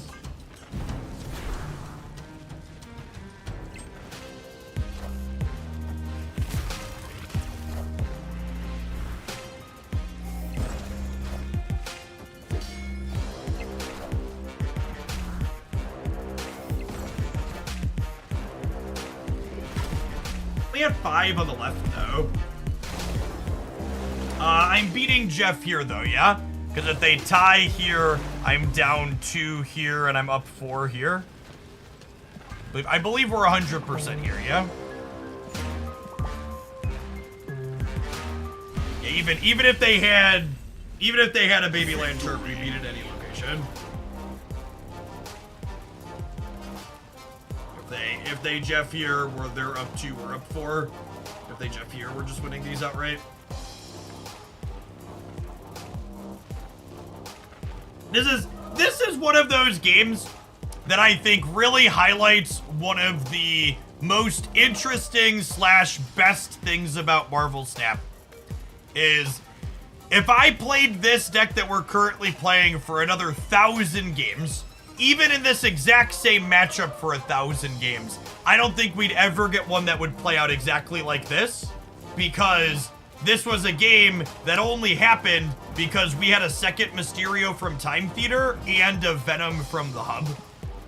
And that's really one of the things that I think let Marvel Snap be successful when so many other digital card games have failed, is that putting the variance part of the card game, well, not all of it, but a large part of the variance into the locations, not a decision that 2 players make, makes the game so much more interesting and skill testing. As someone who's played a number of other card games at a high level, a lot of Magic the Gathering testing comes down to players just hammering repetitions, right? You're like, I've played this mirror match 600 times and I know what matters in the mirror. And in Marvel Snap, you can't do that, right? You can't just sit there and play a matchup a bunch of times and be ready for everything, because in Marvel Snap, the way locations work, you have to be able to adapt to overcome. You can't just have it committed to memory through just like, you know, volume of play. Makes it much more skill testing than a lot of other current games, because the variants that you're adapting to can't be overcome just by like hammering out more games. You have to actually have good game understanding and be able to figure out situations on the fly. It's Sal. Thank you for the 17 months, by the way.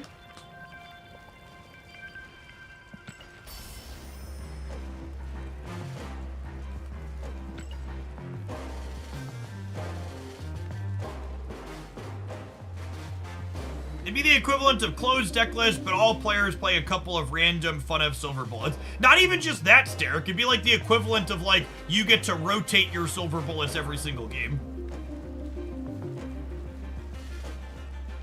That makes my Magic Control player friends unhappy. They like the stagnation. Yeah, I mean, just hammering the same thing constantly is definitely big blue-white control vibes. They want to make people miserable in a uniquely similar fashion. All right, let's play some games with this when the cubes don't matter, so we can just like see how it plays out. Anecdotally, I like this deck less than the movement deck we were playing previously.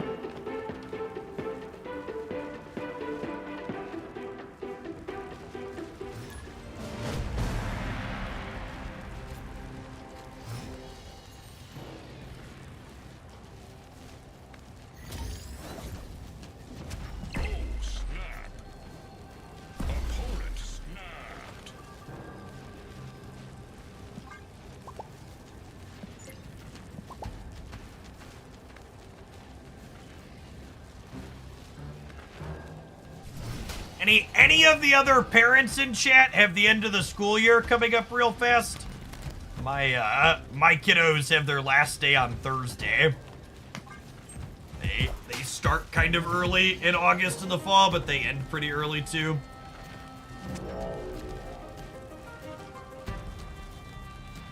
All right, I'm not a monster, so I'm gonna get rid of Mindscape here.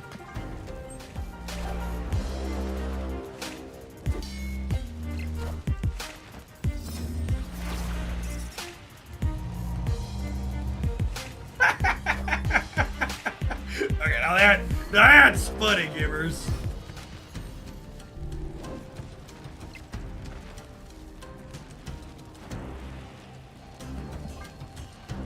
Not a monster, eh? Heavy is the head that wears the crown, gamers. Oh, that's something I'm not sure I've noticed before. The Central Park squirrels have Squirrel Girl as a reminder behind them. I'd also like the record to reflect this is just one of the many situations where having a Falcon would be good. I'm not sure that I like not having Falcon in this deck.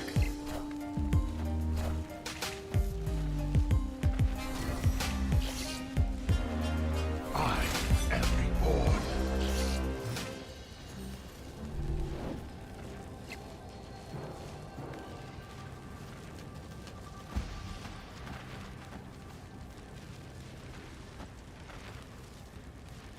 Dead.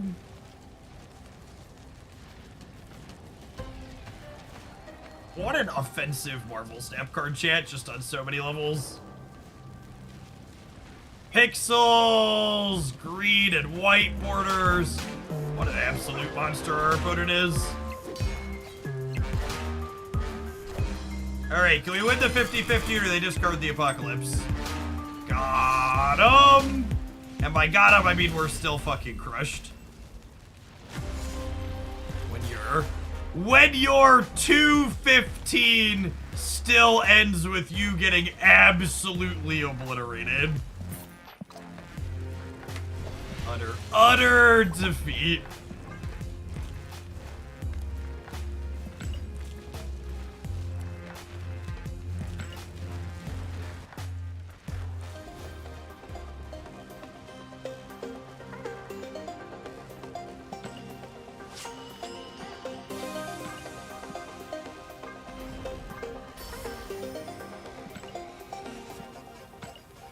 I'm playing the same deck right now, and by God, does 8 power monkeys sit next to 12 power sage feel bad. Yeah, unironically, it feels like sage power crep tip monkey in this style of deck, which I honestly wasn't expecting. Like, that wasn't remotely on my bingo card.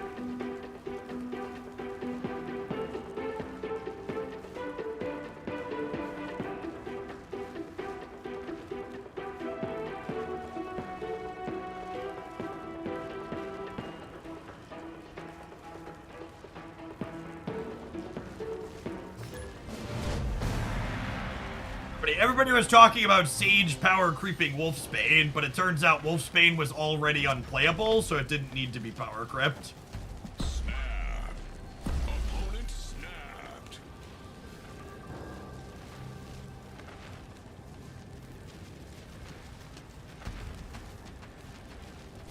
Imagine if they put Monkey and Werewolf in the same buff/OTA. Don't you threaten me with a good time, gamer.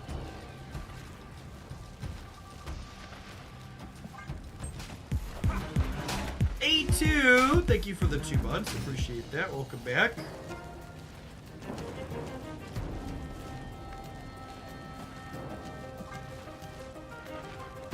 Alright, not retreating on turn 5. Got it.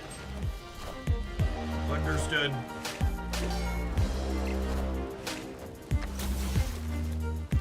Have that.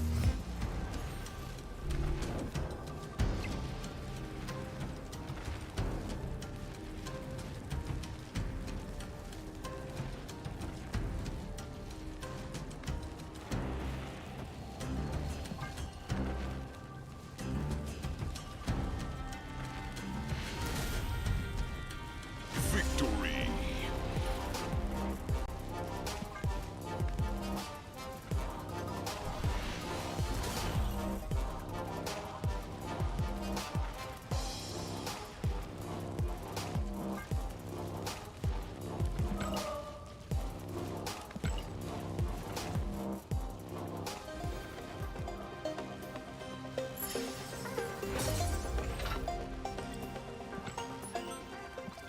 He is a small one, Holat.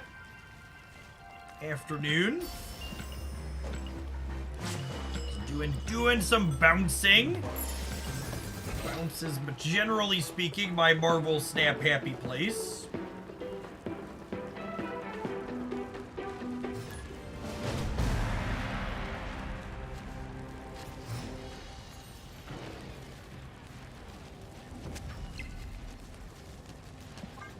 Snap.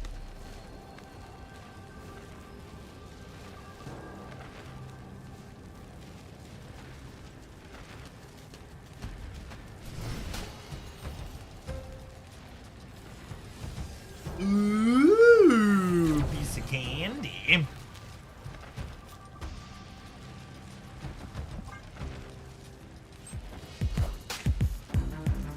Hey, Dex, thank you for the 28 months. Welcome back. Oh, come on, game.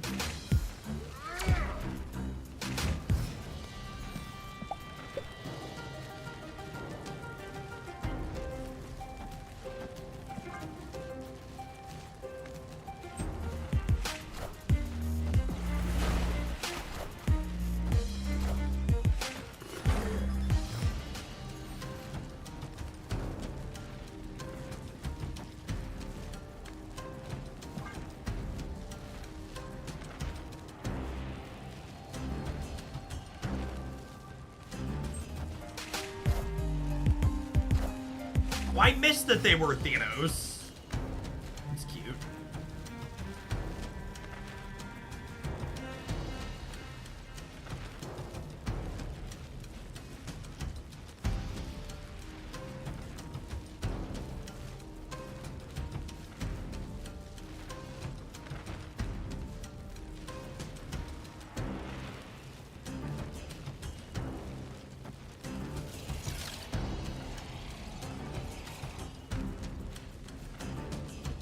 This.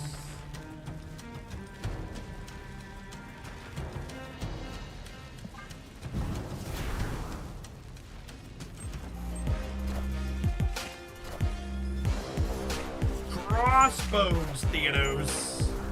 Now we're gamers.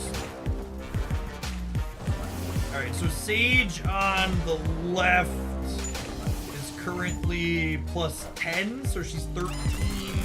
And then she's 15 with, she's 15 with the Elsa bonus. This puts us to 19 over here. It's like that, like the play.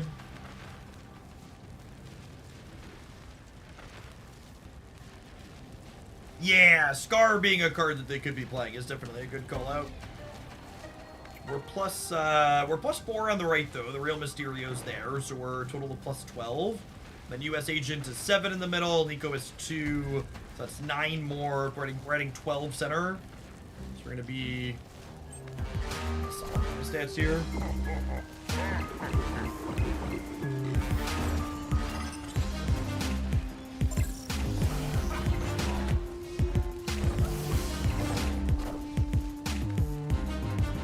Oh, I forgot about Elsa Center too.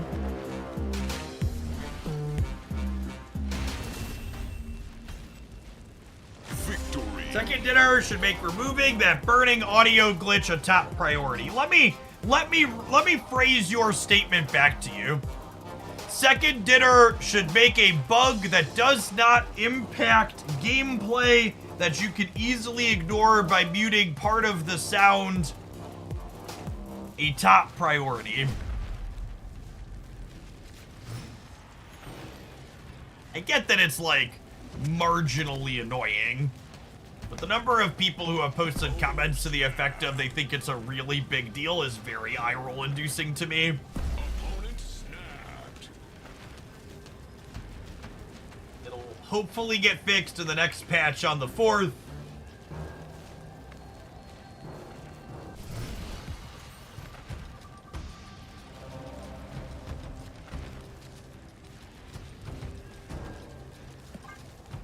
Yeah, there's a lot of people that play the game on mute, and then there's a lot of people who don't play it on mute that also aren't even aware that it's a thing. It's definitely not worth an out of cycle change. Should have checked Blob last game. Yeah, if we were sweating more, I'd have checked Blob. Honestly, I just didn't think about it.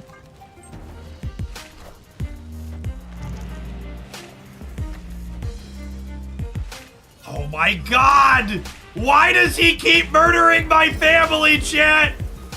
Elsa comes into play and Gladiator's just like, got her in my sight. Holy shit, gamers. Unlucky. We were just like in such a good spot too. And now we're just like completely and utterly fucked.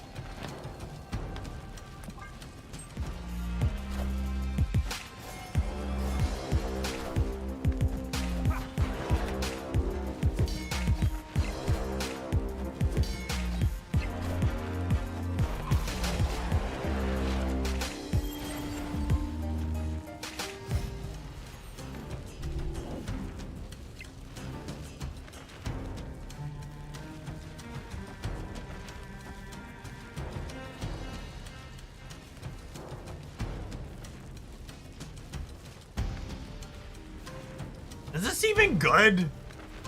I can't even tell if this is good. It might not be.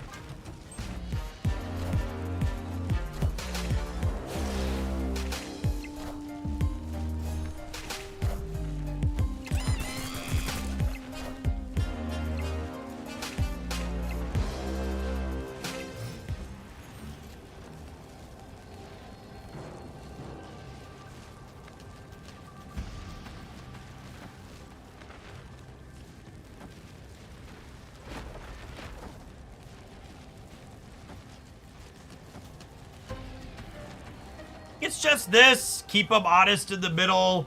I'm playing out 3, 4, 5. So this will be this will be 5. So this will be 13, 14. Minus 1 will be 13 over here. Well, Sage isn't just better here because she cost me 3. But yeah, she probably would have been bigger if I would have beast bounced her.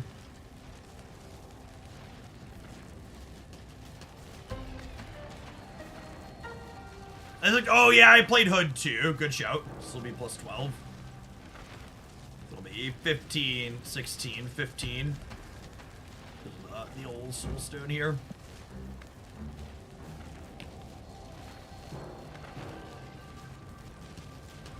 Is US Agent worth 6,000 tokens? I think US Agent is a very playable Marvel Snap card.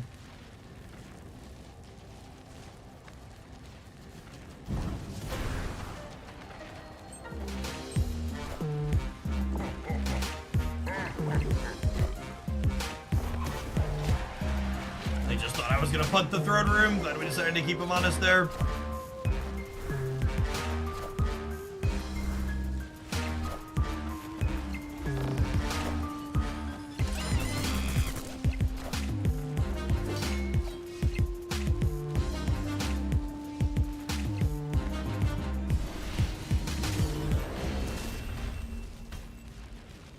Victory.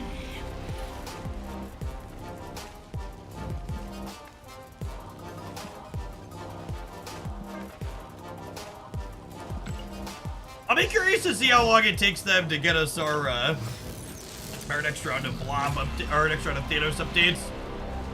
They said they were going to be reworking him to make his stones matter more. Wonder when that's actually going to happen. But the Saffron Day, it's going alright, K-Con. We haven't been Professor X or Leech terribly often. We do have a shop reset coming up here in a minute.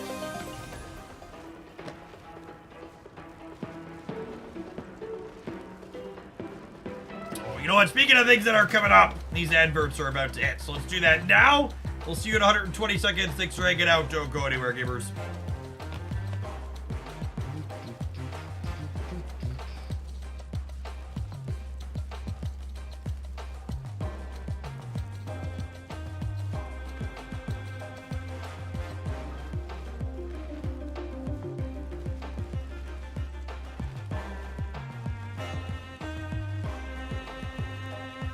Yeah, maybe we should update the OTA command. It's a good show.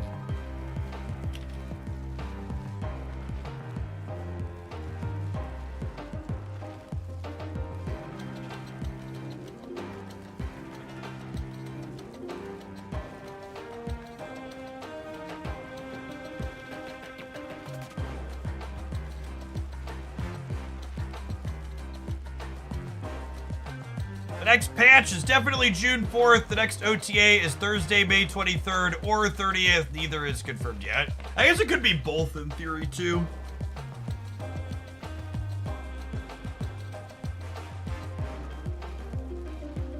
Let's see.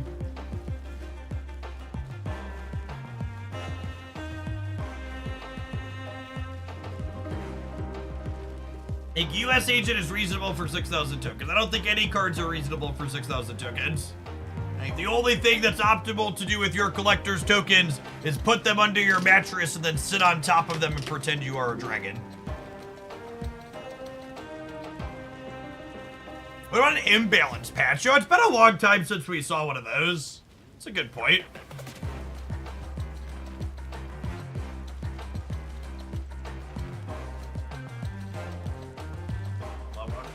Have one of those squeaked in. I really appreciate that you wait for the ads to be over so they don't overlap gameplay during your streams. Yeah, Zitchin. Thanks for being here. I always turn off a Twitch stream when they let their ads roll over their gameplay, so I try not to do things that I find obnoxious on my own channel.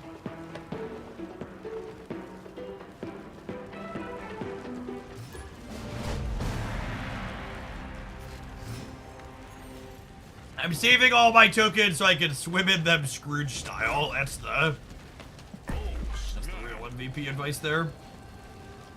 It's for the 2/3 of a year no goal. Good morning, good morning.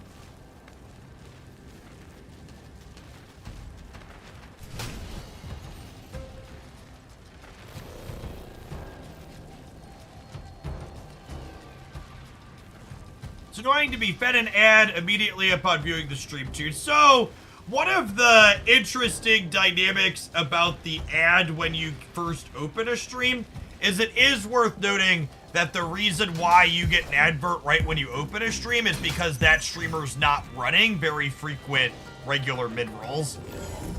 The only way to disable the adverts that you see at the very start of a stream are to ensure that you're running regular ads throughout the middle. Battle Boost, thanks for the 2/3 of the year, welcome back. But that is also one of the reasons why I choose to run the density of ads that I run, because choosing to run the volume that I do makes sure that,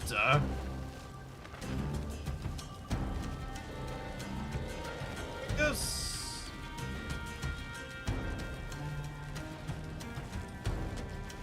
Make sure that the pre-rolls stay turned off. Here's your lockdown game, yeah. Opponent snapped.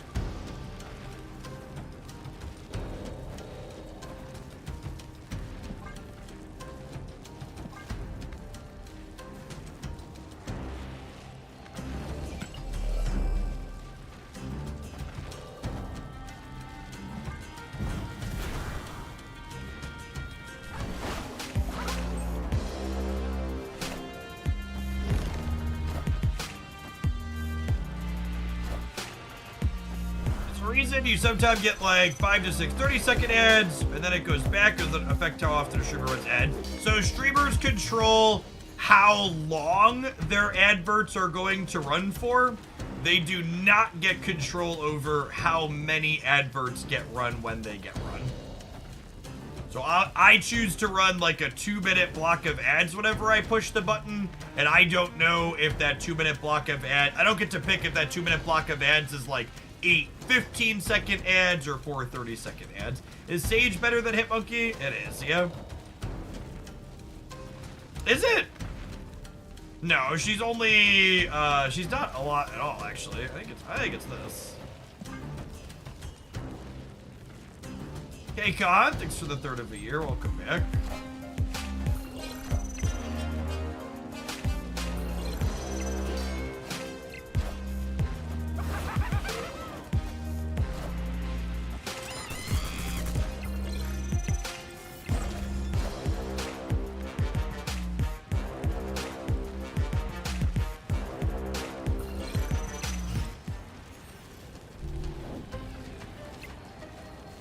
Pre-roll ads are very bad for people that want to engage in channel surfing behavior, because it stops them from being able to sample lots of things really quickly.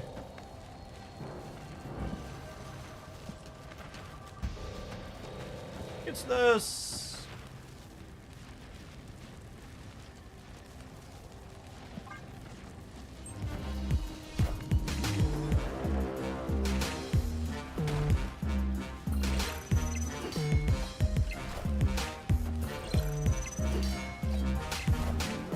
I guess if they're gonna cannonball, they always have to cannonball there.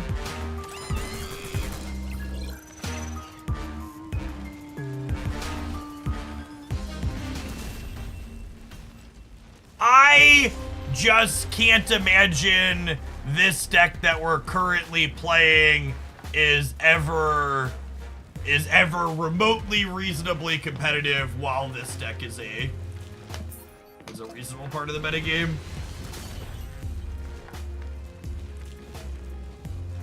Well, so it is worth noting, and this is where some of the confusion comes in. I like to educate on how Twitch works whenever I can. If you open a stream and get hit by 6 ads in a row, that means your timing opening the stream just happened to line up with when one of their manual or automatic ad rolls was going to go. I believe Twitch pre-roll ads cap at either 30 or 45 seconds. So it's actually just bad luck if you open a stream and immediately get a big chunk of ads, because pre-roll ads are never that long.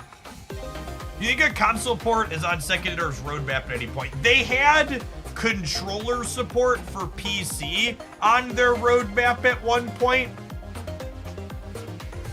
And I would assume if they're gonna do that, they'd eventually port to console. Like, Staff would probably play really solid on the Switch if it had Joy-Con support. Is Iron Line worth 600? You know what I'm really excited about, chat? My YouTube video tomorrow is going to be best Series 4 and 5 cards to spend your resources on. And when we get those types of questions 800 times per day, I'm just gonna have a YouTube video to link. It's gonna be awesome. gonna be lovely. 700 gold Valkyrie variant. That's cheating. That's so good. Chad, I have this pinned and might make a bad choice at some point. I have this pinned and might make a bad choice at some point. I have Thirst Daddy, but I really like the fantasy variants.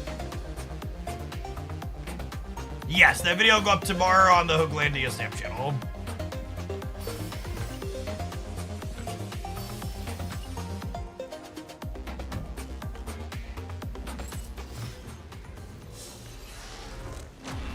Infinity.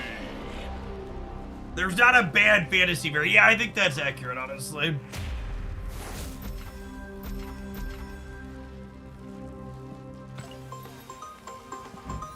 Yeah, the problem is my current Killmonger is too sexy for his shirt. So it's hard to justify buying a Killmonger who's not too sexy for his shirt.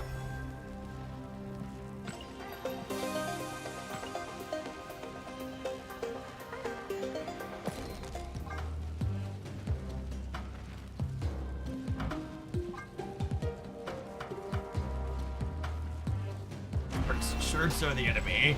Dear Second Dinner, please give me the option to have multiple favorited versions of cards and then give me them at random when I play them. I would spew tokens on Fantasy Killmonger in a heartbeat. You have posting less lately to YouTube. Your last video was the best next one. Yeah, I stopped doing daily videos on the edited YouTube channel a number of months ago, GOZ. The metrics on the edited YouTube content fell off a cliff, so it's just hard to justify putting time into them. FYI, if you haven't subscribed to it, the Jeff Hoagland YouTube channel has a deck highlight 7 days a week still. 6 days a week. I've been skipping the deck highlight there on new card release day to drive extra traffic to the edited one. But I'm actually not even sure if that's a good choice. They perform so mid.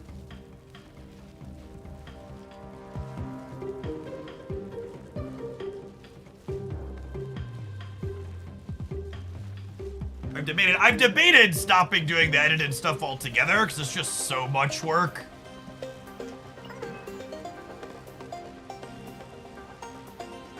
We're not quite at that point yet, but it's close.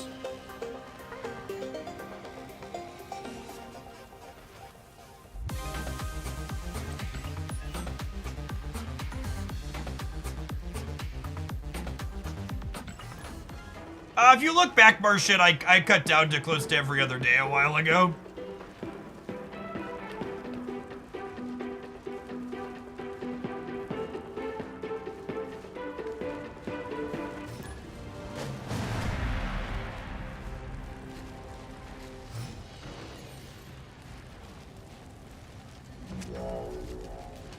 Yeah, I guess maybe I'm failing to promote that channel enough, GOZ.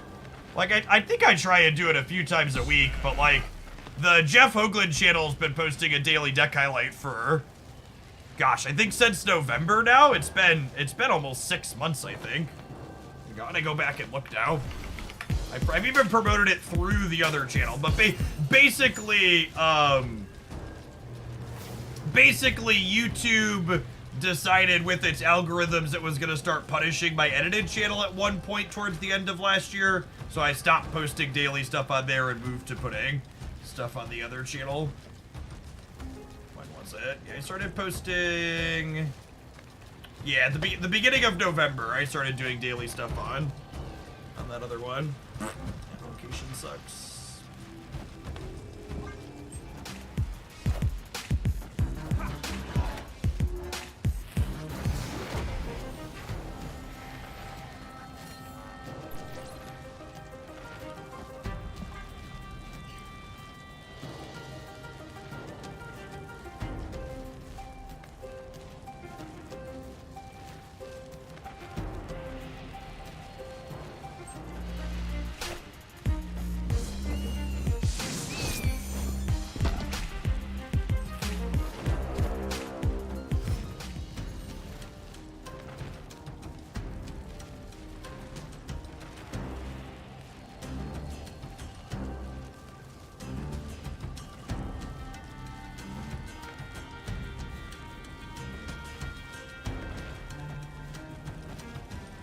maybe? Angela just feels so awkward without Falcon in this deck.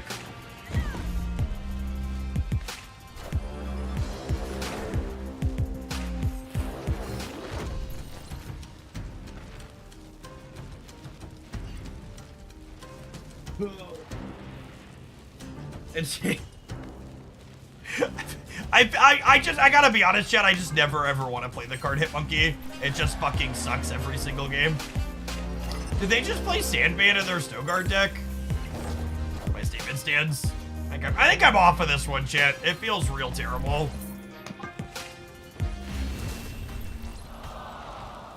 Escaped.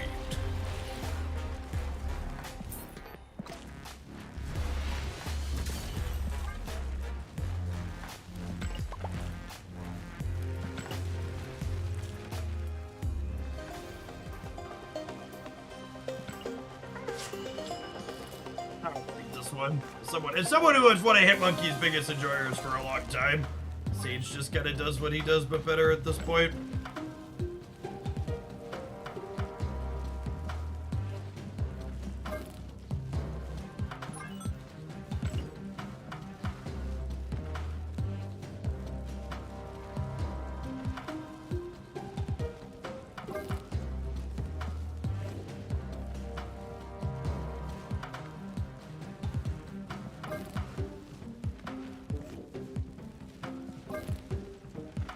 Dude, let's do some Pixie Death Strike. It's been a minute. That deck was good for a while. See how it feels. I enjoy the longer form videos that are chunks of the stream. The Professor X decks from a few months ago with Irreplaceable Howard is the reason I spent 3K on him, no regrets. Storm Raven, thanks for the 10 months. Welcome back. Yeah, unironically,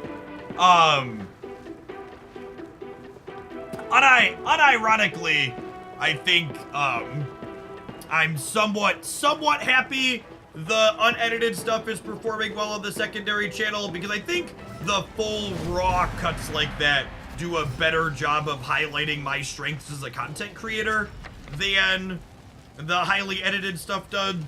In a way, the edited deck highlights always felt to me like they were lying by omission.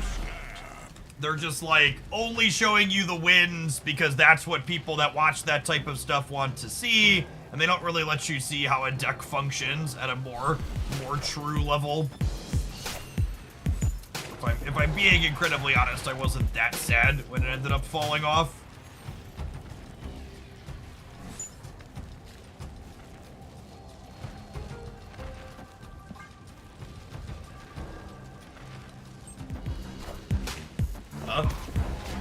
Live, more organic stuff is much better for, Well, I was gonna punch Goose in the mouth, and then Big House flipped up, so I guess we won't bother.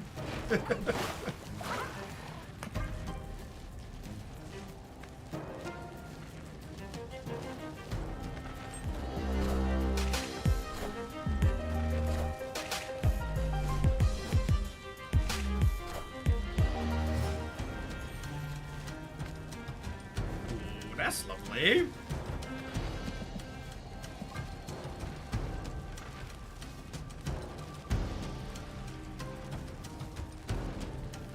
So, Snowguard for Iceman is basically a response to how many Limbo decks are out there everywhere right now. It's like a very, very minor tech card change, essentially.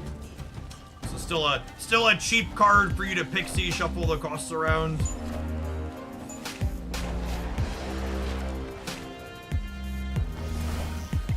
I don't watch that channel more often because I already see all the other matches here. I mean, the deck highlights on the edited channel also came from here.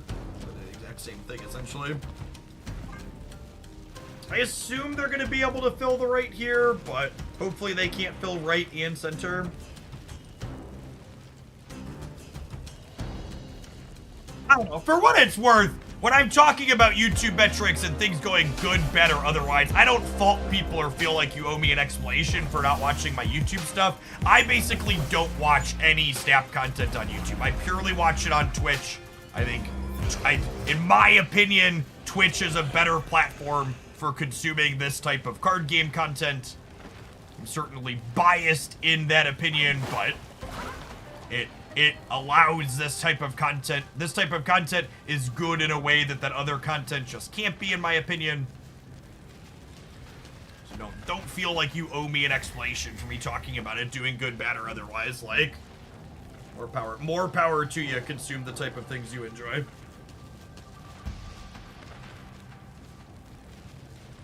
Do you want to fight for the right to party? Yeah, I guess this is 5 plus this is 11.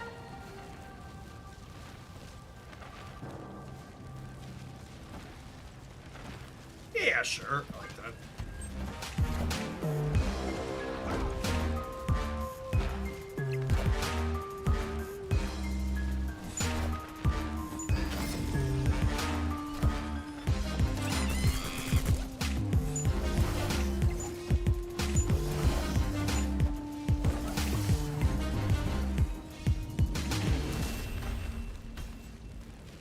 Victory.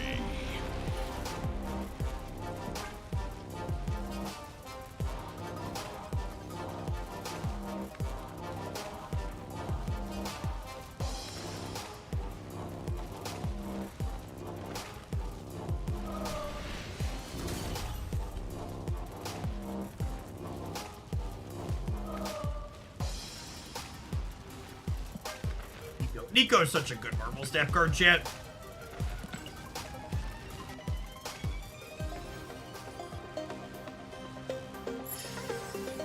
I'm gonna give you a little bit of a... So, I'm actually really interested in feedback on my best series 4 and 5 cards to purchase tomorrow. Because I did it a little bit different than last time.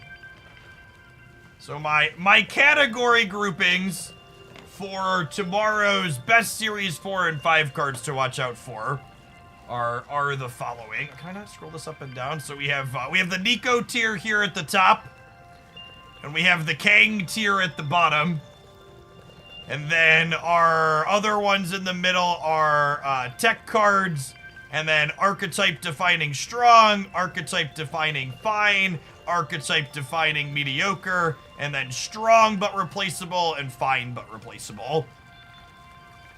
With the goal being hopefully help people understand like what their goal should be for using their resources.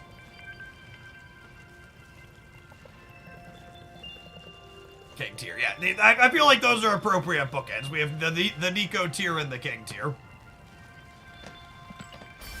There's more than just Kang in the King tier for what it's worth.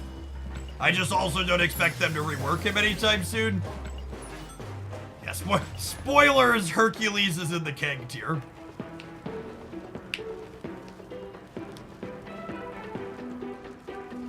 That's a fun game, kid. Check, guess. How many cards do I have in the King tier? I have 6 cards, including Kang in the King tier. We have Hercules. I saw Celine get called out. Who else do we think? They're only series 4 and 5 cards, chat. They're only series 4 and 5 cards.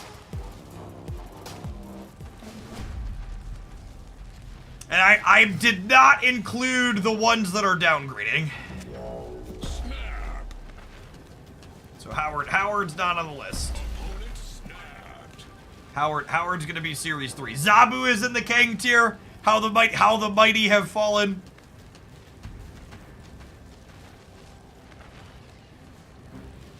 I think the last 2 in the Kang tier might be controversial. You're gonna have to watch the video for them tomorrow. Nobody said them.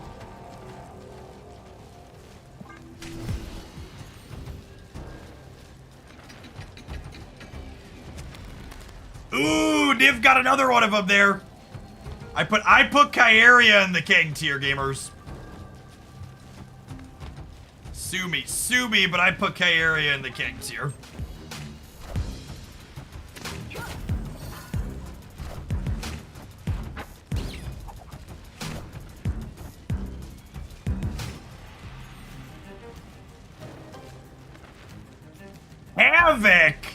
Havoc? Take 10 for the suggestion. Havoc is not in the king tier.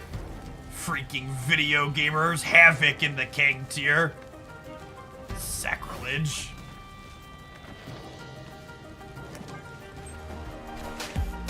Yeah, thank you for the 17 months. I appreciate that. Welcome back.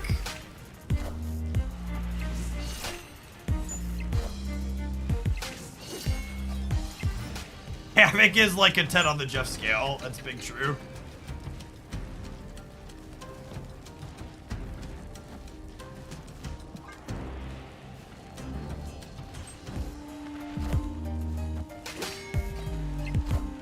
Hey, look, Jace's Mirage got them another golden girl, chat.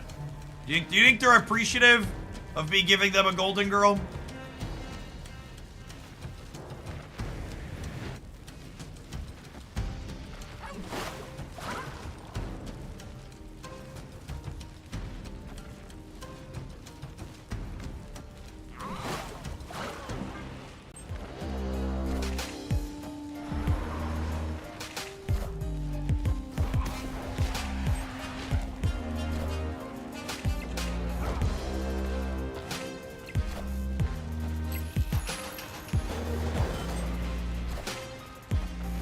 Oh wait, that disables further grade centrals, yeah? Got him. Caca!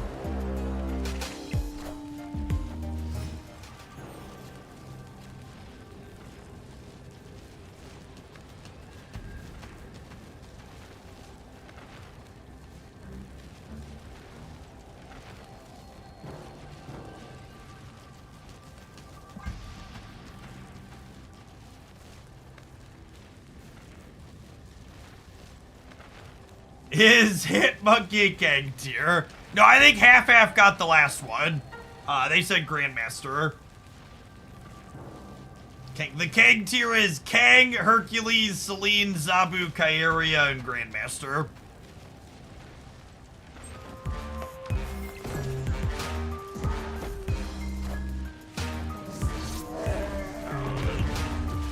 Denzo.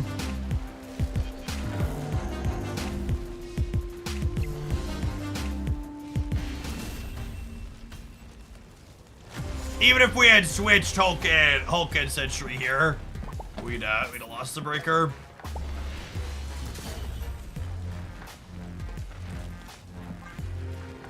I think Kairia probably needs to be a 2-3 at this point. Or maybe a 2-2 if they think 2-3 is too good. She definitely just needs to not be a 3 energy card. She's so much worse than Armor and Cosmo.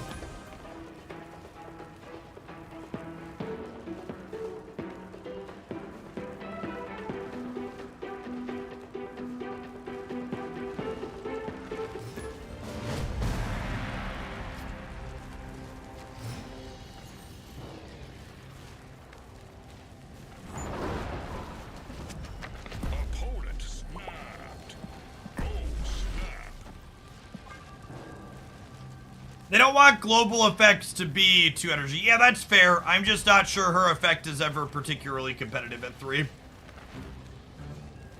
She's also global protection as opposed to global fuck your opponent, so I think it's a little different, but I suppose Elsa is also a positive effect.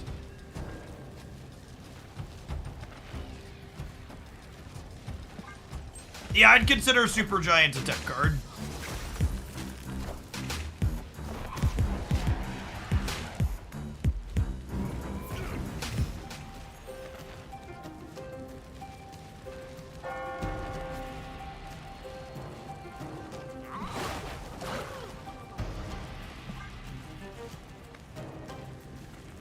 What if Kairia protected another number? Sure, I could see adding to her effect being worthwhile.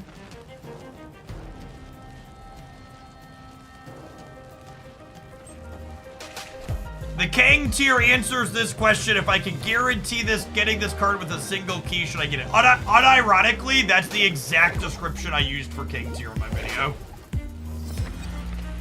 This is the short list of cards where if you can spend 1 key to get them, it's probably still not worth doing that.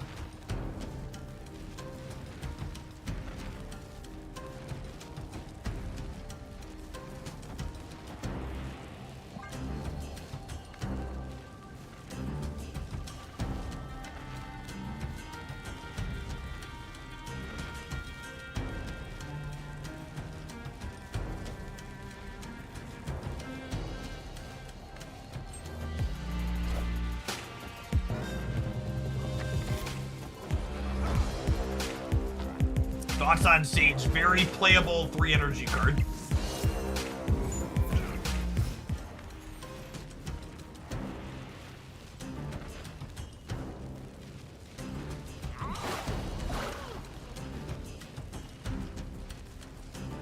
If I do this, I end up at 10 over here, which is not enough.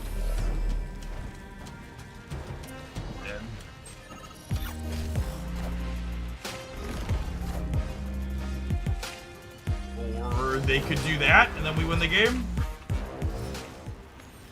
Would you consider Sage best in slot for a Bass Bounce deck? I think we just got done playing Bass Bounce. That deck is shit, so I don't really have any strong opinions about it, other than it's shit.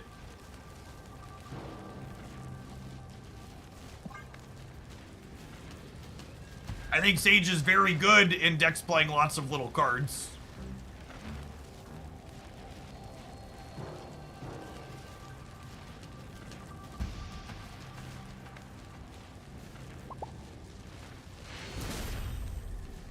Victory.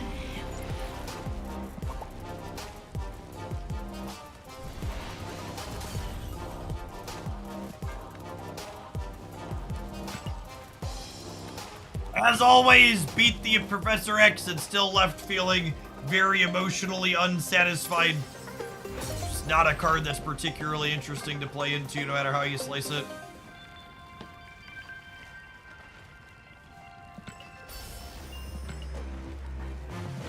Could Sage be playable and anti-bounce over Werewolf? You say that in a way that implies that there's an established Annihilus bounce deck currently playing Werewolf by Night. To which my answer to that statement is, there's not.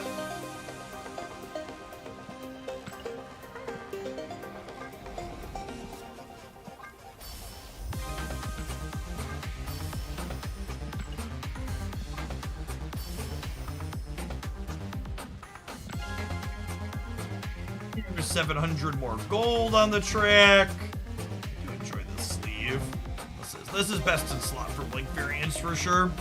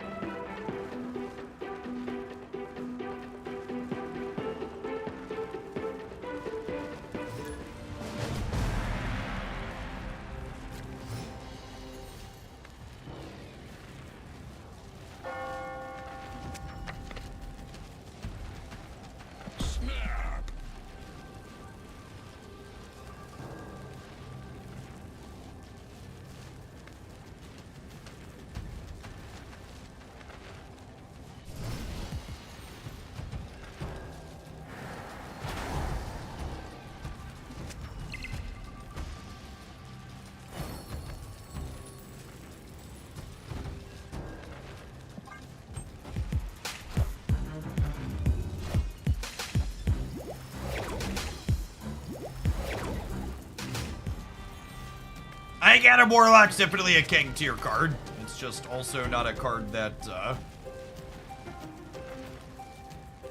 it's just also not a card that's Series 4 or 5, so it won't be talked about in the video.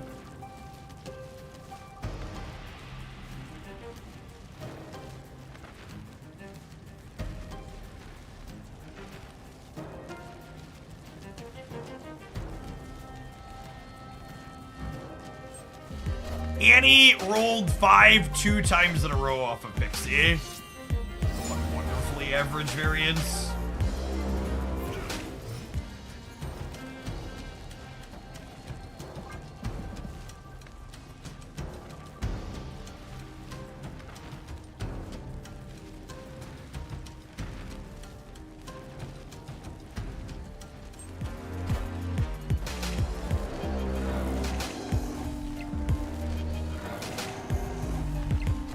Alright, bud. Hope you can fill up the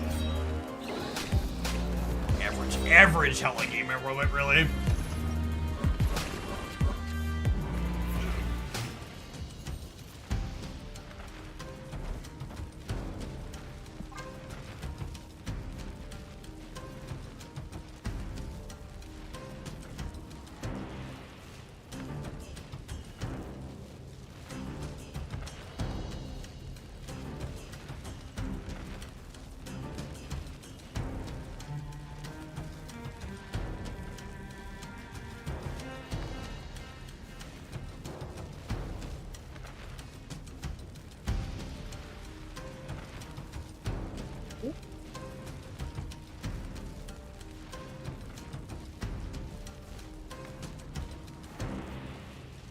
Ghost Rider. Yeah, it's technically true.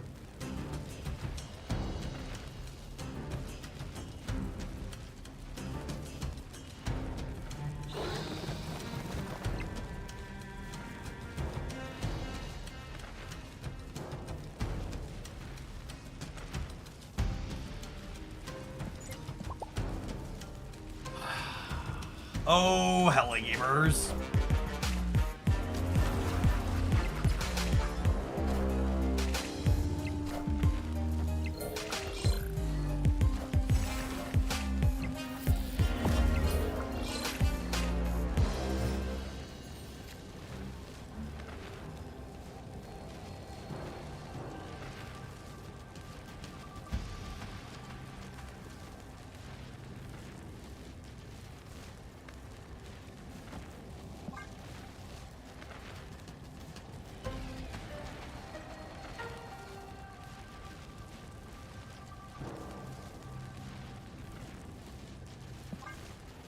Supposed to Lady Deathstrike to kill their Morbius. Maybe?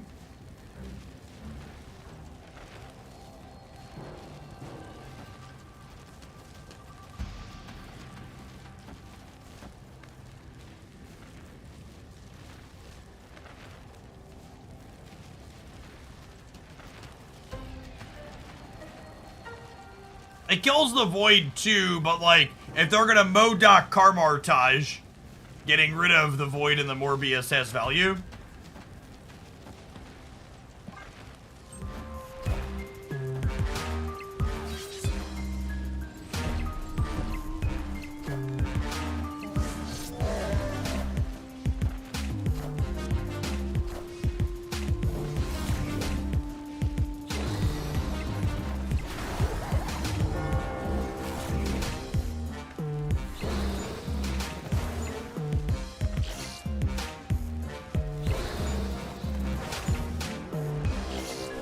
Yeah, I think we'd have lost if we didn't Deathstrike the Right, yeah?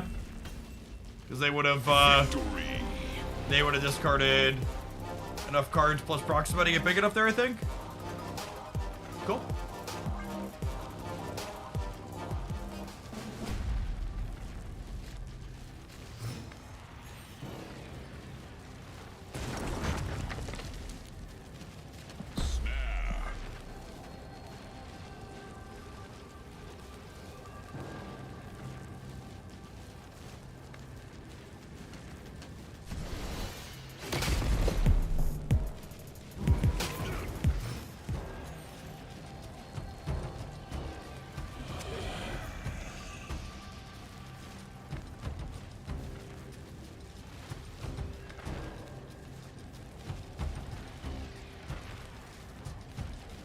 Want to send this across just for the sake of clutter.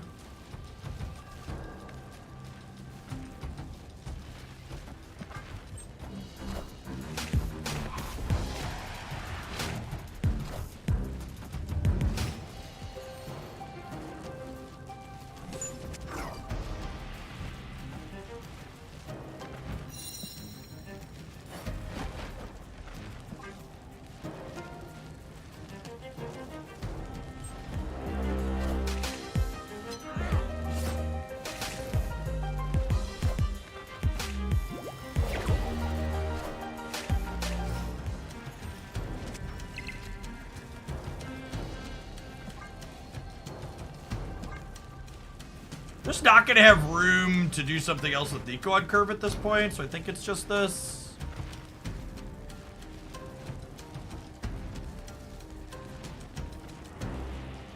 Jeff shuffled a 2 onto himself. Sure did. Sure did.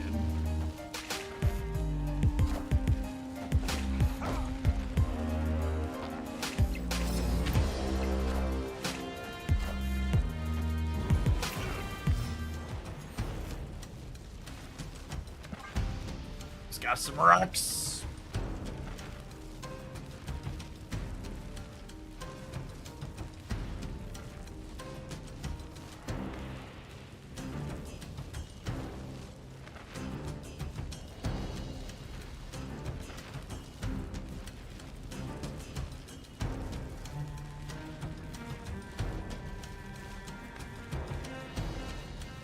I didn't even realize it was a Subterranean game. That's because I am a consummate professional.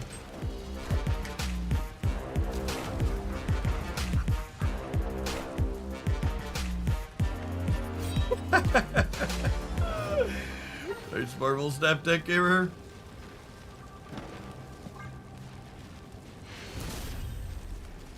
Victory. You consider doing a gaming setup video? Why? So I can talk about my gaming PC that's 4 or 5 years old? God, it's older than that. When did this thing come out? 80... Intel 8700K release date. My GPU is 7 years old. Oh, snap. Or sorry, my CPU, not GPU. Oh, my GPU's probably close. A super release date.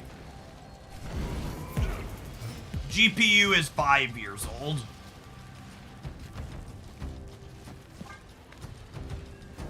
I'm not exactly streaming the peak of graphical performance here. We're playing a mobile game on PC. Yes, Pixie has no text box into District X. None of these cards serve in our deck, none of their card shuffle.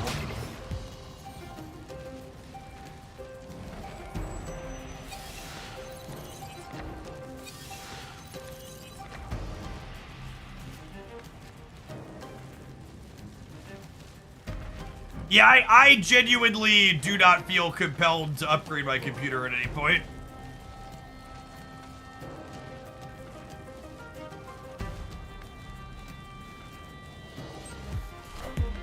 Nice, Ben. It's as solid for you as it has been for me. You get to jam Proxima onto the White Palace here.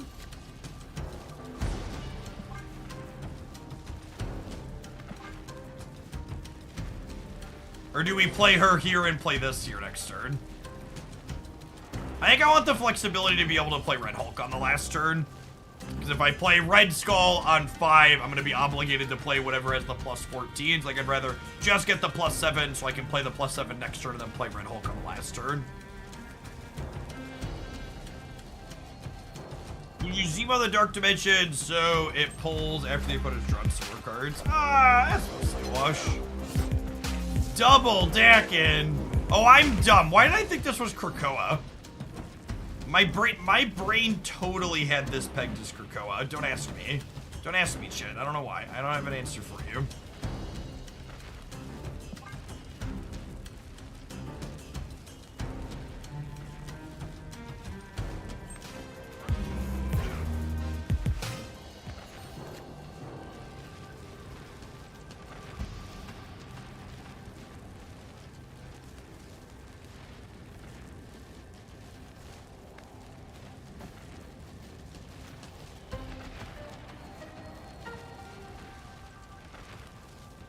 How come when Jubilee pulls Blink, Blink doesn't hit Jubilee? Because a card doesn't count as fully played until its on reveal is fully done resolving.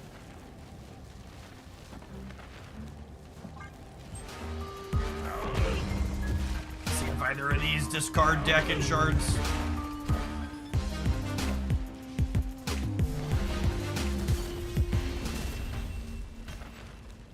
Victory.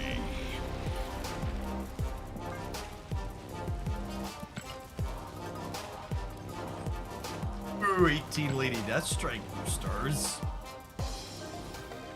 Alright, gamers, have some adverts! I'm gonna hit the restroom. We're gonna play some more of this deck when we get back. Thanks for hanging out. Don't go anywhere.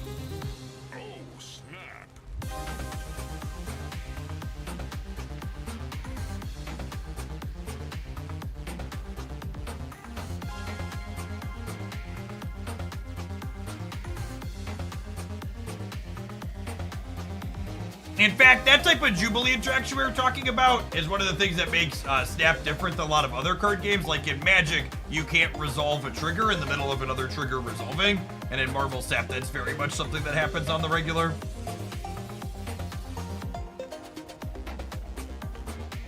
Donkey, thank you for the 14 months. And Stickman Bond, thank you for the 13. Just pulled Sage and got US Agent as well, like out of the random slot, bat. If so, that's insane. Those cards play very well together. A lot of my decks have both. Boy, Tira, thank you for the 5 months. Welcome back.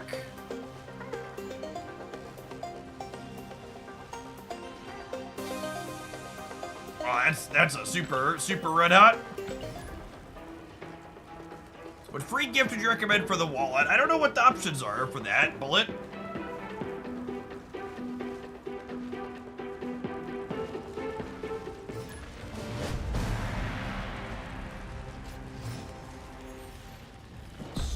That's Killmonger. Avatar looks real good.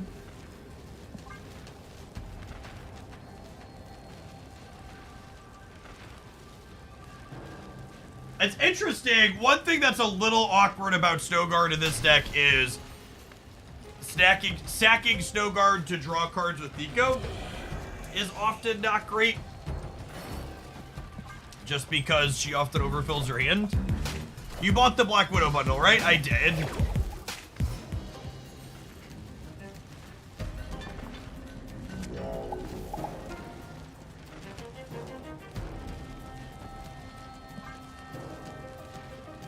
Yeah, the tool card sounds like the most useful.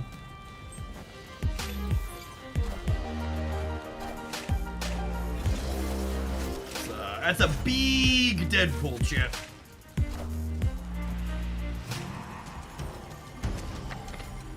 I mean, the Snowguard is basically here exclusively for the Limbo matchups, is the TLDR.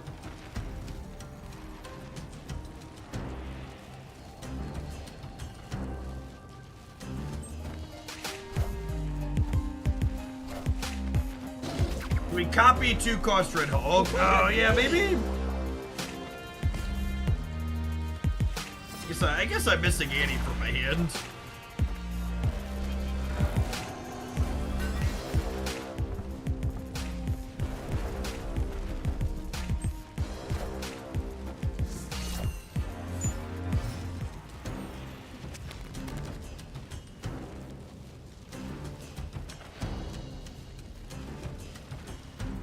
We're dead. We have a Venom. We're definitely dead.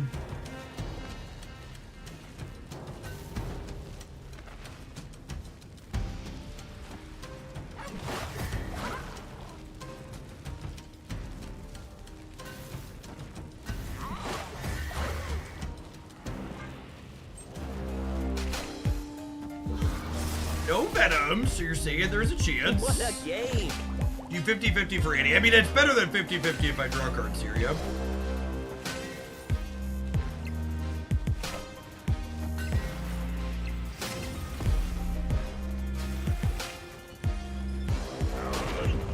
Alright, now it's 50-50. Okay, cool.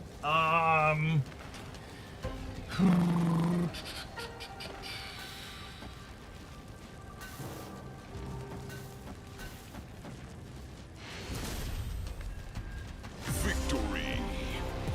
Oh, playing the Jeff into Nidavellir gave Null +5. That's a good shout. So we're good to go here regardless.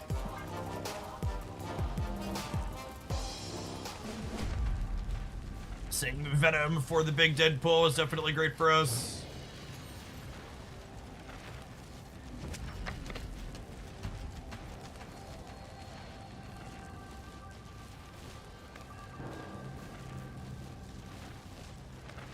But wait a second to pork them.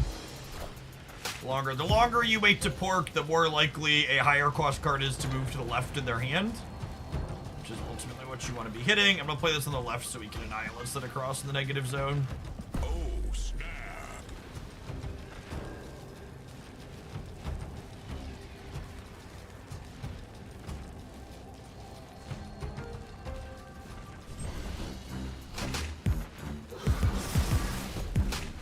definitely Yes, it means that they change my Killmonger, underwear. it makes their null smaller as well. It is a good take. Deathlock.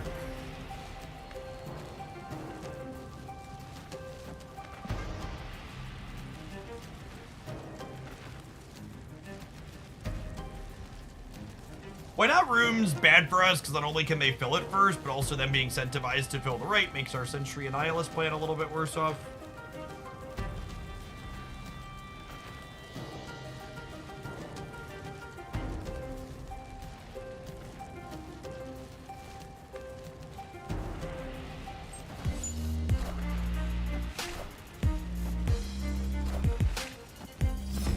Hey, dictators, thank you for the 3/4 of the year. Welcome back. Definitely need to change my underwear.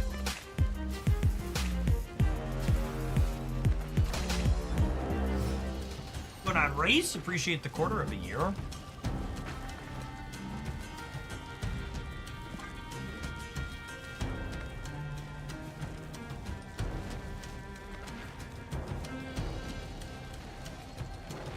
I love Pixie decks, but my draws with them are always so bad. It sounds like you're playing bad Pixie decks. The key to having Pixie decks that are actually good in Marvel Snap is playing decks like this one, where your deck has a functional, strong thing to do in the games where Pixie is nowhere to be seen.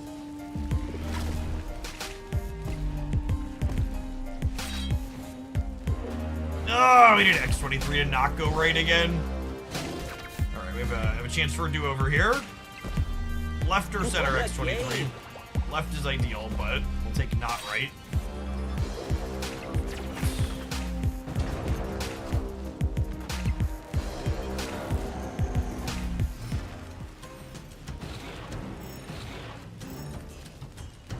Alright, and they have priority here, which means that if they fill here, they can't blow anything up. Good. They do have all the power. They killed their X23 twice, and they had White Hot Room Pop as well. Opponent still hasn't snapped us yet this game. Is noteworthy.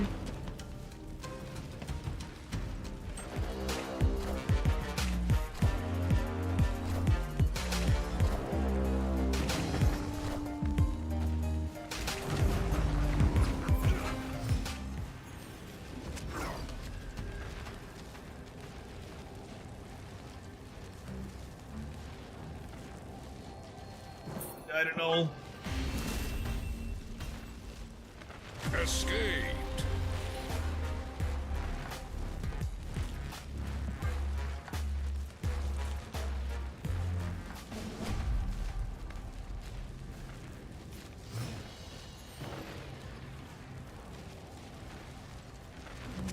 Was no a lot of negative power stuff died. Not a lot. Some negative power stuff died. A lot's an overstatement.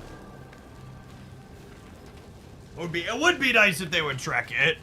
Death also got us a lot. I had a Mobius in place, so death costs 8. Wasn't a real concern.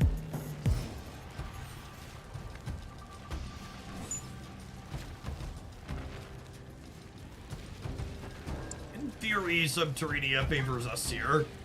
Especially with the Sentry draw.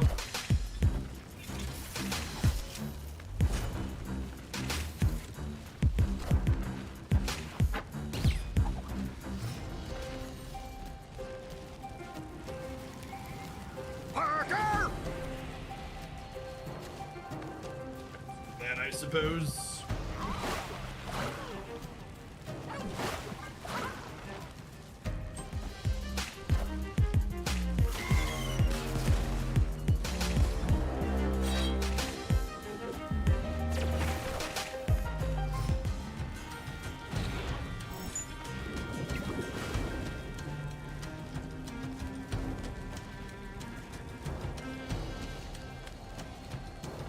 Sentry to the left. We'll see where we want to go from there.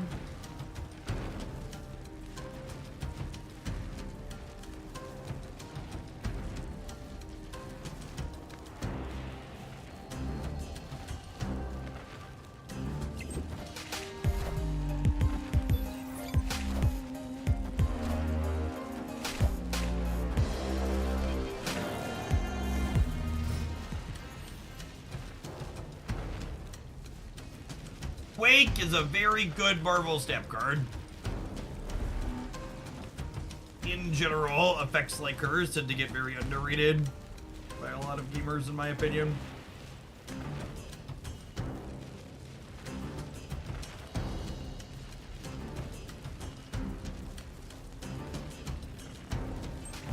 Cards. Wow, they didn't fill the right? Holy. I guess they were Killmongering. They could have done that in the other order though, right? Like, I feel like if I was them, I would have done that in the other order.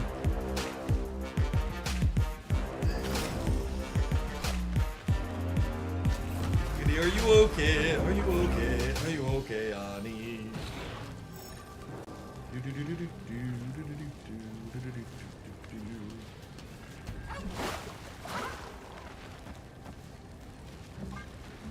They shouldn't be able to add stats to the right. We're gaining 2 on the left up to 15, and then we're going to go to 9, 12 with them minus 2 in the center, so we'll be 4 to 15 in the middle. Victory. Jeff right and Hulk middle, sure. Sure there's a wrong way to eat the Reese's Gamers.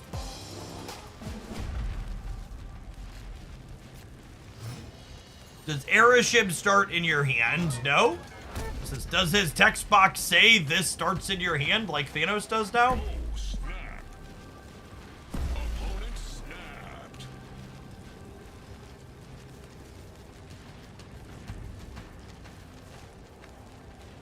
Yeah, Agatha also very clearly spells out that she starts in your hand.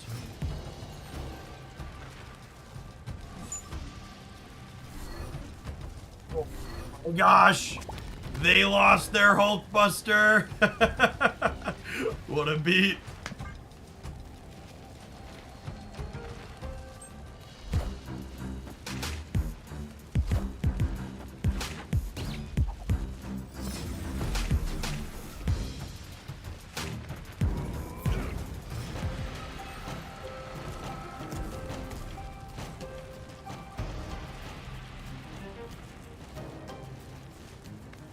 I mean, and honestly, I just don't think, I think 10 from the Century is going to be enough to compete on the right.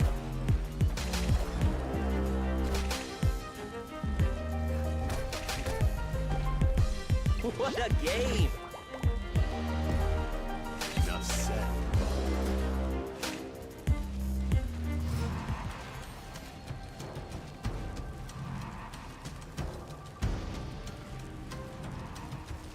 Is the demon audio bug still not fixed? When, dear Twitch chatter, in which Marvel Snap patch do you think the demon audio bug should have been fixed?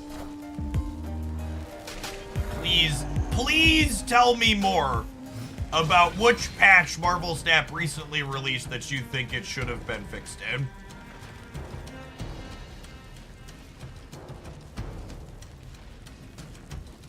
A surprise hot fix, yeah, exactly.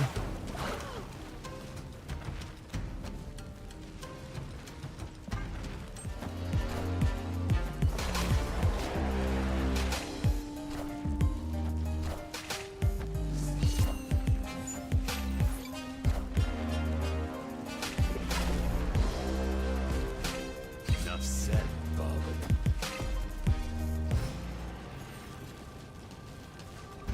Gonna be punished there for my greed for a moment. Phew. Thankfully, there's no justice in this world.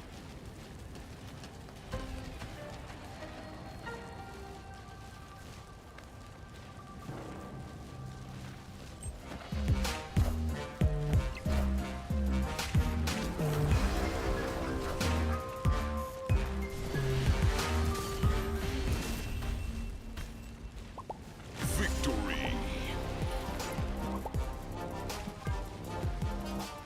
I feel like this deck is one of those ones that just like people got bored with, and I feel like this happens a lot in Snap, where people just like kind of forget that a deck exists because there's just so many things that are pretty reasonable right now.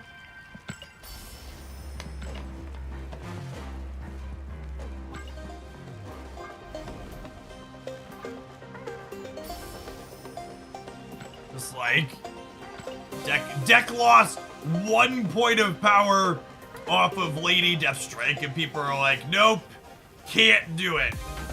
Peace it out. It feels bad against Leech. I mean, is that even strictly true? Like, if they leech you, your Sentry's still a 4/10, and you still get to demon people, and Red Hulk still has text. Like, you're cut off of some of your angles, sure. But definitely very far from all of it.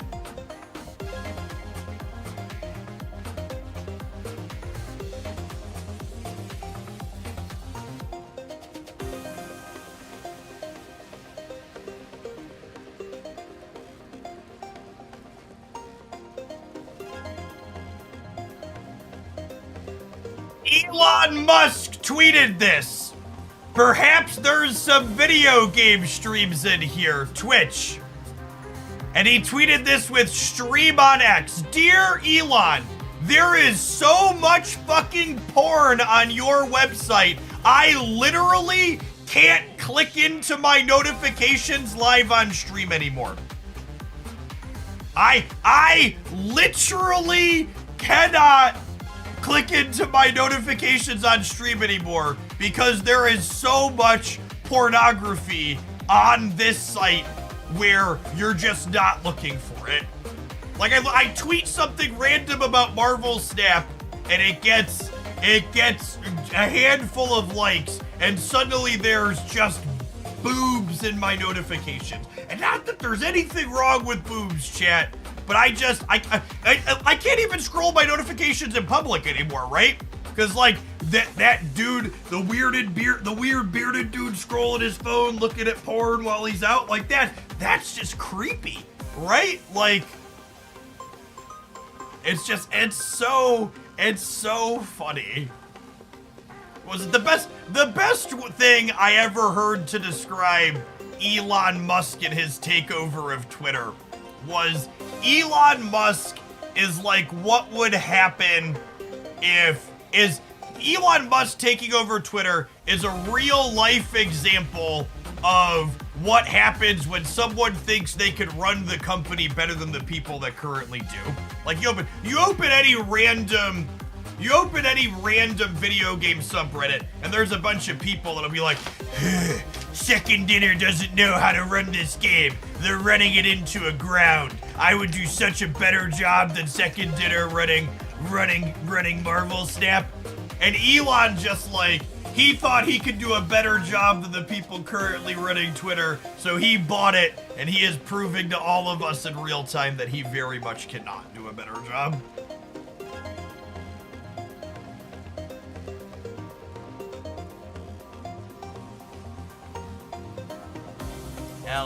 LOL.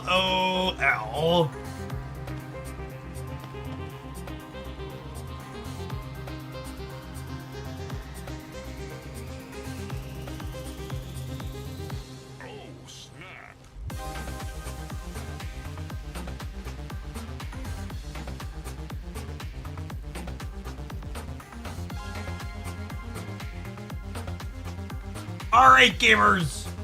You know what the saying is?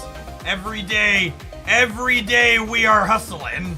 And this week we are hustling the Hustle Castle here in Hoaglandia. We're gonna switch on over to our sponsored video gaming for the last little bit of the stream today.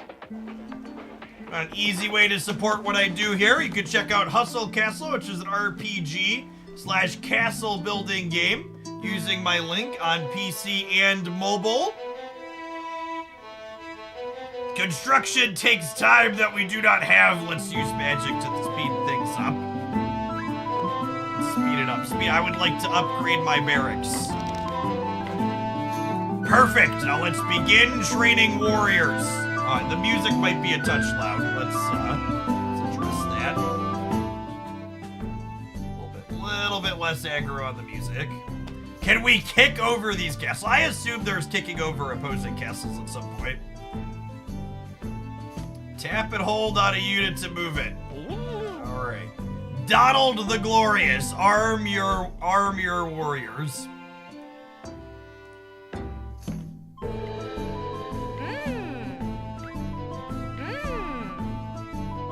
with some equipment for another fighter in the warehouse. Alright. We're going to arm the lads. The warriors are ready to pursue the Abyss Lord. With so many captives, he could not have gotten far. Like to open the map. We were transported through some woods. Princess Olivia is so scared, chat. Full of beasts that smelled worse than our soldiers. These must be the orc woods for sure. Prisoner of war camp. I would like to attack. I would like to spend 50 of my apples to attack.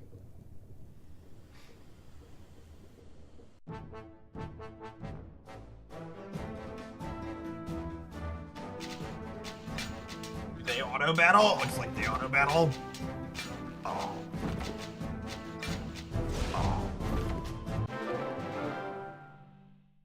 Emily and Isaiah have triumphed. Myself and other Marvel Snap creators have some random codes that we'll be giving out in varying different ways. I just plan to post mine maybe 1 or 2 a day in Twitch chat until they're gone. We did 2 earlier today. Maybe we'll throw one out there each of the other days this week. Unlock at location 2. All right, so I assume I'm gonna click home. You have saved a few people from your army, my lord. Now you have more subjects. Look at how happy he is that we saved everyone. I should be happy that we saved people. Give us an example of how you will throw one in chat. I cannot. We need to fortify our castle for the battles to come. Build a dining hall so the dwellers have enough food. Market. The dining hall produces food. All right. Look at him build.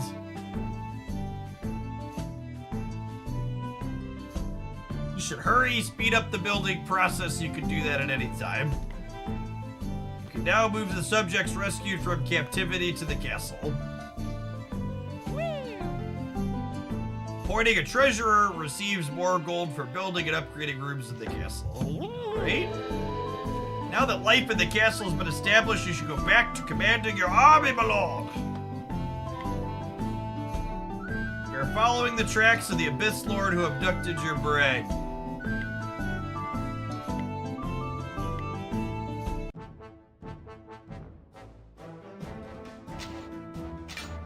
Looks like guys are healed in the middle.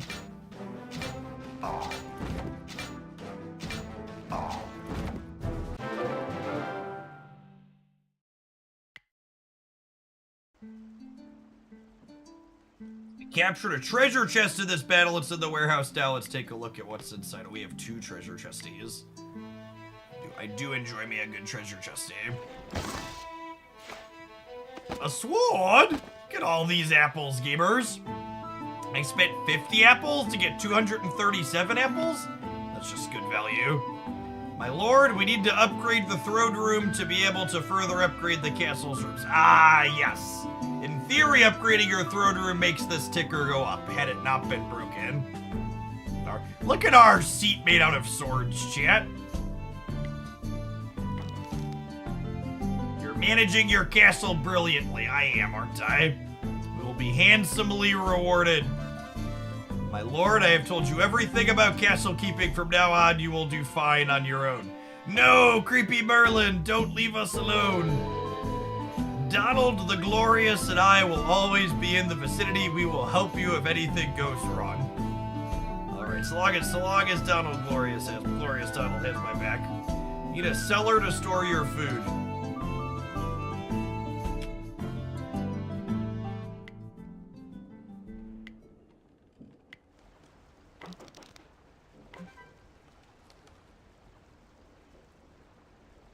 "40 days of thug life, enhanced daily chest reward.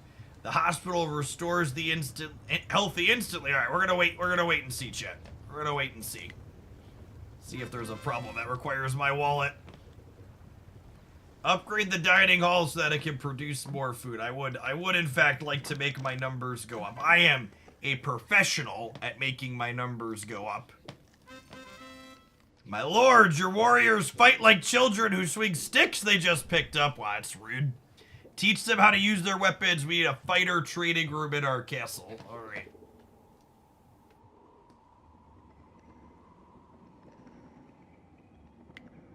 Get training. Level 2. Lovely. My lord, the fighter training room has been constructed. You can send your fighters there to improve their mastery. Upgrade the treasury.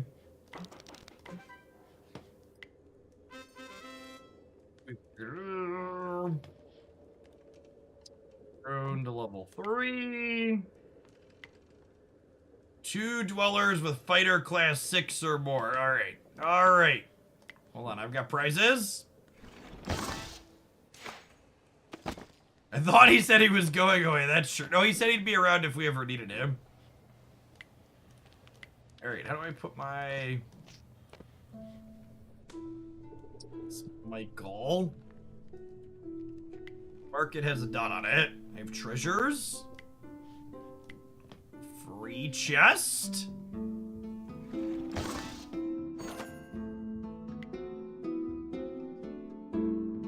Alright, hold on. Resources for ads. We have a cute Labrador. Oh, look at they make us happy, chat. Ooh, 3-headed here. Get 1%. Imagine if you could trade $10 in real life for 1% happiness, chat. How much happy? 100% happiness for $1,000? That would be a steal. Place a fighter to train. All right, we're gonna.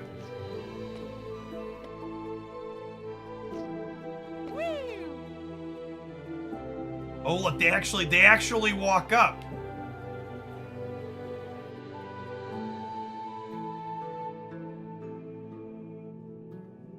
She doesn't seem very fond of the stairs. Who the hell is this? Level 5 throne room required. I don't know what this is, chat. But it is. Is this like a... Is it like a mer otter?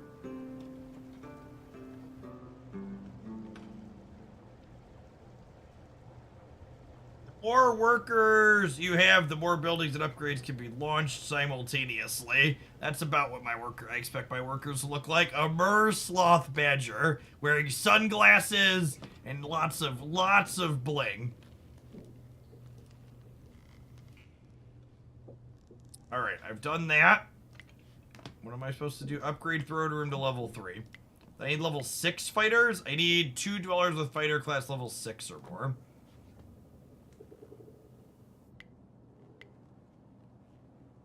Can I do this now? Buy the missing resources. Yes, please. Alright, so that's going.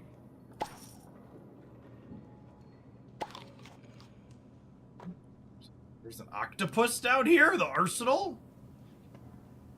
This room is where you control your castle's defenses. I feel like these games usually do, like, where's my direction here?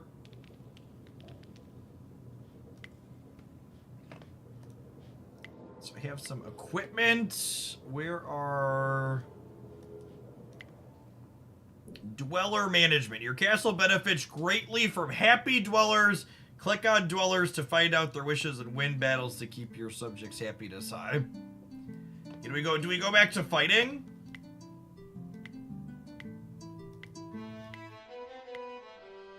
No news. What's this? That's my deal.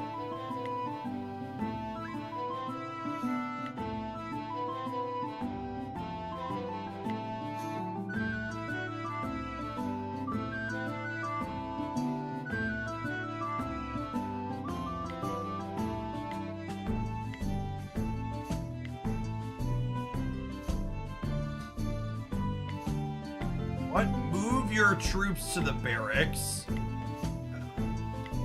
gosh. Oh gosh. Those are login rewards. Where's my thing? Oh, so I have to move them.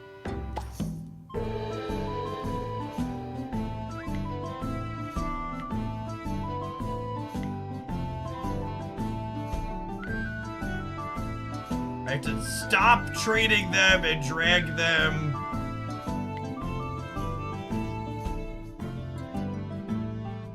Alright, so he's level 7, so we'll drag him back down to the barracks. And then we'll drag her back down. Dweller happiness tied to premium status. They do love capitalism, they do. My vault is level 1. This room stores your supply of gold. Alright. The cellar. We're gonna need throne room level 3. That one's going. Let's go back to the map and fight then. Oh, I have prizes.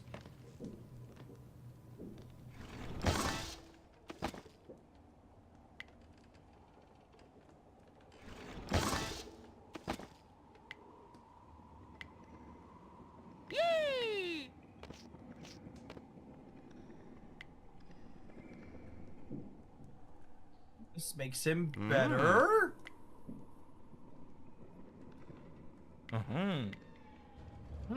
Look at it. Look at his face, chat. He's so cool.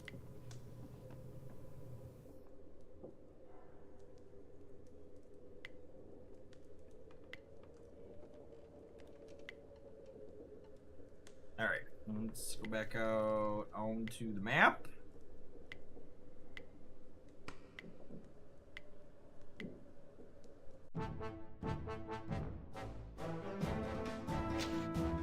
They don't hustle very much for being a hustle castle. I gotta put some fire to them.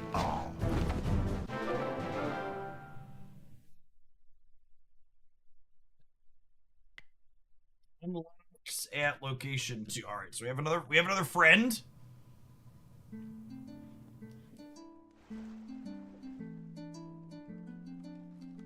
I really hate orcs. They kill and rob people, but the worst thing is they blow their noses into their hands. Our scouts are reporting that they are about to prevent us from chasing the Abyss Lord and are waiting for us on the road. Good opportunity to rid the world of several of them.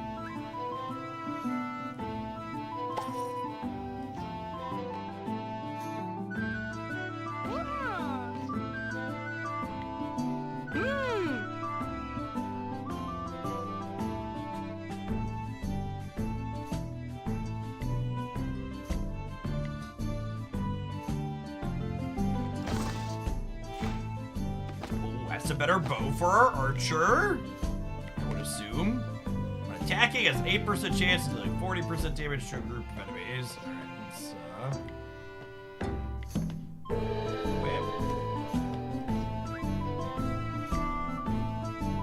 spell power. Alright, we've got a wizard. Where did our other guy go?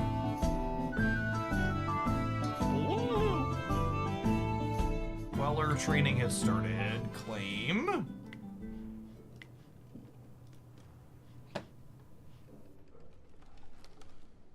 Look up. I feel like we want to train him before we go anywhere. Through living through 2020, I emphasize wanting to slaughter people for bad hand hygiene. LOL.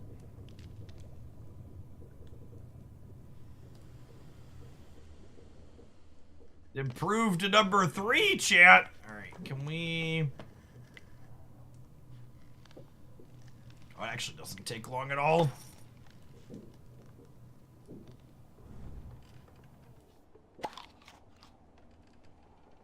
You only fit so many dwellers in the same room. Your barracks only fits 2 at the moment, so putting the wizard in there kicked the other guy out. Oh, that's interesting. Why does he keep walking up to the top? He's like training of his own volition. Is he like coming up here to help?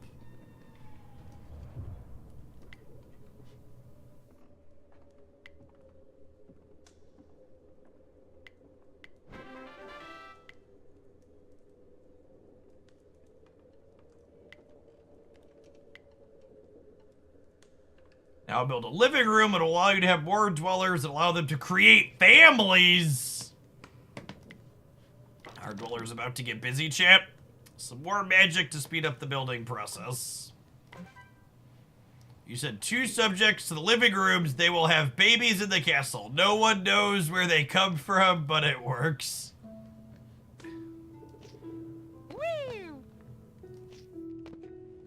Well done. Give your subjects some time and the castle will soon be filled with babies' laughter.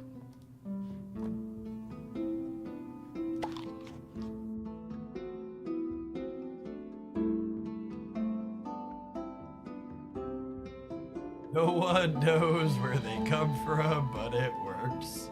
Where did our other lad go? Why does he keep... Get in there!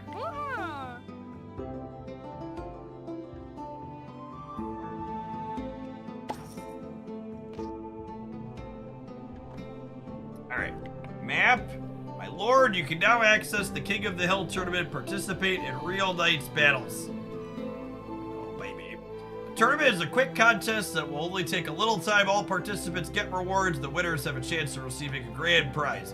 You participate in a tournament by using food or tournament tickets. The bet determines the rewards. Any tournament participant can compete for the best knight status of the season. Alright. When you participate in the tournament, you will get badges of courage to buy unique items in the store. Alright, let's...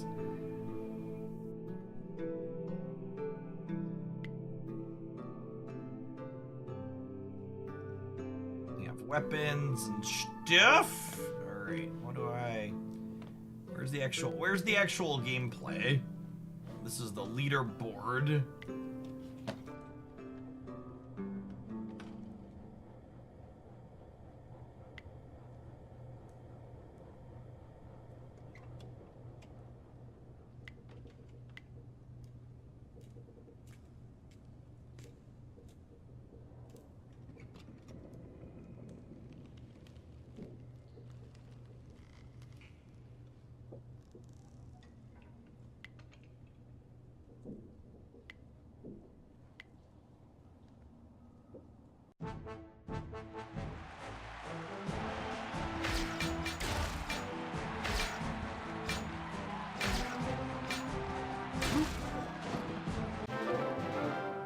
Everyone knows that storks bring baby. That's what it sounds like to me.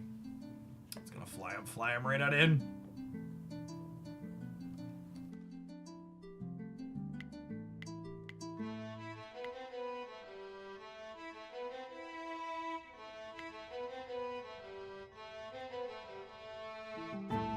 Wait for the next phase. Alright, I don't know that I fully understand the commercial break. Watch an ad 3 times to get a Goblin Assistant and premium as a reward. Select an opponent. Alright, to battle. To battle!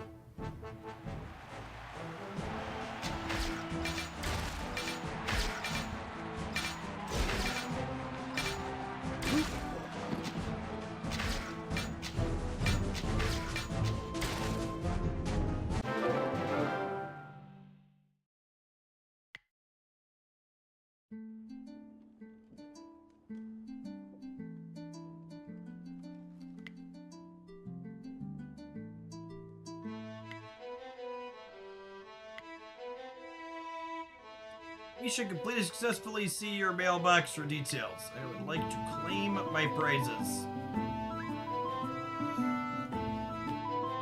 My lord, you can now build new rooms and upgrade your existing ones. Upgrading the barracks and the fighter training room is most important. Alright.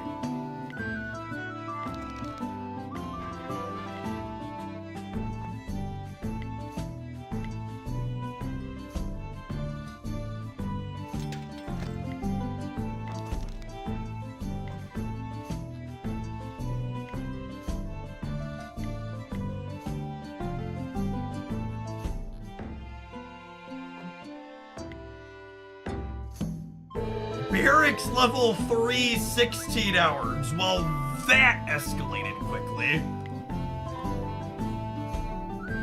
I think that's the biggest jump I've ever seen in one of these games. Usually it's like they scale somewhat, not quite linearly, but it happens for free up to 16 hours is quite the increase. Our apples just contain resource your storage facilities might not have room for. Got it.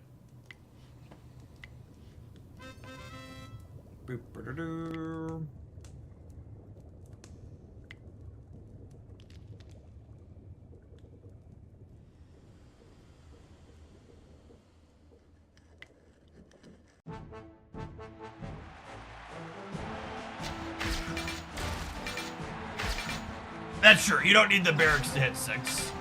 The throne room was definitely shorter.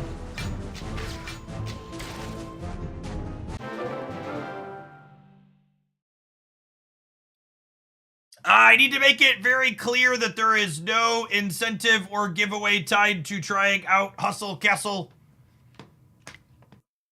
It was one of the explicit things that was not allowed with the promo of this particular game. Appreciate the folks that are hanging out, and check it out if you want an easy way to support my content, but there is no specific individual incentive for doing so, no giveaway or anything like that.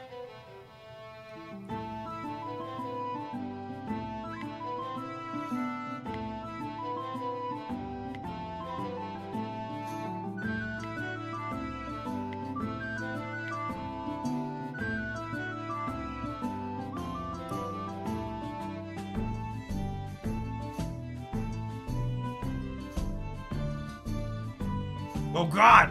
Oh no, what's happening in the treasury, chat?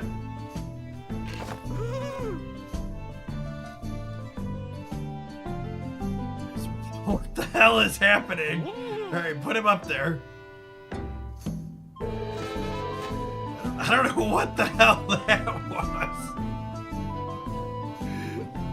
Alrighty then.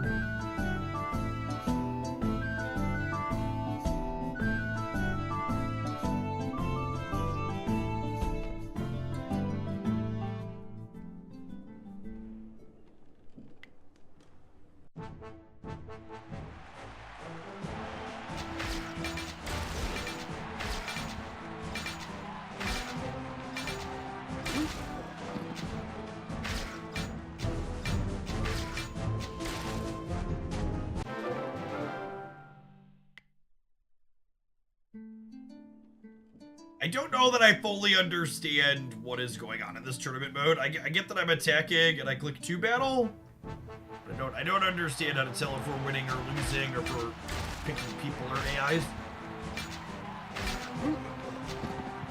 There's a range of costumes on the opponent's things for sure.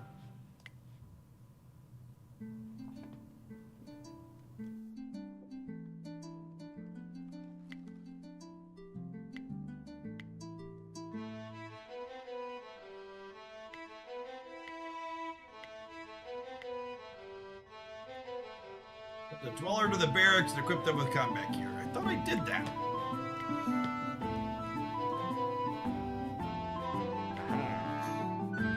Was it because he was sleepy?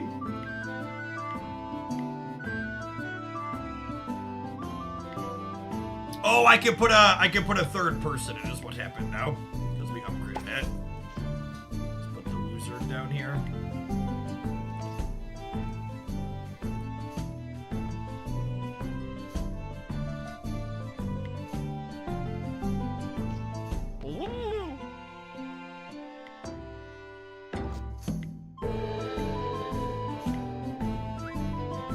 Legendary weapon? Well, that's probably for our mage here, huh? Cannot equip! Oh, requires level 35.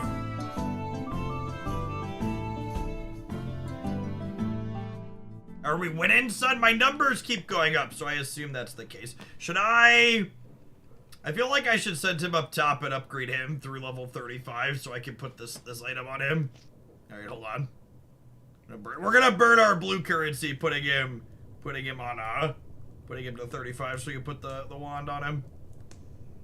This is a mobile game. Hustle Castle is on mobile and PC. If you scan the QR code in the corner or check out that HC_Jeff link in chat, that will send you to Hustle Castle on your appropriate platform. All right, how do I?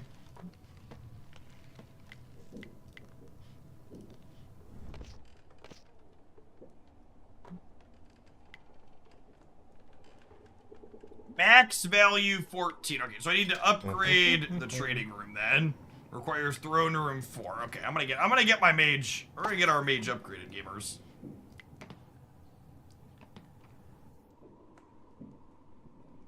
Throne room requires level 3 barracks, which we have. 3 dwellers with level 12 or more. Oh, so I gotta put some of these people up here.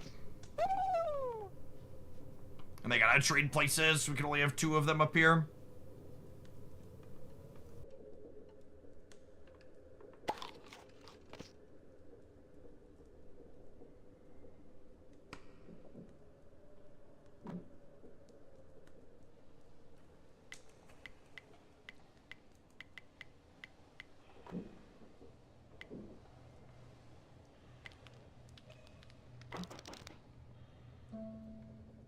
Alright, so that's going. Now let's send these back down here. And then we can go do the next battle.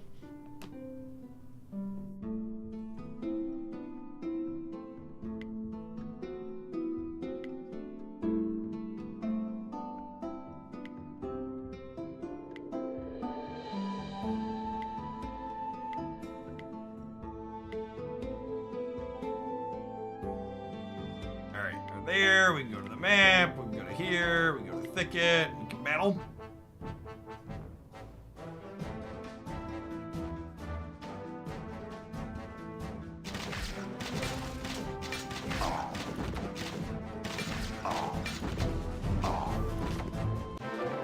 Look at how quickly we got him.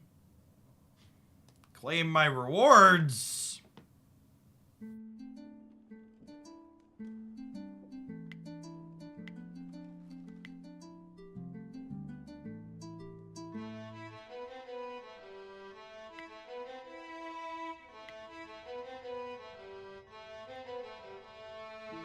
Only get one of the offers. The Dominator 9000, chat.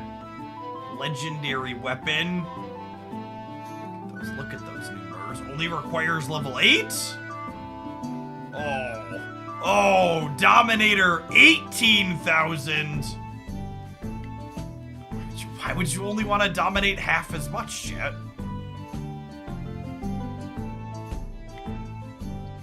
Dwellers.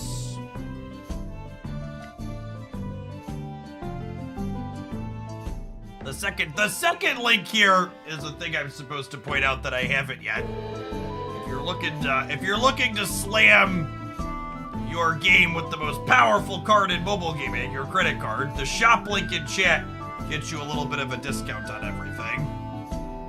For buying all of the stuff.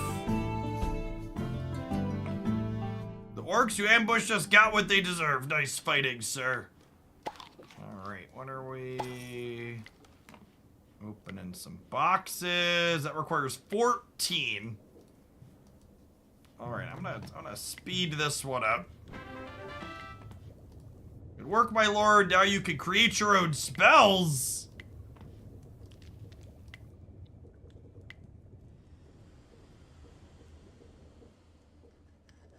You're in an epic outfit, wants to join the squad. Look at Dylan, chat. Look at that epic armor. Alright, Dylan, I see you, Dylan. A mage in an epic outfit. Michael and Dylan, chat. They know what's up. Look, you don't show up with the Great Merlin wand and not know your way around a castle or two.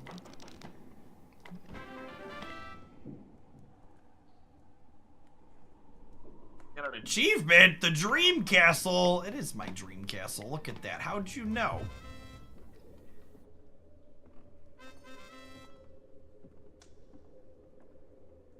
And a victory in Desperado Road in the Orc Woods. Oh, our apples are full. I wanted to upgrade some of our friends, I think. Or I wanted to upgrade this. Alright, that one's going. Back to the woods. Desperado. Will Isaiah come to his senses?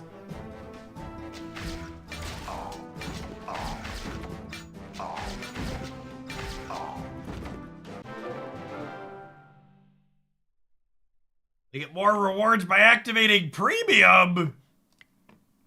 I do enjoy more rewards. A goblin assistant. I'll gather resources for you and complete the training of castle dwellers for 15 days. Look at him with his checklist and his pencil. What a deal. A small gift from my subjects. Oh, my subjects do care, chat. Look at my subjects. Operation. I would love to claim reward. Oh no, I don't want to overflow. We'll have to wait to claim that.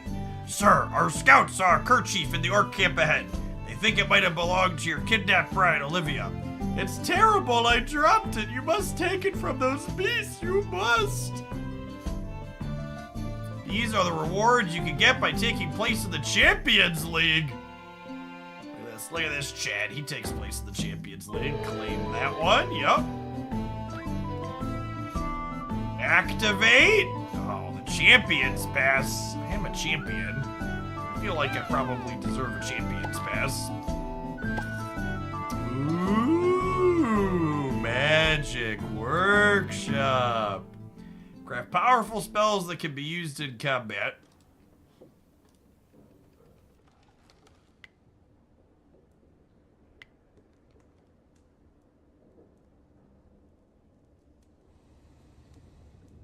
So damage on balance at 15%. Alright, I'm gonna craft a magic missile here. Sorry, magic orb.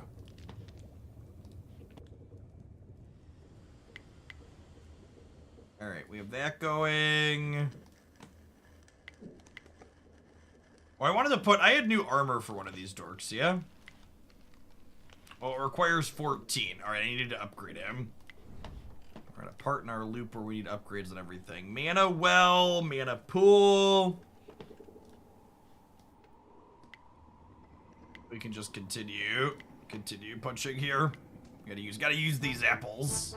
Yeah, we'll just keep spending the apples as much as we can until the enemies are too big for us.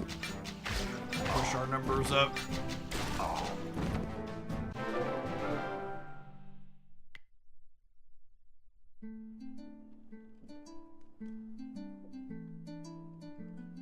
My lord, the orcs have blocked the road ahead. Our army requires reinforcements. Hey, old man, maybe you got something left in your supply? I think there was something. Let me see. Here's some valuable spells. Oh, I was crafting that spell. What a spew.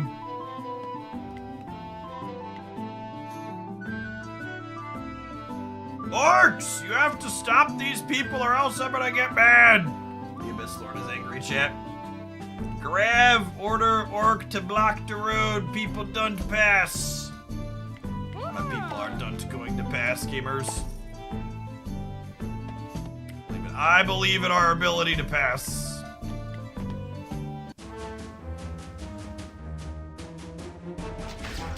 I can upgrade my apple storage. Well, that's a good idea. We got 2 new dwellers and a big chesty with a new bow. Lovely.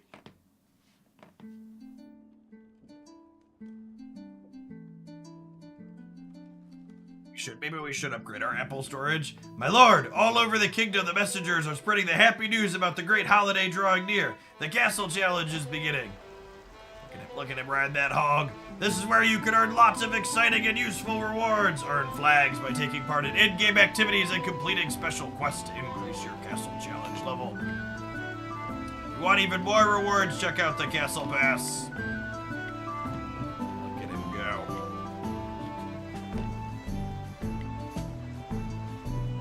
You beat warriors, Urgov, you regret it. Soon Grav show you best move to headbutt. His head looks like it's been through some stuff, Jim.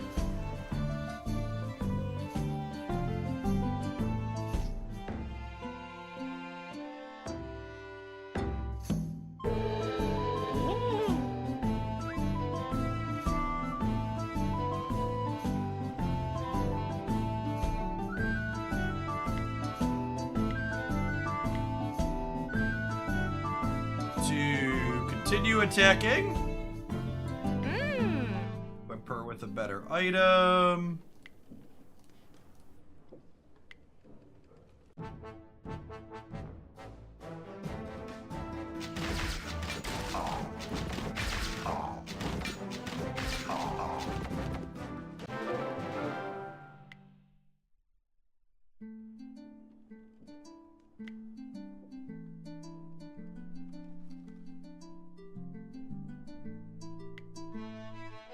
or visit the arena as soon as you can. The new Champions League season is starting there.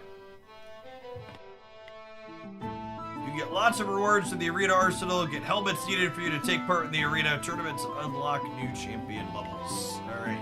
You want even more rewards? Click here. Each season there are rewards in store for you. You have to unlock levels though. The champion pass is only valid during the season it was bought.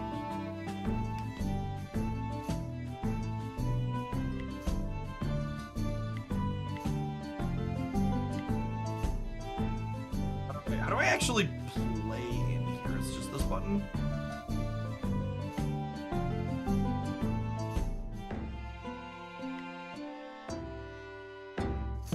This is just like the tournament thing we did before.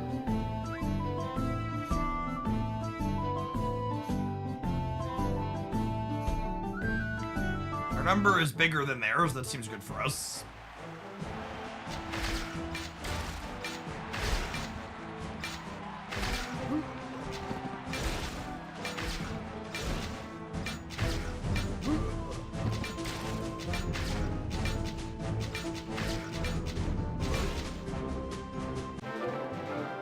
Number went down considerably faster than ours.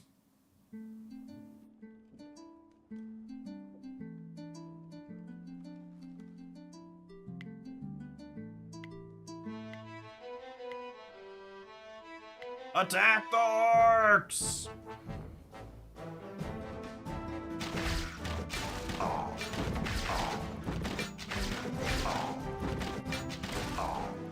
Delete orc wizards. No match for us.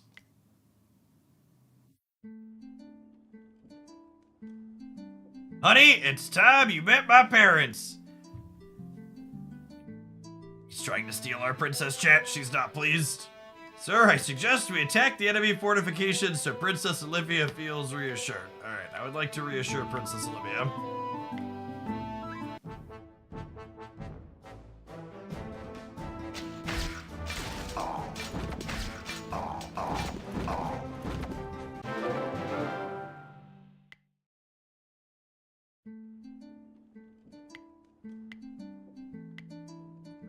Can clear into here before our numbers aren't big enough. I feel like our numbers are considerably larger than theirs at the moment.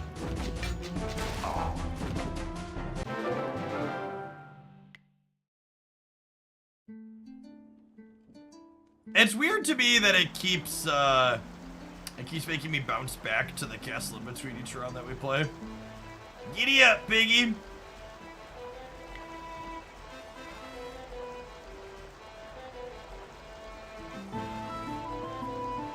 Now these guys look like warriors that know which end of the sword to grab. Oh yeah, we trained past what they expected.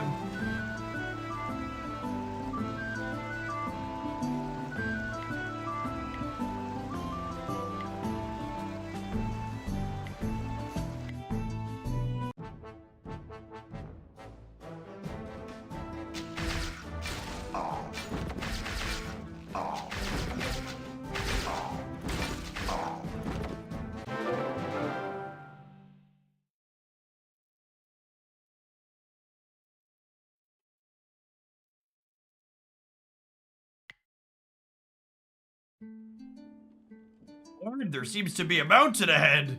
Rub your eyes, it's not a mountain, it's a giant ogre. My lord, you can't do this without magic. Here are some more spells, but I have no more. Sir, there's a very strong enemy up ahead. Make sure your warriors have the best armor and weapons. Alright, those are still going. I think we had the best gear on them. Oh, I should open some more boxes.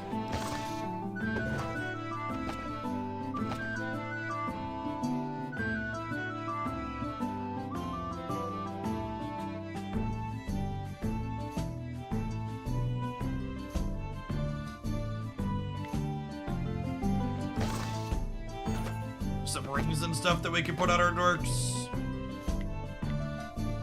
Upgrade my storage. One of these contains my stuff, right? Supplies of gold.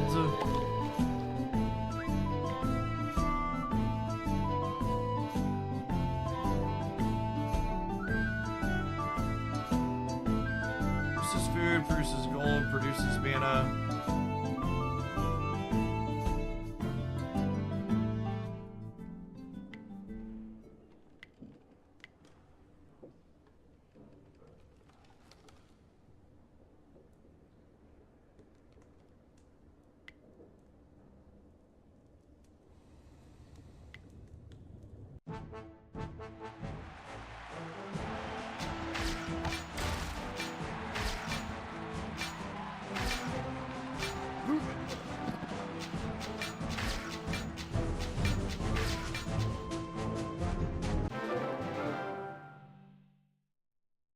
The Professor Xing, I mean the snap didn't go well today. It was alright. We played a Bast bounce movement deck that was slick. I never played Bast with Dagger before, and that felt pretty reasonable.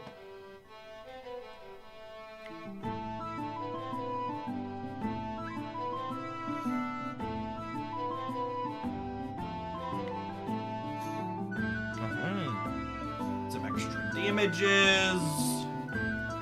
Is it still going? Quick speed up. Am I? Nah, we'll let it ride.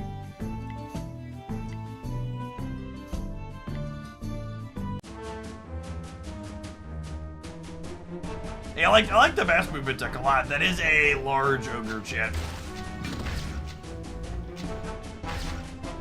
I feel like the club does not do a is he like swinging over our guy? It is another Sage deck, yeah.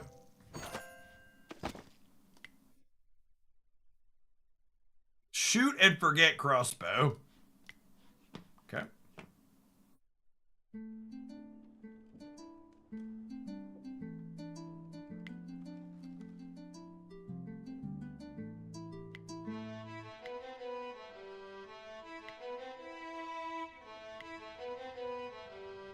Grav, have headache, now your fault. The people from the castle are advancing.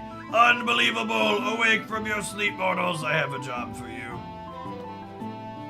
Well, they have a lich. We'll soon have enough fresh living food. I don't want to be food, chat.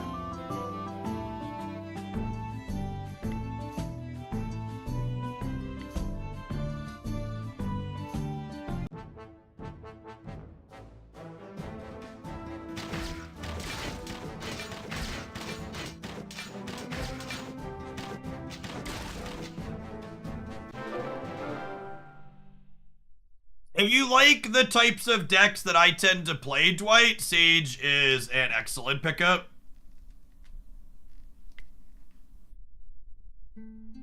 She goes there. She goes into a lot of the little critter decks that I like a lot. I didn't do the last one in here because it was telling me to go to the next part. It's different. Oh, I have to select the one.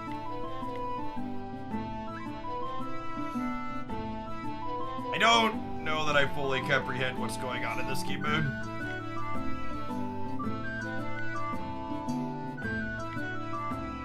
This game's definitely a little bit busy graphically. I mean, Sage isn't a must-have card by any means.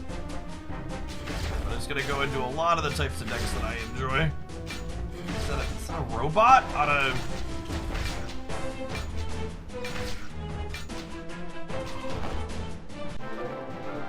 Frankenstein robots?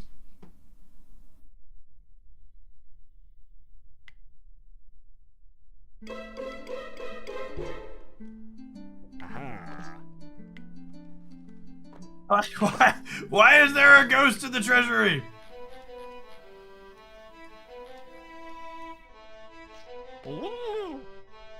Sir, why is there a ghost in the treasury, gamers?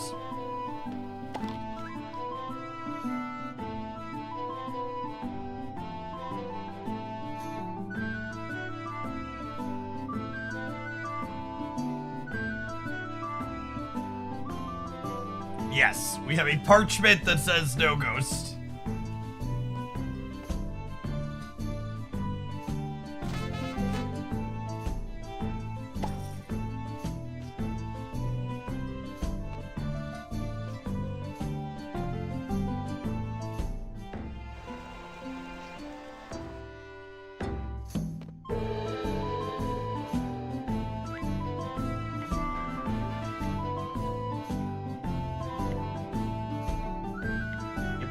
20 now. And armor I need to be 14 for. Yeah, this is 8. Put that on her.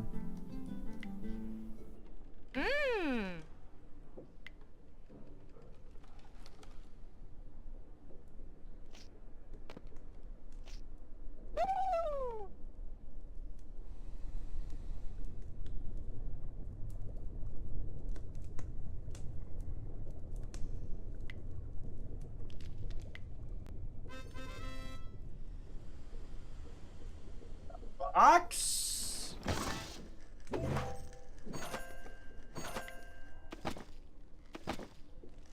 Some better archer armor. Okay. The barracks have been repaired now.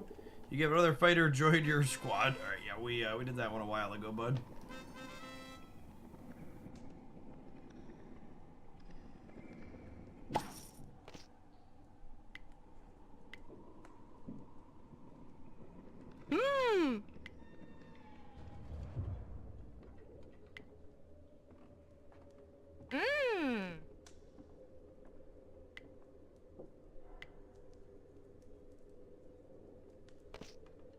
Put the dodge ring on him. And that one just does extra damage. As what, a new emote? I missed it, Ben.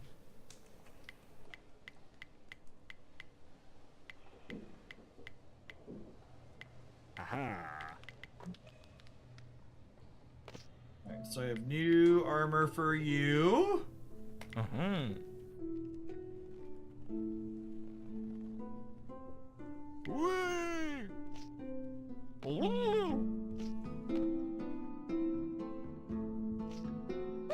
Back down here.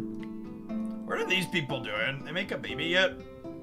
Throne room level 6. Oh yeah, I need to get my throne room upgrading, I suppose. Need 3 dwellers, fighter class 17 or more. Okay.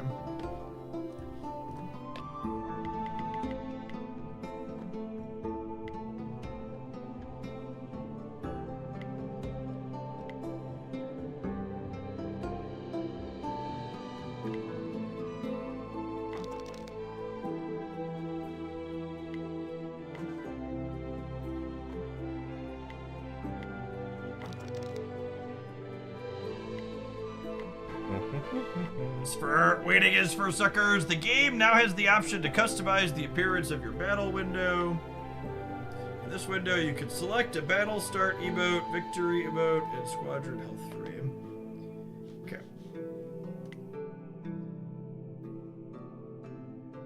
Level up your barracks, fighter training room vault to level 4 right now at a great discount. That's very tempting. It's very tempting. Before you quit the game, move your warriors to the barracks. Those that are there will be the only ones to defend your castle from other players while you're away. Noted.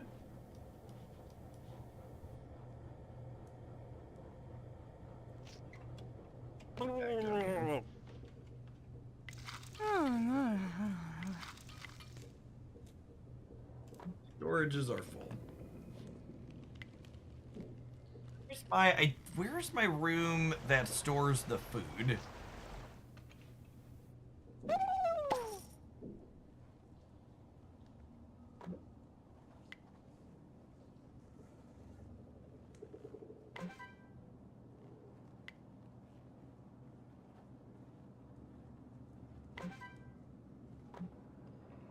This one? Oh, it totally is.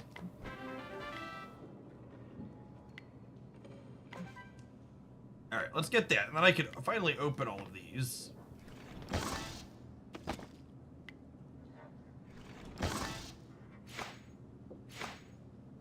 Ooh. Treasurer's suit. Oh, some of the equipment is for people that stay at the castle. I got it. It's not just equipment for fighting.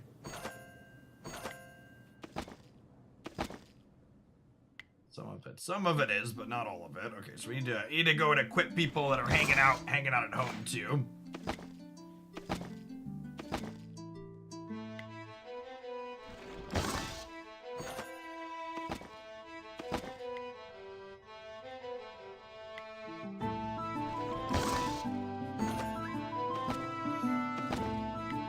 Yeah, the audio design is solid for sure.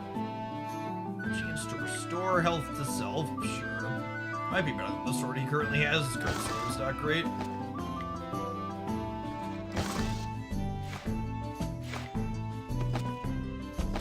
Food per hour. Not a very good one.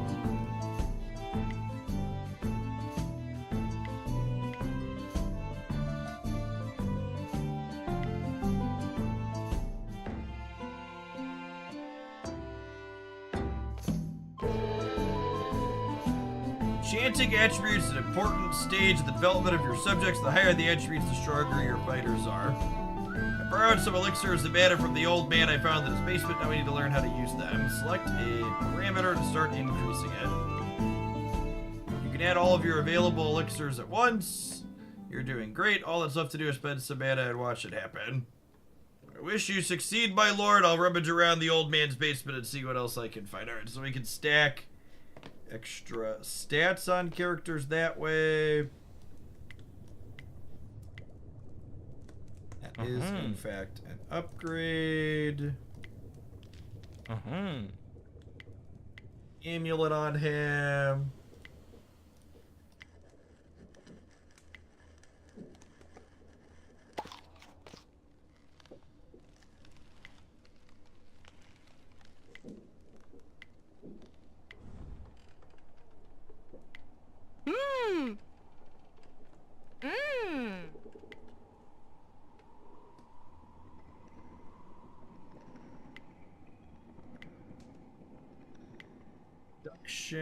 So I'm going to close that. I want to go up to this person in here and give them...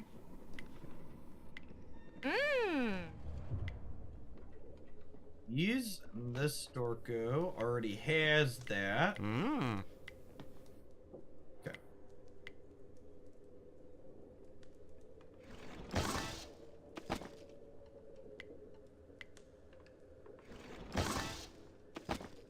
Oh, that one had 125,000 in it. Well, that explains why I filled our full 60. It is going well, Obi.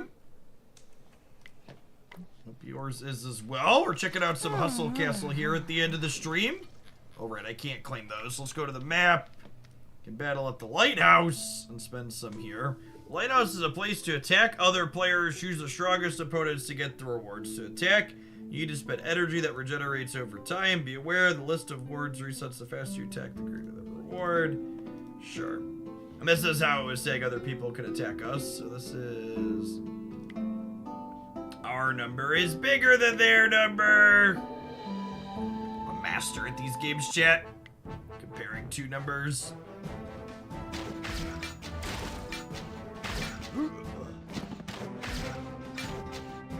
Look at that explosion. So anyways, we started blasting.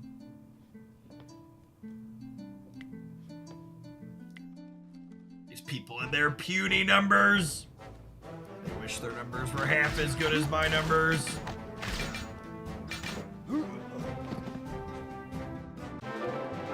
Zippity zappity.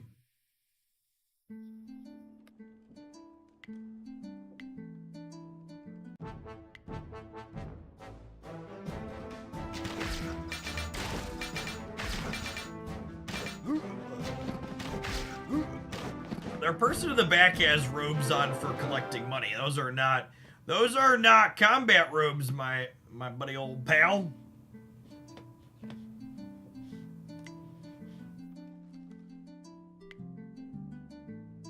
My lord, is it just me, or do I hear a sweet feminine voice? It cannot be, it's Olivia.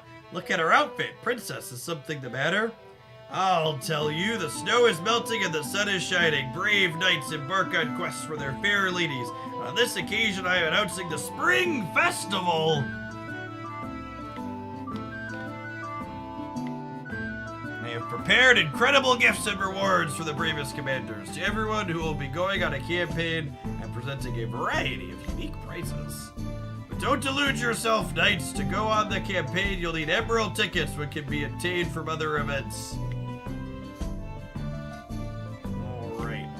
For the most cunning knights, I've stashed some emerald tickets. Onward, noble knights! The unconquered lands are waiting.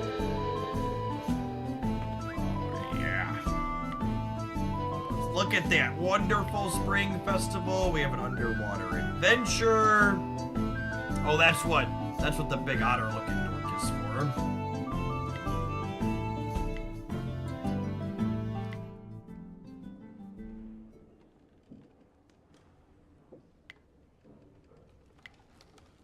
Some emerald tickets for free. My lord, the underwater adventure has begun. How unexpected and satisfying. An entire map full of valuable rewards. Roll the dice and test my luck. I'm so good at dice rolling. We're about to get wet hustling these castles. Every day we are hustling. Don't skip the quests. Rankings. It's a super game, chat. A fistful of adventure dice. But like, I would like to roll the dice. No, stop it. Let me roll the dice I have. Look at him go. Whee! Choose one of the items. Food production. Ooh, that seems good.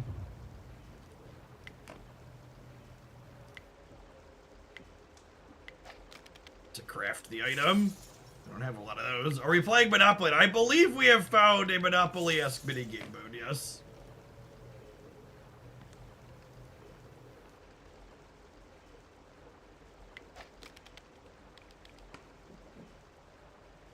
Pick an opponent.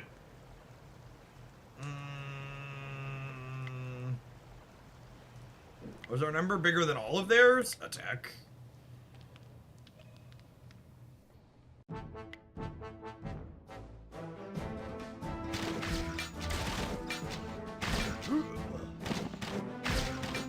Get your puny numbers and your weak armor.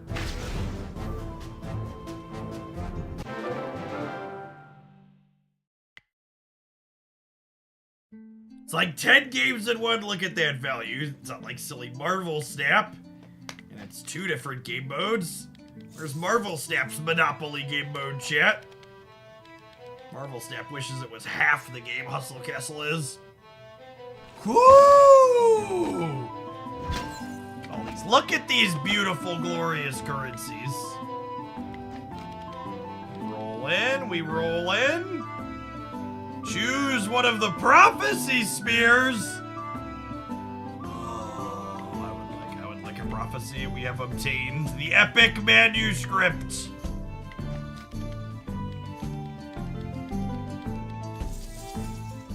Oh look, we passed go and we collected extra.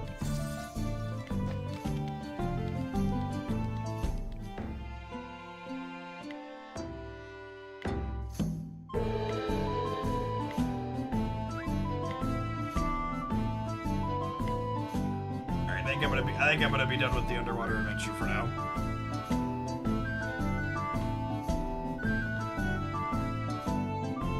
There's so many things. There's so many things. A dragon! Oh no, it's just the dragon's treasure. That's a lot of diamonds though. The heroic deeds squad. Elijah, Isaac, and Emma, with their powers combined, gamers, they will commit heroic deeds for us. The Arena Champion set! Oh, it's a good deal.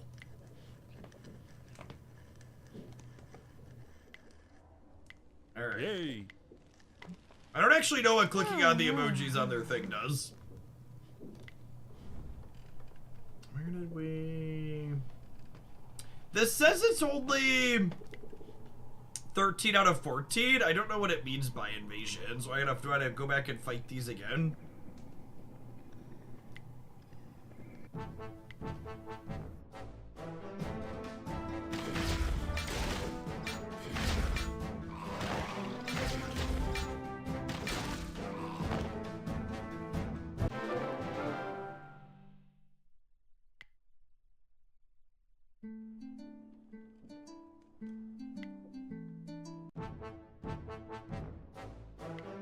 See what pressing the multi-attack button does here.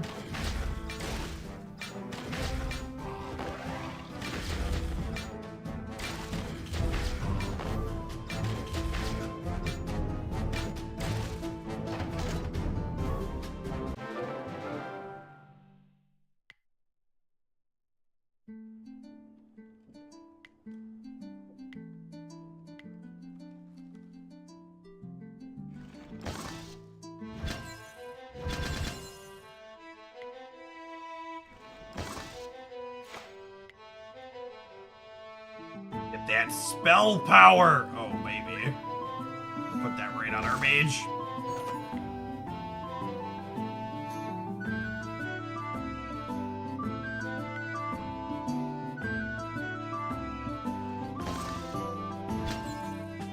I think the random emote bubbles typically just increase their happiness when you click on them. They're like the opposite of me, chat. Their happiness goes up when they get emoted.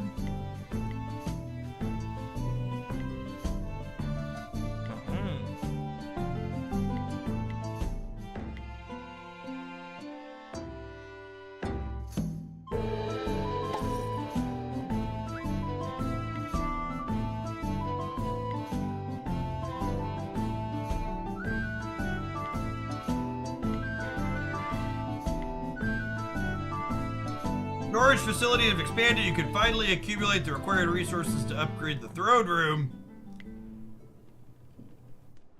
We need barracks level 4, 4 dwellers with fighter class 26 or more.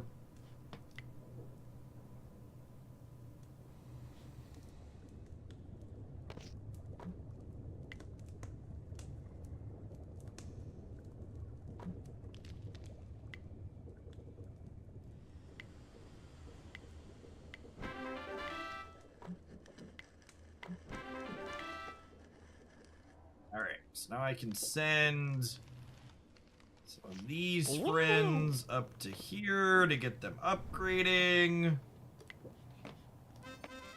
Some things to claim from in here. No, those are just notifications. Got it. Oh, there were things in here I'd already claimed. Upgrade 2 of your mess halls to level 3. I don't know that I have any mess halls at the moment. Yay!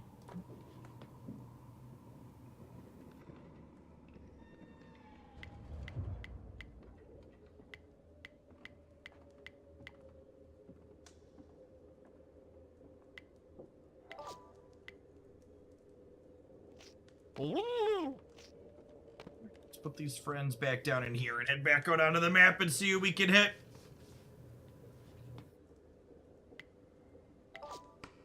Some other random prizes in here.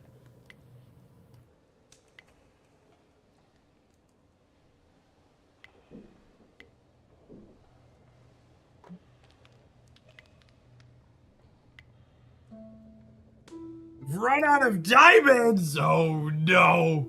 It's my worst possible nightmare, chat. I've run out of diamonds.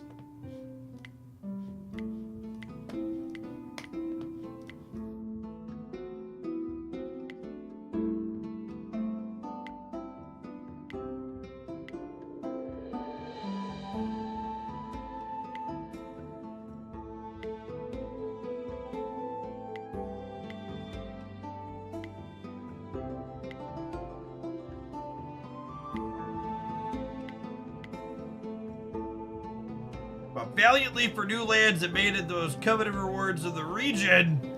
What's this? I don't see you on the spring order list according to the festival rules. I can't give you this reward, but you can still become a member.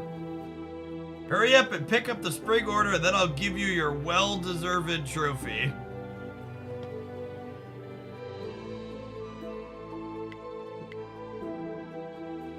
We needed 26, so did I stop one too soon? Was 26 what I needed? I completely forgot what we were doing, so we're so many numbers. I need 4 dwellers with fighter class 26 or more. 4 is so many.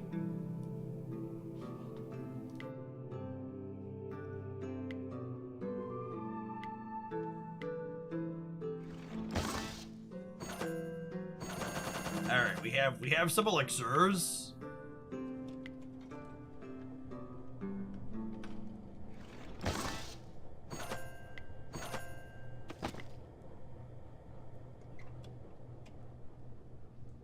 I think that was an upgrade for our mage. Aha. It was, in fact, an upgrade. More spell power in a different color. Our numbers are significantly larger than theirs. Look at them vanish. All right, we're gonna spend our food pushing through as much as we can, I think. plenty of it. Our number is significantly larger than theirs. Necromancer Circle ain't got nothing on us, gamers.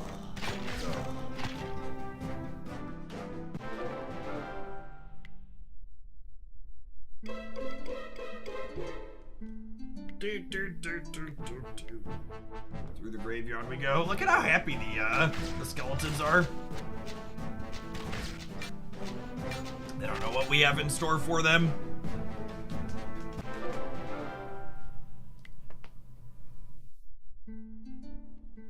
Where on earth are you? Save me already! Princess, we are coming to your aid across a land full of the living dead. Are you in the cemetery? I'm being transported across it too. Hurry up and catch and save me. We're coming, Olivia. We're coming as quickly as our legs will carry us. Oh, the Lich is attacking my backline, chat. That's like, skipping my warrior is cheating, Mr. Lich.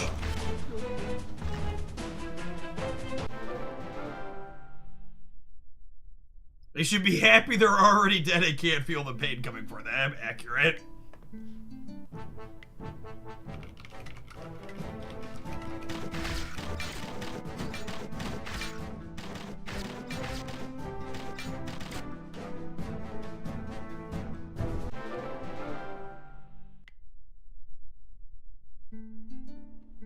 Princess, we defeated a large covering force of the undead.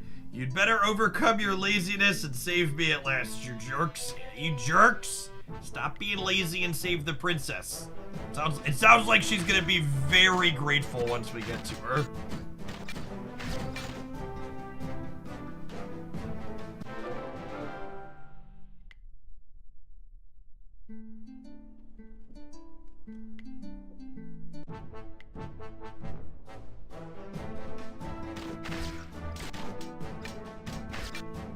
Little baby liches.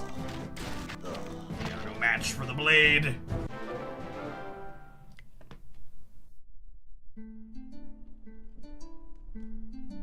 The way she's talking, we should leave her with the Lich King to teach her gratitude. Sounds like it. Had I been alive, to defeat my warriors, suffered would have spoiled my move. But the dead are always in a great mood. Ain't that's the secret. The secret to happiness, chat, is just being dead to begin with. That was so simple all along. Why didn't we see it?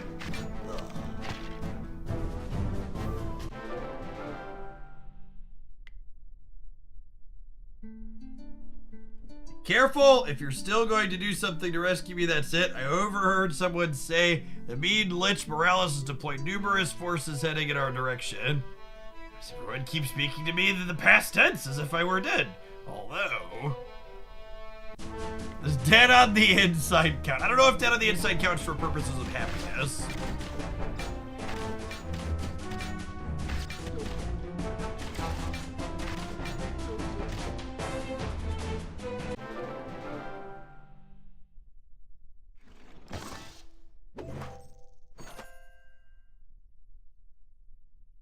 Some upgrades.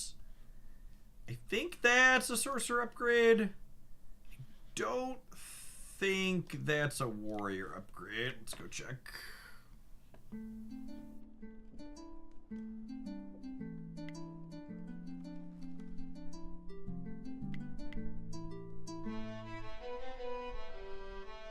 It's actually not an upgrade for him. Yikes. What about him?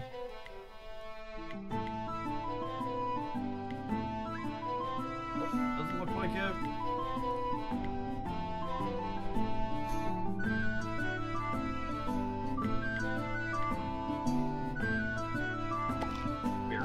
Barely dented our apples.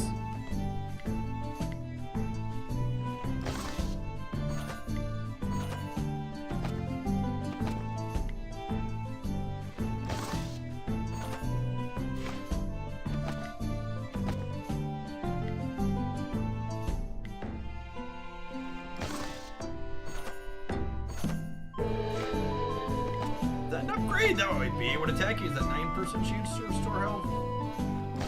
Our sword actually wasn't that good. Oh, I bet that's an upgrade. Yeah, some splash damage. That's what I'm talking about. You found us a new game to co-op yet? I'm bored until my racing season begins. There's a lot of talk about Diablo 4's new season being good on my timeline, Matthew. It seems like a dangerous one to poke into, though.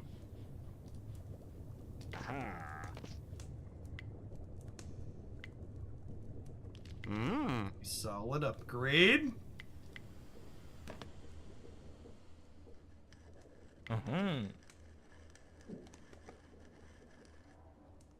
Not getting roped back into Diablo for at least 2 more years. Fair, honestly.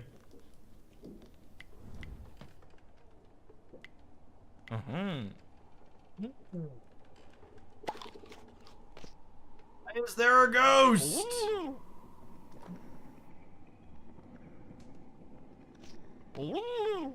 On my way. Alright, I gotta send him up here to deal with Casper.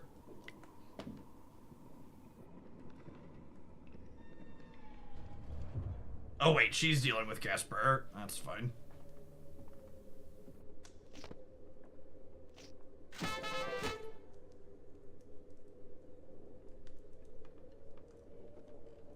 The new D4 season and changes are really nice. I can confirm. All the feedback. I follow a number of people on the Twitters that are into that one.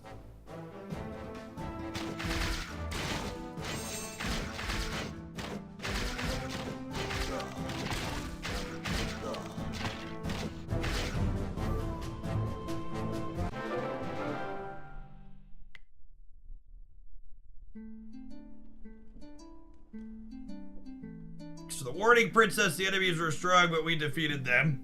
I have a feeling that I'm the reason for everything good that ever happens. Is our eyes ready to twitch?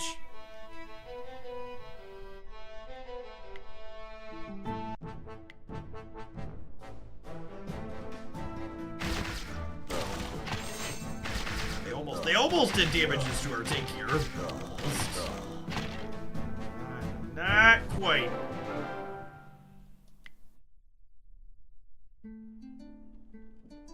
Soldiers were beaten again, mortals, and they'll get beaten plenty of times more. My bridegroom will save me. He has no choice as he promised to marry me. I found some soldiers that were not so decomposed as others. They'll stop him. Will they? Will they? My number's almost twice as big.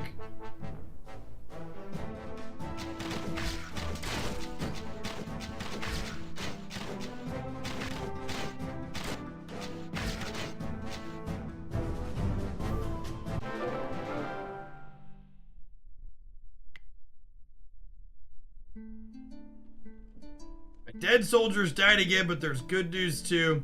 I have more unowned bones now that make nice decorations for your wedding. Is this the last one? Our health totals are almost similar, but their power number is much lower than ours.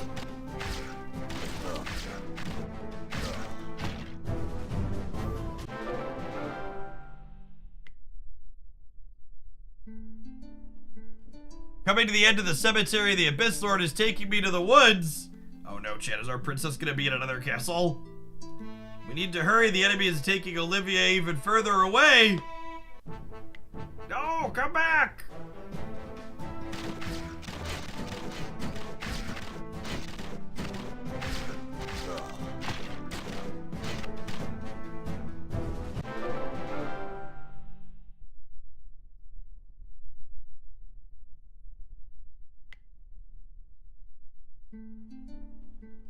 Mortals, can you hold them off for a while longer? I'll hold them off, I swear with my life. Oh, we get to fight the big boy.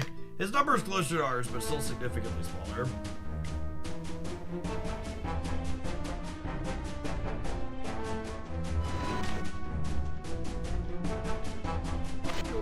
He stunned our people! Something stunning.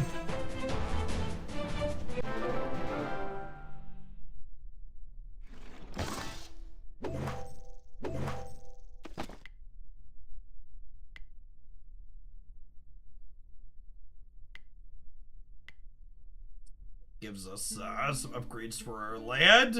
Alright, while we're upgrading our land, chat, another thing that's stunning are these Twitch adverts. We'll see you at 120 seconds. Don't go anywhere.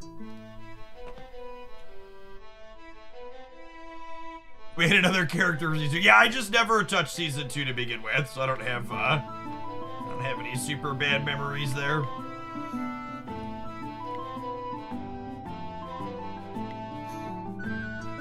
It used to be 20 for that one. So this is 35 still.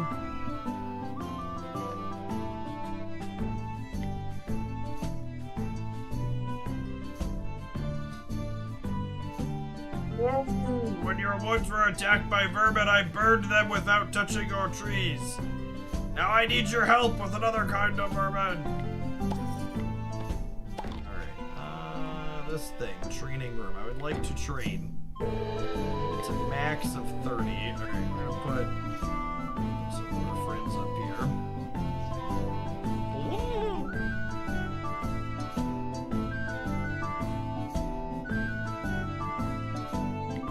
Boxes to claim.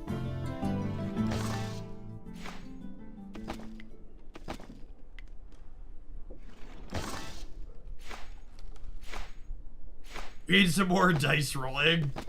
We can play some more Monopoly. The Rat King wand.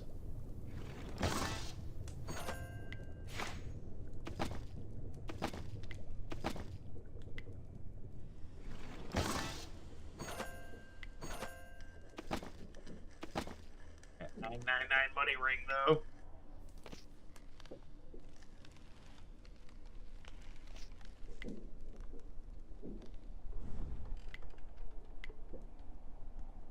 Better. Sedge.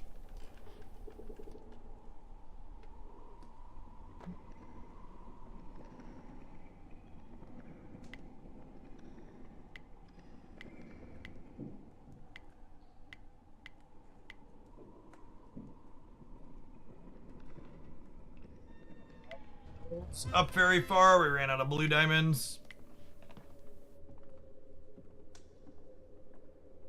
You can filter for specific types of equipment so you don't have to scroll, can you?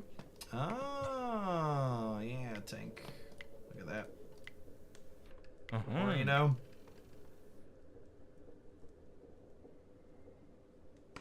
Still 28. Can I get him to 28 at least? Are we close?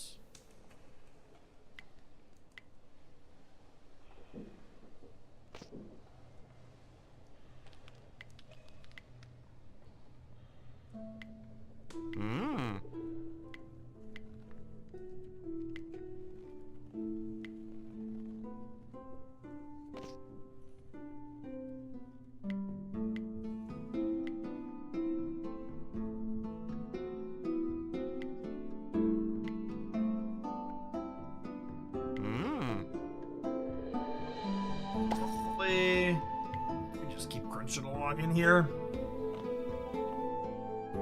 It lands under attack. Complete 10 evasions within a given time and get some rewards.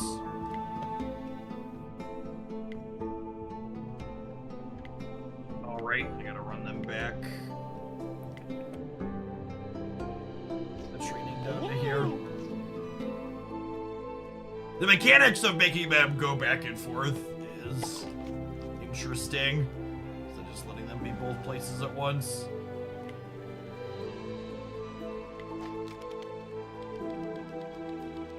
Dorko hop along here.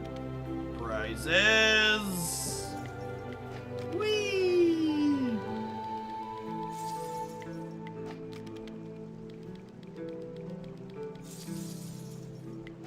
Let's go.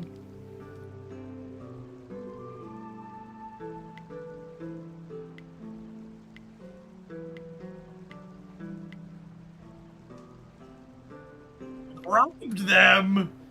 Oh man. I guess they should be safer.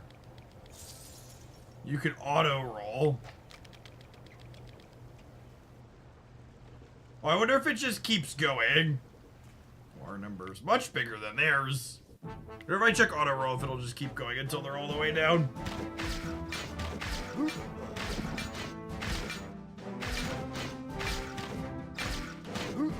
Oh, their tank put up a little bit of a fight there.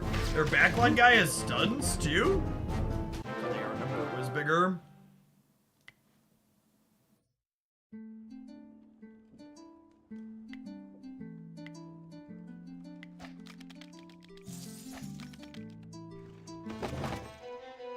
Oh, it looks like it keeps going until you have a decision to make.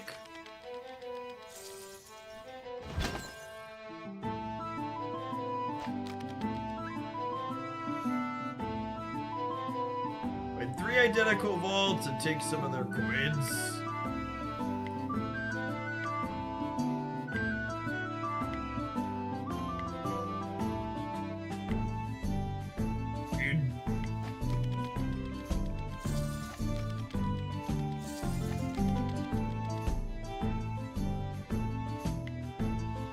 No tickets to get the prophecies. You're probably actually supposed to just decline a bunch until you have 12. That's a bunch of stuff.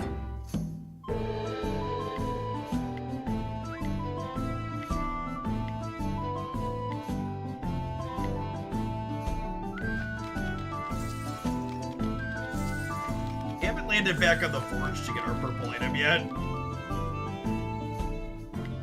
Decline to get the +3, and we'll save for 12 to get them all at once, I think.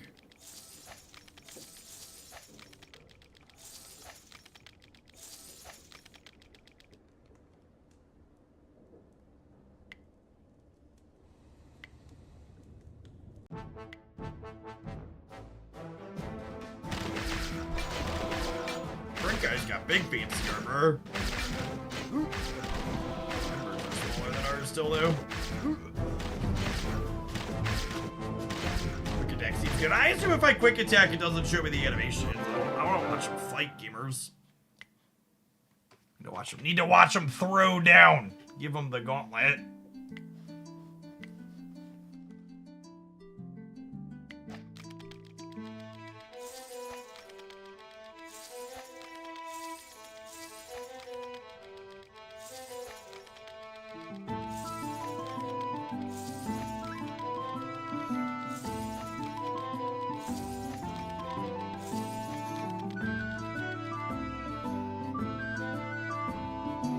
Our numbers are getting closer to ours. Be able to hit the biggest one here on the next time around.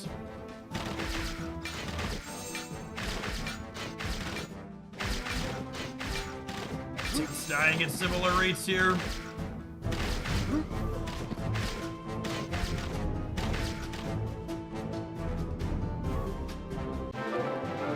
Who whip out the skill card yet? We have not.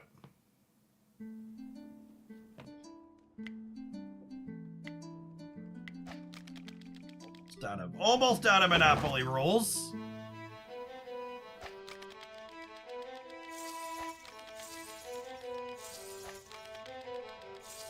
We just keep dodging this item vault.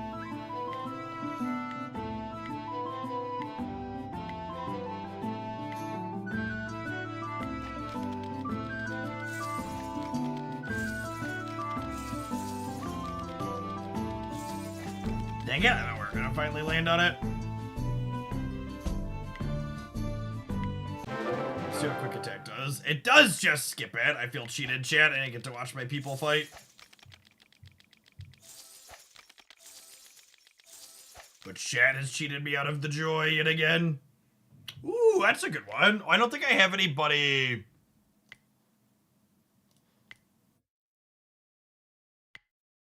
I don't think I have anybody that is level 29 yet. Storko is only 28. Sedge.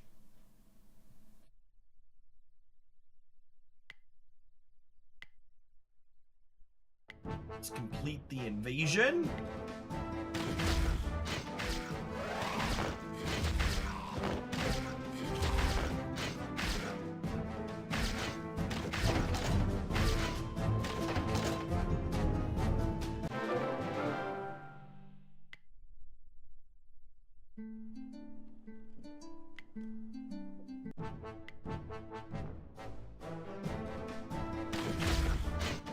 Oh, did we have diamonds pushed back up again? Looks like we're back in the Hustle Castle.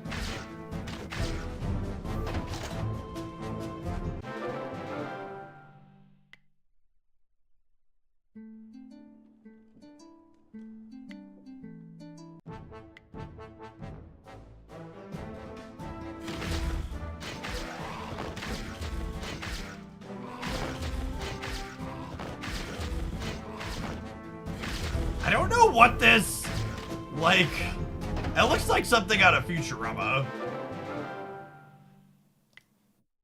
Little treads coming in at us.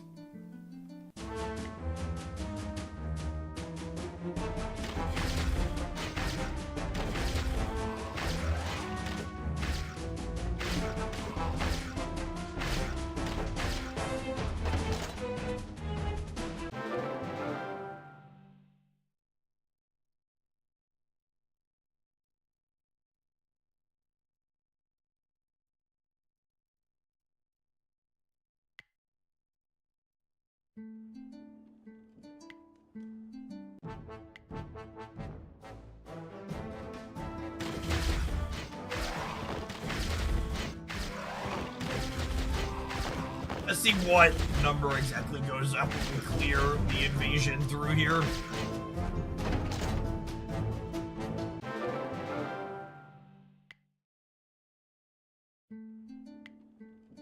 Here, 2 invasions, 1 enemy.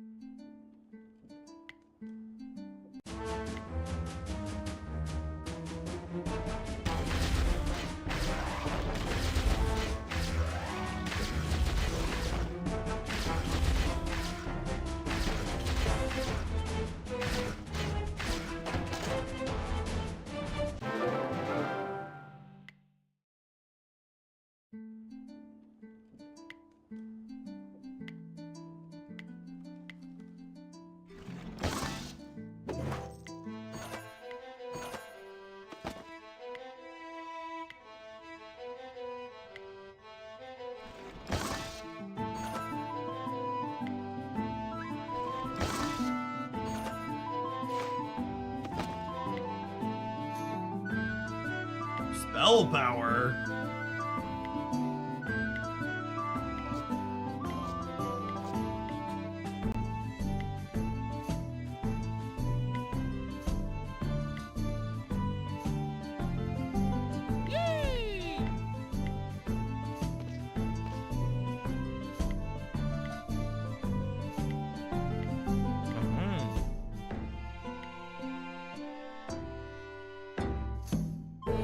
Nine.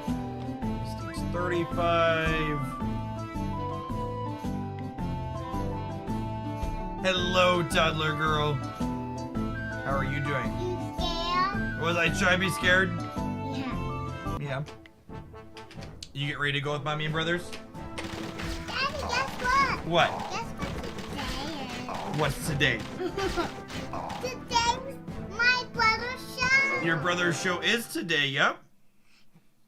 You already know that. I did know that. Hug. Aw, Haley hug. Yeah, you and mommy and brothers are gonna drive over there early so Declan can get ready, and then daddy's gonna come over to watch the show after he's done working, okay? Okay, but you have to hurry into the show. I will hurry before the show starts. You don't want to miss the show. I won't miss the show, I promise. Yum, yum, yum, yum, yum. You're a normal toddler.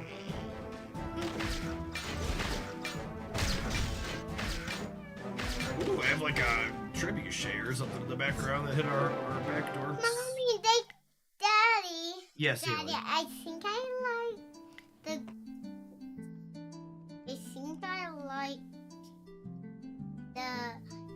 the Princess Queen. You like the princess one? Well, these ones cost 5,000 food to attack. Maybe I shouldn't have burned those other ones so aggressively.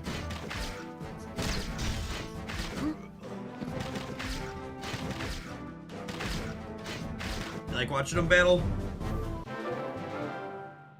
They are pretty captivating. I like what you got today. Daddy, you all have it. Are you sure you want to go to battle? Yeah, I think we're fine. Isaiah's a tough lad. Daddy. Oh, my God. You like the lion button? Lion makes all of our characters faster. That is how a lion sounds. Alright, the age-old woods, eh? Ooh, these really scaled up in food costume. Roar! Ooh, look at these ones, Haley. Big scary tree folk.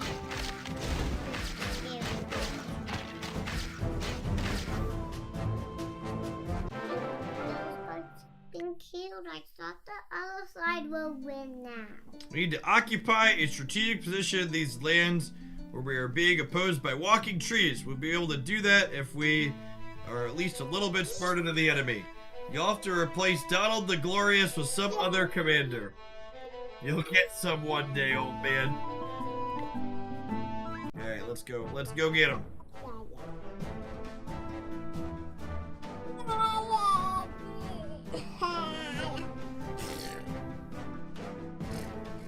This level must have something different in it.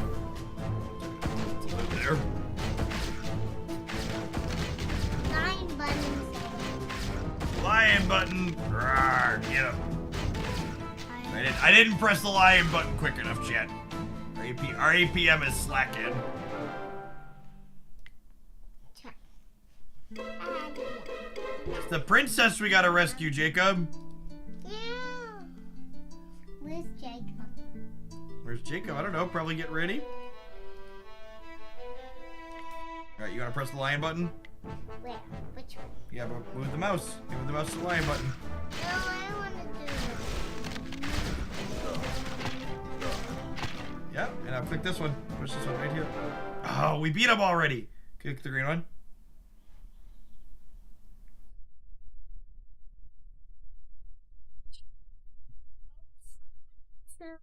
Let Daddy get the green one. I did green. I'll let you push the button on the lion button, okay? Just the lion one? Yep, okay. When the circle's done, you gotta push the button, okay? Press it right here. Oh, good job, Haley. We won!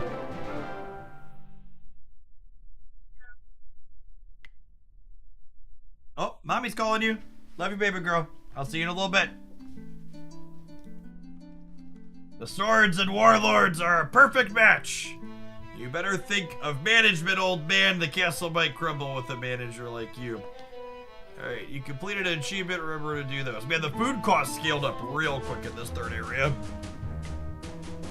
Yeah, a lot. Well, that is a big old weird dragon looking. It's got feathers, right? So I don't think it's a dragon. Dragons usually don't have feathers, I don't think. Blade of ancient magic.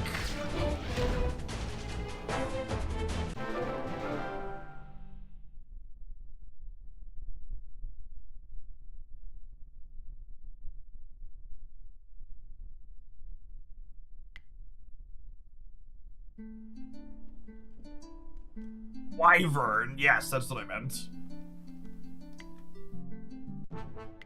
We're gonna run out of apples relatively soon at this rate.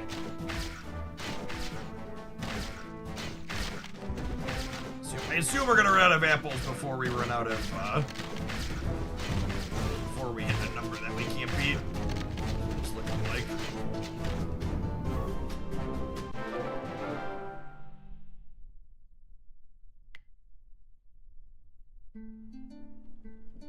Give that beautiful woman to me, Abyss Lord. Shroom the mighty roots. Like an angry Christmas tree. My bride, Shroom, are you crazy? She'd water my saplings. Guys, I have a bridegroom who's rushing to my aid if that's okay by you. Well, I hope he is. Alright, we're rushing. We're rushing as quick as we can, Olivia. It's not my fault my princess keeps being in another castle.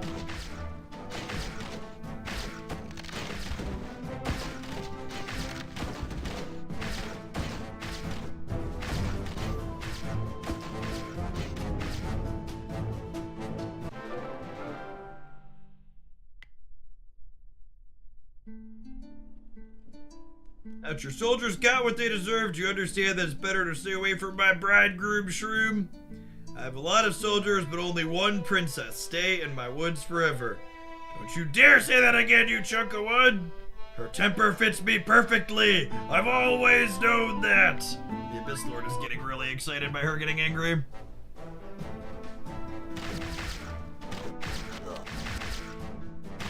He likes some angry gamers.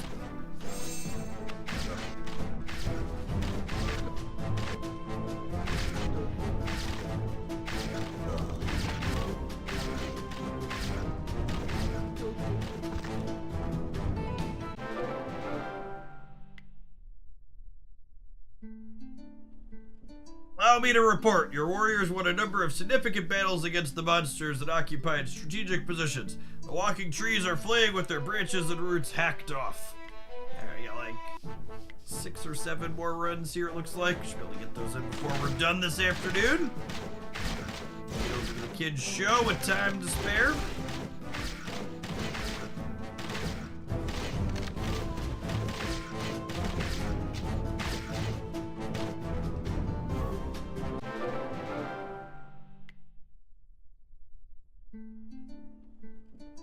Like that woman being in my land, I won't let you save her. Sir, it looks like your bride is quite popular. I mean, we should save her fast, that is. Alright, Isaiah is slowly healing. I think we're a big enough number that we don't need to wait for him to heal fully here.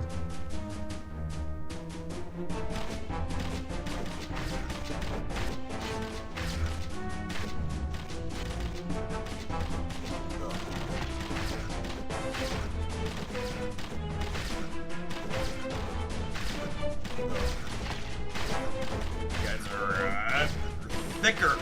Remember, they're getting closer to ours. They have stuns? Stunning display of powers. Display of power.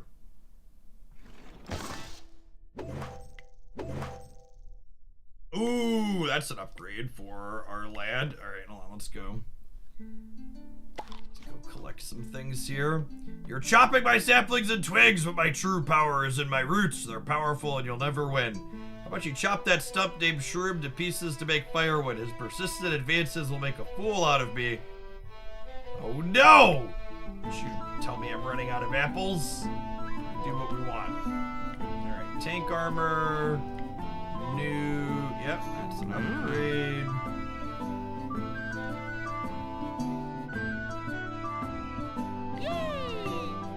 Boxes in here.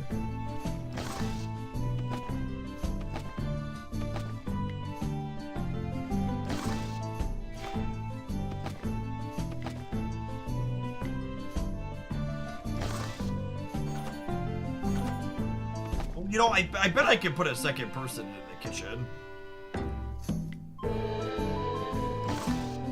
only have one in there, and I've got someone else sitting out here right now, too.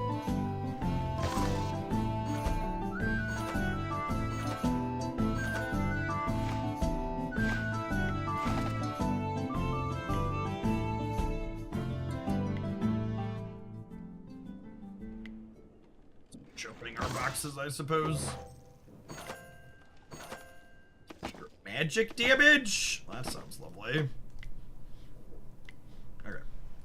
Hold on. You. Coming into here. I have extra magic damage for you. Huh.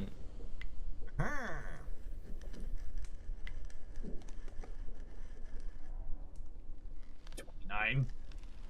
Need to upgrade our people at some point.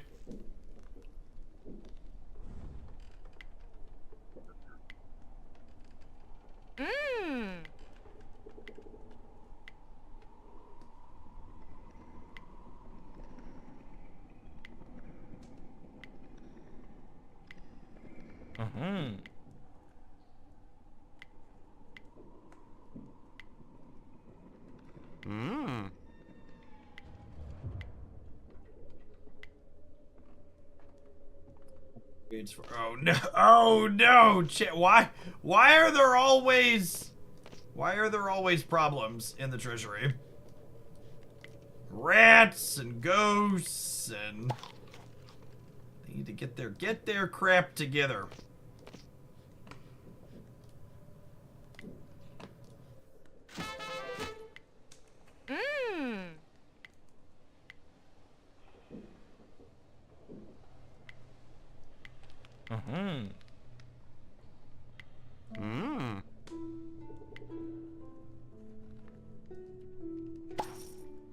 Wait, alright, so we did that.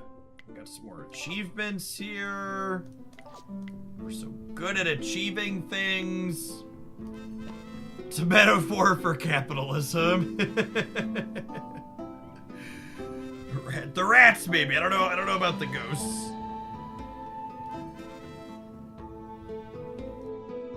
Look at them. They have better carriage and a healthier complexion. They finally learned to fight. Lovely. Upgrade 2 of your vessels to level 3. Do I even have a vessel?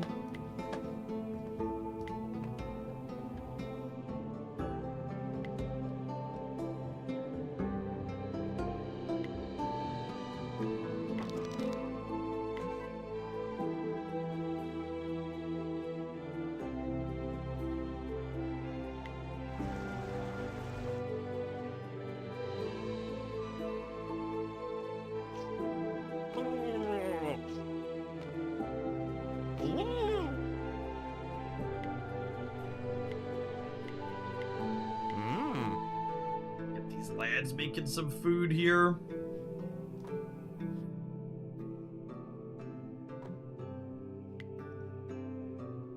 Amelia is pregnant. Look at that, chat.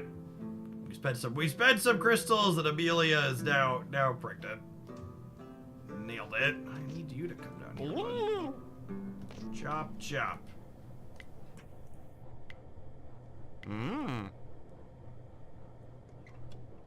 Oh, can you click on the room there and hit equip best? Ah, look at that. Today I learned.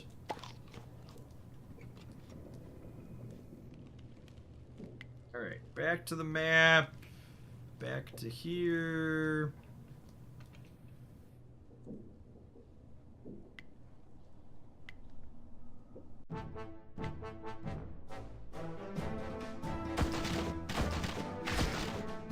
Oh, he got some fancy new armor. Ooh, they are actually chunking through our boy at this point. We might actually not have big enough numbers here soon, gamers.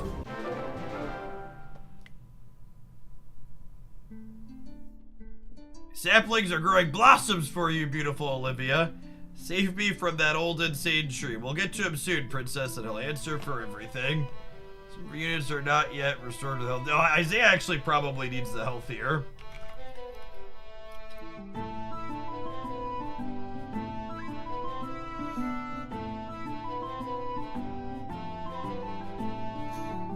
Wait for him to do his thing. Can we arena? What's arena? Our numbers are much bigger now.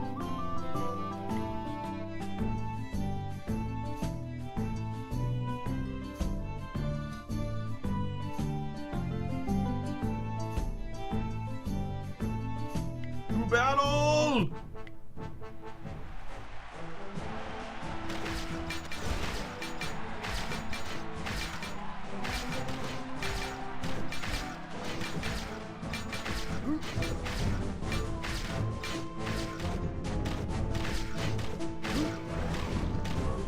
Ooh, they actually killed our front line. That doesn't often happen.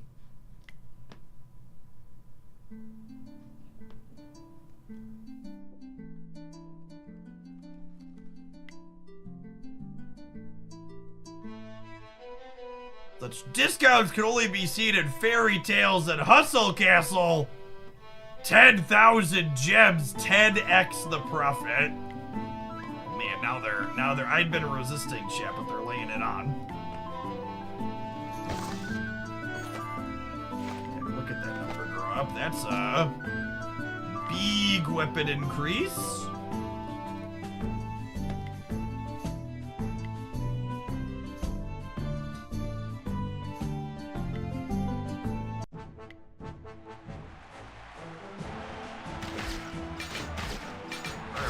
We're gonna put the other sword on Isaiah, I think, up front.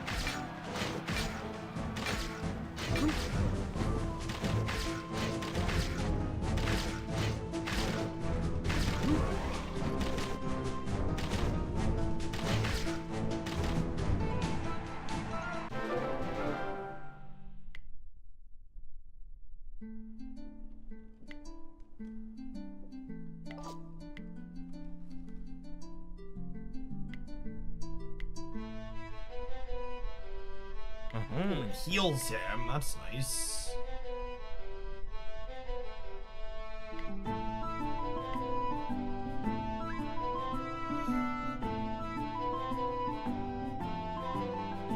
It's a 29.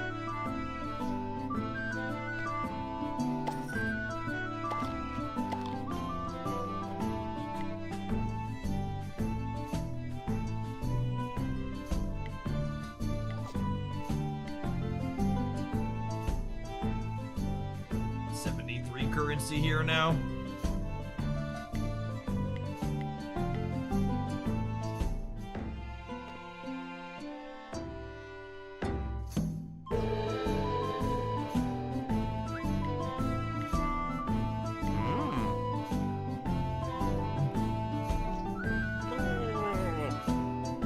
Come on down, bud.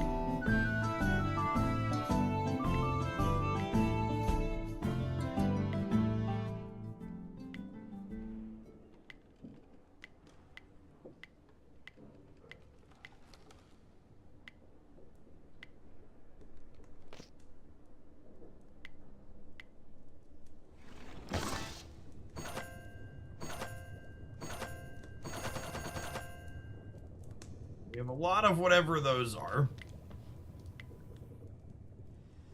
Epic Ring gives extra magic damage. Alright, but I need to get I need to get Aiden up to 30 for that. That sounds like. I can only have enough to quick upgrade him twice here.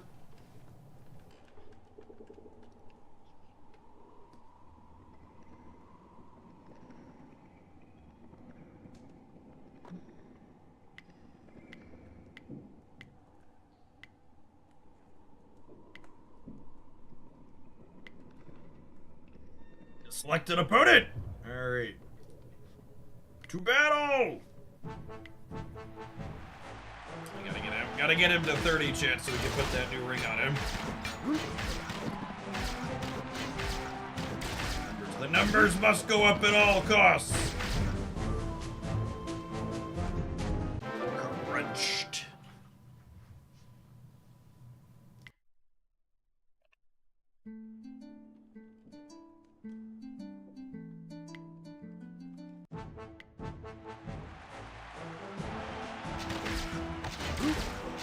Guy doesn't even have a weapon! What are you doing, opponents?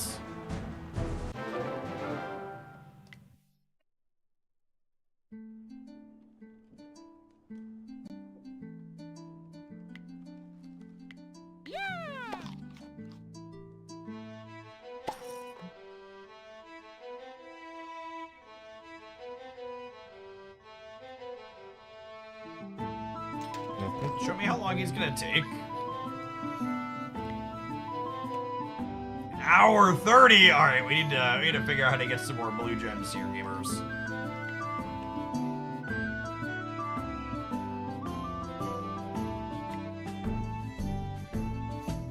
Oh, I need to bring him back out of there. All right, we'll have to wait until.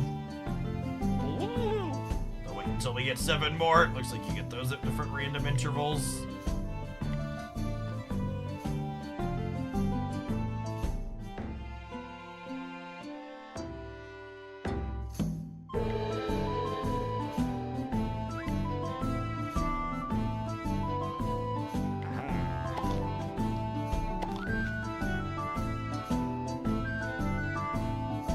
Tournament has begun. Well, their number's almost the same as ours. They're only down by 6K. This is gonna be close. They have 2 frontliners.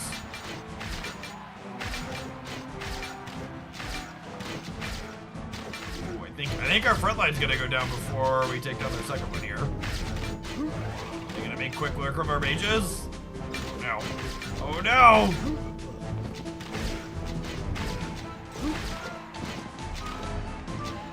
That was our closest fight yet.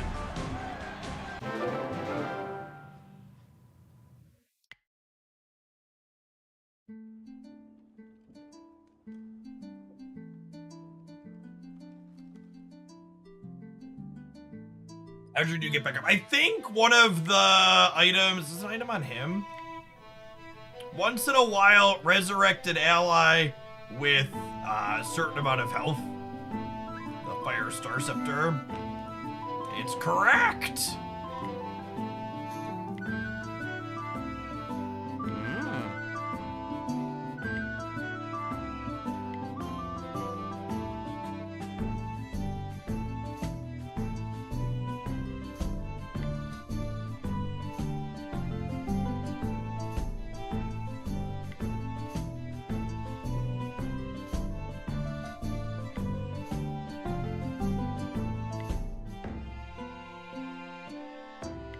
Prize was mailed to us.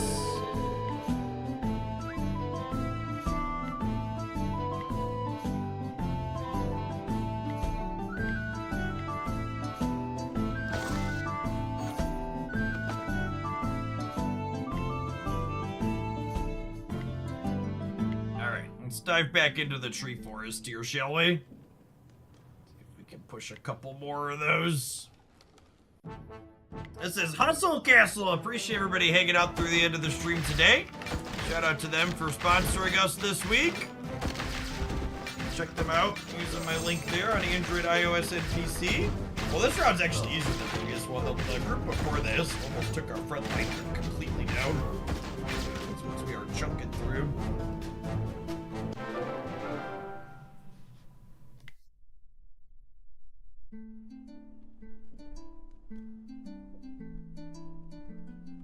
Lighthouse energy is fully restored. Oh yeah, this. Well, these people's numbers are way smaller than ours. They're not expert numbers go up gamers like we are.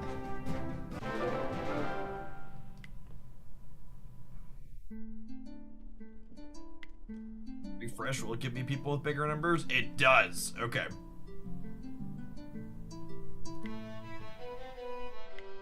Those numbers are dangerously close. They have more health than we do, and they have 2 frontliners, like that other person that got close to beating us in the other mode.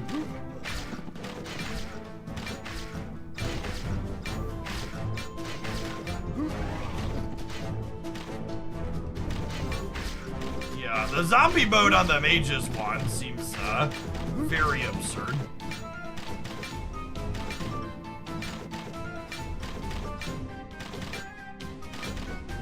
Instrumental in these victories.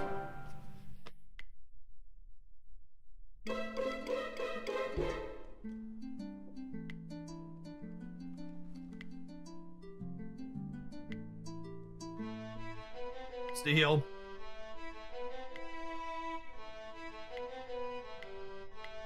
Jesus.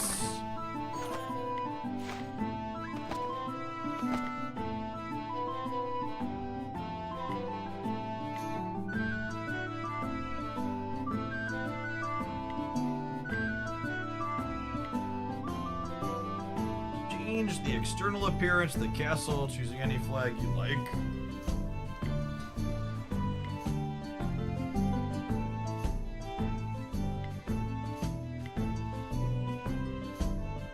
Hey, who doesn't love a good rainbow, gamers?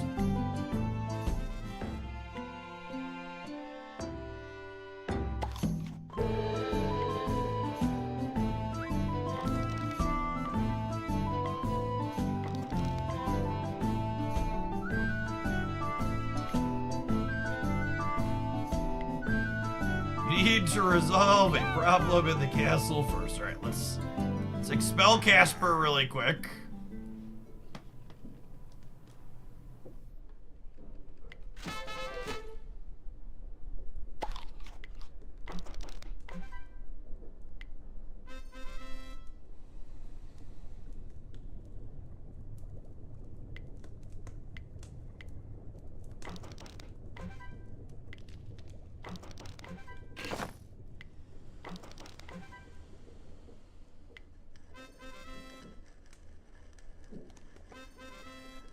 Lord, your throne room is upgraded. It looks gorgeous. With the throne room at this level, we have new options to develop our castle. Lovely. Exactly what I like. All about those options.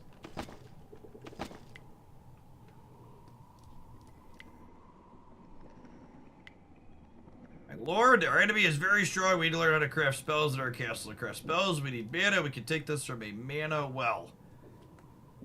Alright, get elixirs in battle at the lighthouse. I've already been doing that.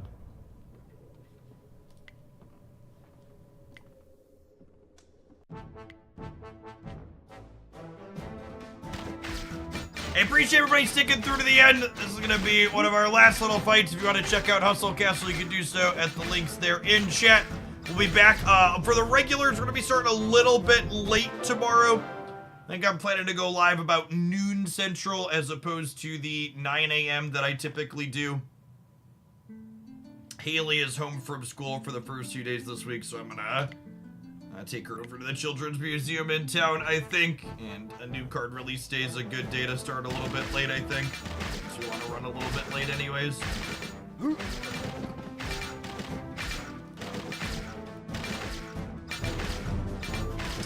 All my numbers are going to go up for the day.